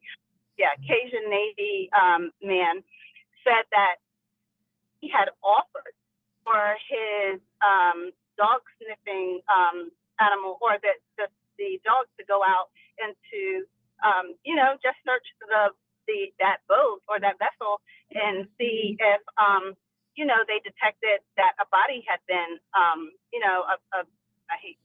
a body had been on the boat.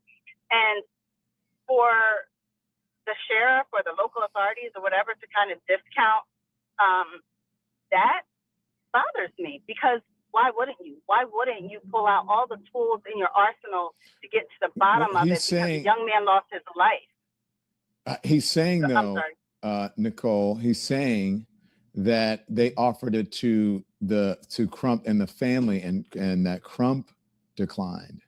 But he's saying that there were people who were offering. Yeah, there were people who were the owners of the boats. This is according to him, that were offering, volunteering that they could search and use the canine unit to check out the boat and sniff it. So it wasn't law enforcement, at least according to the report, that turned it down. And look, I don't know if that's true, but that is what he is saying.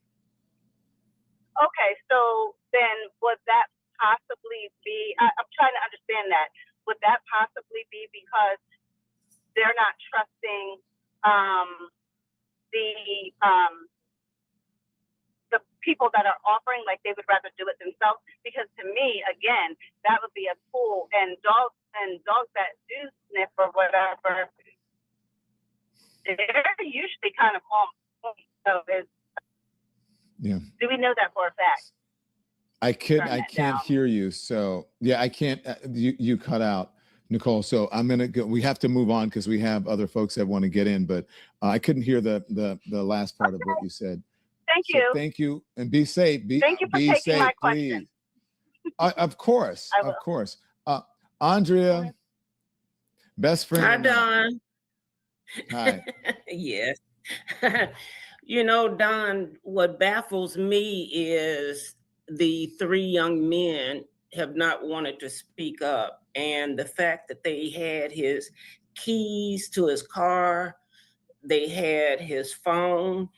And what I also saw was that they are having a civil lawsuit opened up where they can, ask anybody in for questioning.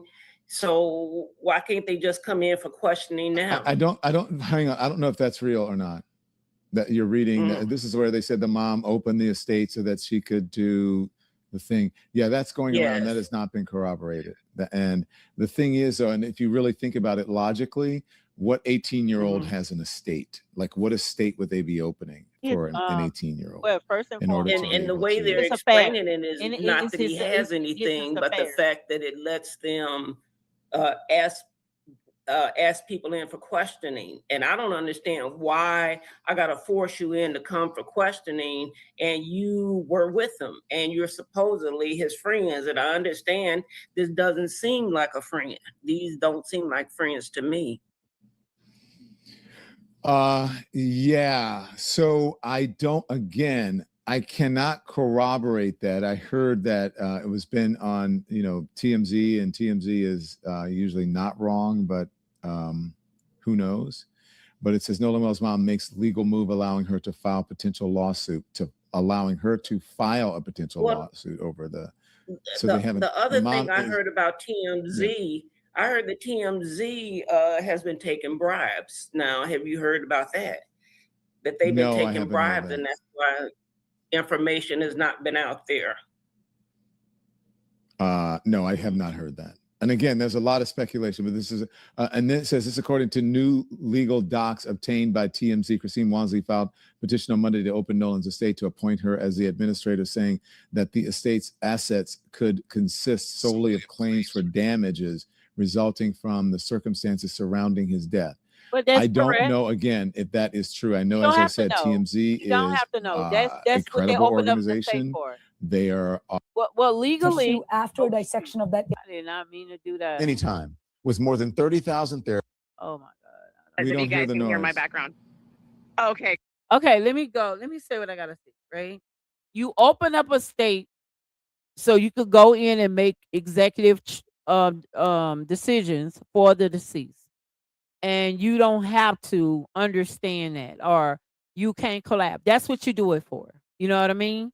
More than sure, he had insurance policies. He had all type of things. You know, like we don't know what he has. You know what I mean?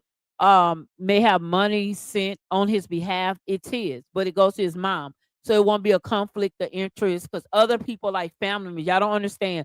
Family members can come in and ask for shit. The siblings and stuff like that, they can come in and ask for shit when, you know what I mean, like against the mom, or have stuff hold up and stuff like that. So you do get head of a state to run and make all the decisions.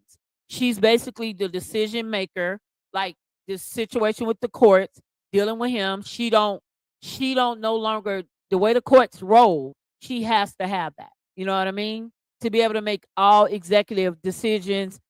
Y'all allow these people to do that. King did it. He brought us in the system, and this is how it works. The system is based on not laws, but you know what I mean? Rules that were given to us by the government. So go look it up. Natural law, like laws itself, the Supreme Court is the only people who have to abide by laws. That's the real courts. But it's neither here or there or whatnot. So yes, we don't know as Black people to do that. We think because our family have somebody name something, they name them so they can run things and divide things equally. Sometimes they don't do it. However, you can go open up a succession and force them to do certain things.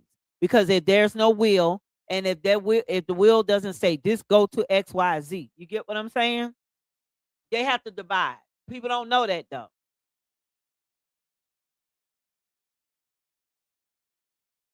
Hold on one second.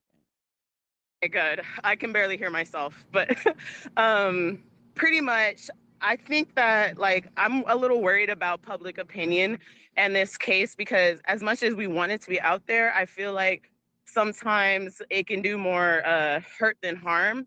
And so now that everybody's going into a whole tizzy about, oh my God, the throat is missing, the lungs is missing, come to find out that that's like a normal. No, it's not a normal thing. I have y'all look it up. Please inbox me. I'm Erica Tranell. Please inbox me and tell me that is normal. I never in my life heard nobody taking the throat out. Never. Never, never, never. They always remove certain things. They put it in plastic and they put it back, right? When they withholding certain things, there's a problem. It's allegedly supposed to be a problem. So Black people, y'all gotta stop looking out the lens of everybody else. These people, listen, TikTok, I'm not even going on TikTok no more, because I'm not gonna say I'm going on TikTok because I post on TikTok. But going live, those things, those days are over with. They have you talking like a kid, and they're controlling your speech. They're controlling everything about you. You know what I mean? And like I said, I get it. Like I got a website that's coming. It's done, but it has to be ported over to another server.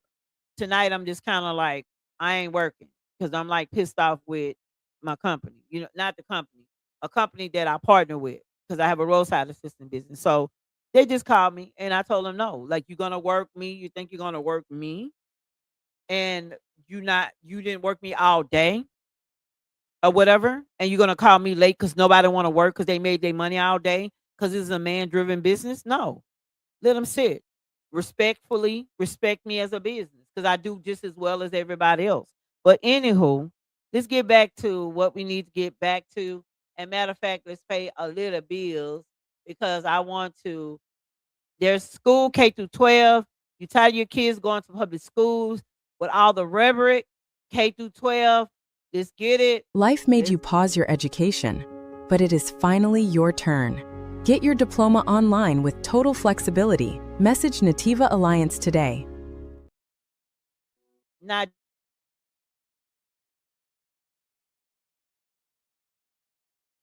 you guys, if you did not get your diploma, you can get that and show your kids that.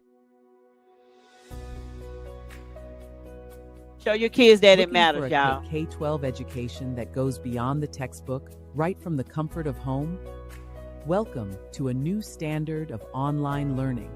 Beyond general education, our students dive into specialized virtual labs for real-world job readiness. Genealogy lab, historical lab, civil law, and our media and public speaking lab. We prepare global citizens with immersive Spanish and French language tracks. And because we're proudly Florida-based and Step Up certified, families can access the elite education through state scholarship programs. Diverse representation, academic excellence, and career readiness, delivered entirely online, wherever you are. Secure your child's spot today. Secure your child's spot today. Visit our website to enroll. Yo, you didn't get your diploma, you can go back, baby girl, baby boy. At the end of the day, show your children what they can do. Make examples. I made an examples. Then I went and got my degree. It is what it is. You get what I'm saying? But let's get back to this whatever she is. I don't know. Sort of thing. It's kind of driving the attention in the wrong direction. And I just feel like that's very dangerous. And it reveals to me that some people aren't really interested in the truth about what happened as much as like they think they are. Like a lot of people like jump on these bandwagons to make themselves feel better. Like I'm doing the right thing because I posted a black square for Black Lives Matter. Done. Oh, I went to the No Kings protest. So I'm doing the right thing because I care about this. But it's about them making themselves feel better. And I feel like that preliminary autopsy kind of revealed the intentions of a lot of people in the actual truth. If you really wanted to know the truth about what happened to him, then you would be okay with that woman coming on earlier and her explaining very clearly that it is very normal for some things to be missing. You need to wait before you jump to conclusions because you're doing more harm. And if we don't jump to conclusions, they're going to say he drowned. Stop it, girl. Stop it. Stop it. Stop it. And so, sorry, I'm walking, but like I found it more concerning that little boy went on, or man or whatever, went on Officer Tatum's dumbass show. Like, that's what I'm concerned about. What about the little white kids, the little white men that, were with him? Like, that's what we should be paying attention to. Where are the parents? That's what we should be paying attention to, not the preliminary autopsy where we are expected and it's normal to not have everything revealed to you. So I don't know. I hope you guys understand what I mean by that. I'm like multitasking right now, but I just feel like the public needs to be more careful about like because you're just stirring up a pot that doesn't need to be stirred, and it could really cause more damage than it could. How can it cause more damage when we don't literally have the evidence? It would cause damage if we were the people, actually the ones that have the last say so. Girl, please. Helping the family actually get to the truth if we're not careful, Thank you, May. I agree with you. It does sometimes, the way people react reveals their original intention. I do agree with that. I think most people are asking about this out of concern. But that's yes, right. You're absolutely Let me right. tell her, that's all I can say about that. You're right. Let's see. And we should be careful and we should take our time. But I think people want to know. People want to know. I believe that they should be updating us. We're getting in the Bonita mood. Yarborough, good evening, ma'am. Hey, Don, how are you doing? I'm doing well, thank you. I had a question because I wanted to make sure that I understood. But was it reported that when they found Nolan, he was fully clothed? It was reported, Meaning but that was not in his trunks, but in all of his clothes. Well, no, that was That's not accurate. they were mistaken. That's not accurate. When they said fully clothed, that they meant trunks. They didn't mean like full, clothes. Yeah. So okay. All right. That's what I wanted to understand because I was trying to figure out how that could have occurred. And my thing is, you're gonna leave me shirtless. Y'all got to think about those things. So you're gonna leave me shirtless. Not that you just took my phone, you have my keys, but you're gonna leave me on the beach shirtless, and I don't know how long I might just be out here. Y'all get out of here. Heard when every time we saw him, he had on his trunk. Yes. And in regard of the autopsy, when my son passed away, it was also unexpected. So we had to get an autopsy to know what happened. It took quite a few months before we got all of the results because a lot of it had to do with the toxicology report to find out what was in his body at the time of the accident and whether that might have had something to do with why he had passed away. So I'm just saying that to say that sometimes it might be a couple of months, 2 or 3 months before the family gets an actual an actual full and final report. Bombshell tonight, the Nolan Wells autopsy furor. This as the FBI swoops in. What's up, everybody? Welcome to the latest edition, the special edition of Straight Shooter. As always, I appreciate the love and support that y'all have been giving me. Thanks so much for all the love and support. Just continue to support Straight Shooter. Just go to Stephen A. Smith, Straight Shooter, and obviously you'll be the latest member of the Straight Shooter family. A lot of stuff to get into, no doubt. I'm going to have another panel today. It's going to be Island when calling for a tow. The operator stated everyone on board was in good health. There's also the issue of Nolan Wells' body being found after being reported missing by his mother near midnight. A multi-agency search was launched. A National Park Service ranger found Wells' body floating face down on the northwestern tip of Horn Island on July 6th. Again, civil rights attorney Benjamin Crump is representing the family. And Officer Tatum, as in Brandon Tatum, traveled to Mississippi, interviewed one of the boys involved in the case, but according to him, he probably interviewed several folks in attendance that July 4th day. So there's a lot of stuff to get into, and without further ado, that's exactly what I'm going to do. I know very little about this case other than what I've read and what I've seen on television. I've heard the reports implying one thing. Nevertheless, we're hearing other things come to light. So rather than speculate any longer, let's get to the bottom of it to the best that we can at this particular moment in time. He and a group of friends traveled by private boat to Horn Island, an uninhabited barrier island off the Mississippi coast. Wells was the only Black person on the boat. Wells was last seen on the island around 3 p.m. His friends returned to the mainland without him.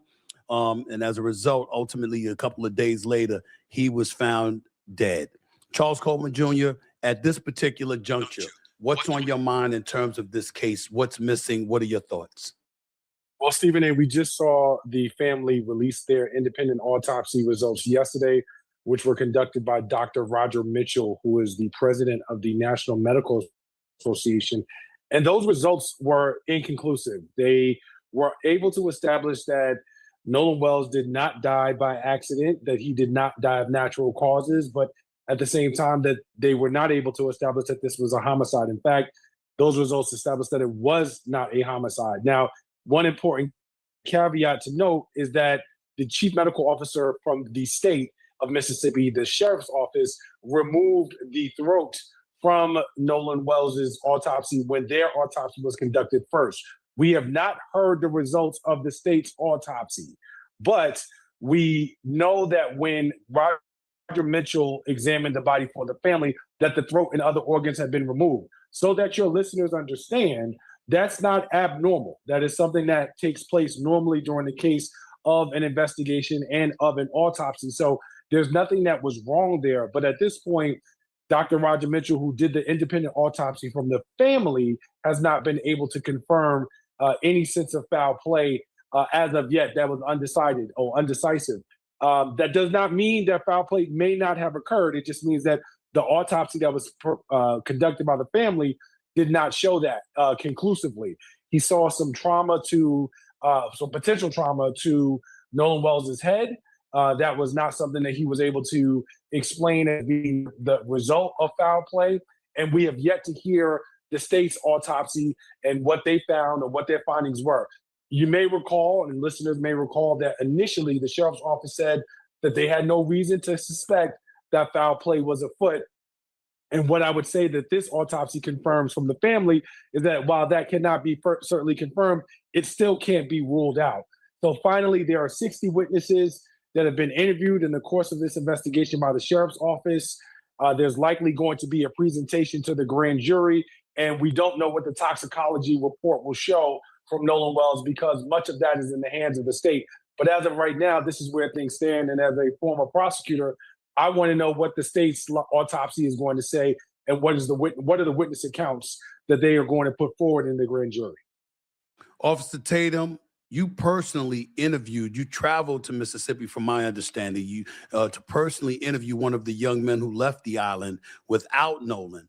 Why should the public trust whatever account is coming from them right now, in your estimation, based on what you've learned? First things first, I shouldn't say that.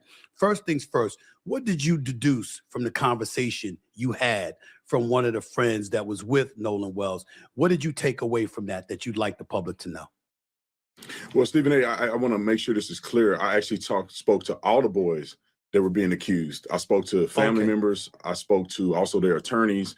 It's just that the one young man had the, I wouldn't say courage, because others had reasons why they didn't want to come on the camera, but he was able to come on the camera, and I interviewed him. And I also interviewed another young man who was Black, who was there, who had his own personal accounts of what happened. I'm not asking people to believe or not believe. I just wanted to give people the information. So nobody had heard from the young boys. Nobody had heard their accounts. And a lot of misinformation was put out there, some intentionally, some maybe not intentionally, but it was very detrimental and not conducive for the investigation into Nolan Wells' death. It was punitive.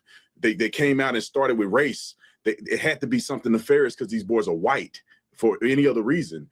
So I wanted to go out and hear the full story. And what I deduced from the interview and talking to everybody is that these young boys had nothing to do with what ended up happening to Nolan Wells. And also they were best friends. I mean, these kids had so many pictures, so many text messages of them being closer to Nolan than any other friend group. And also one thing that shocked me was that this was an island, not secluded, not an island with 5 or 6 people on it. It was an island where there was thousands of people there, hundreds of boats, and also a lot of people could verify the statements that was made from some of these young men. So I really wish that we could have started at a point to say, what happened to Nolan Wells?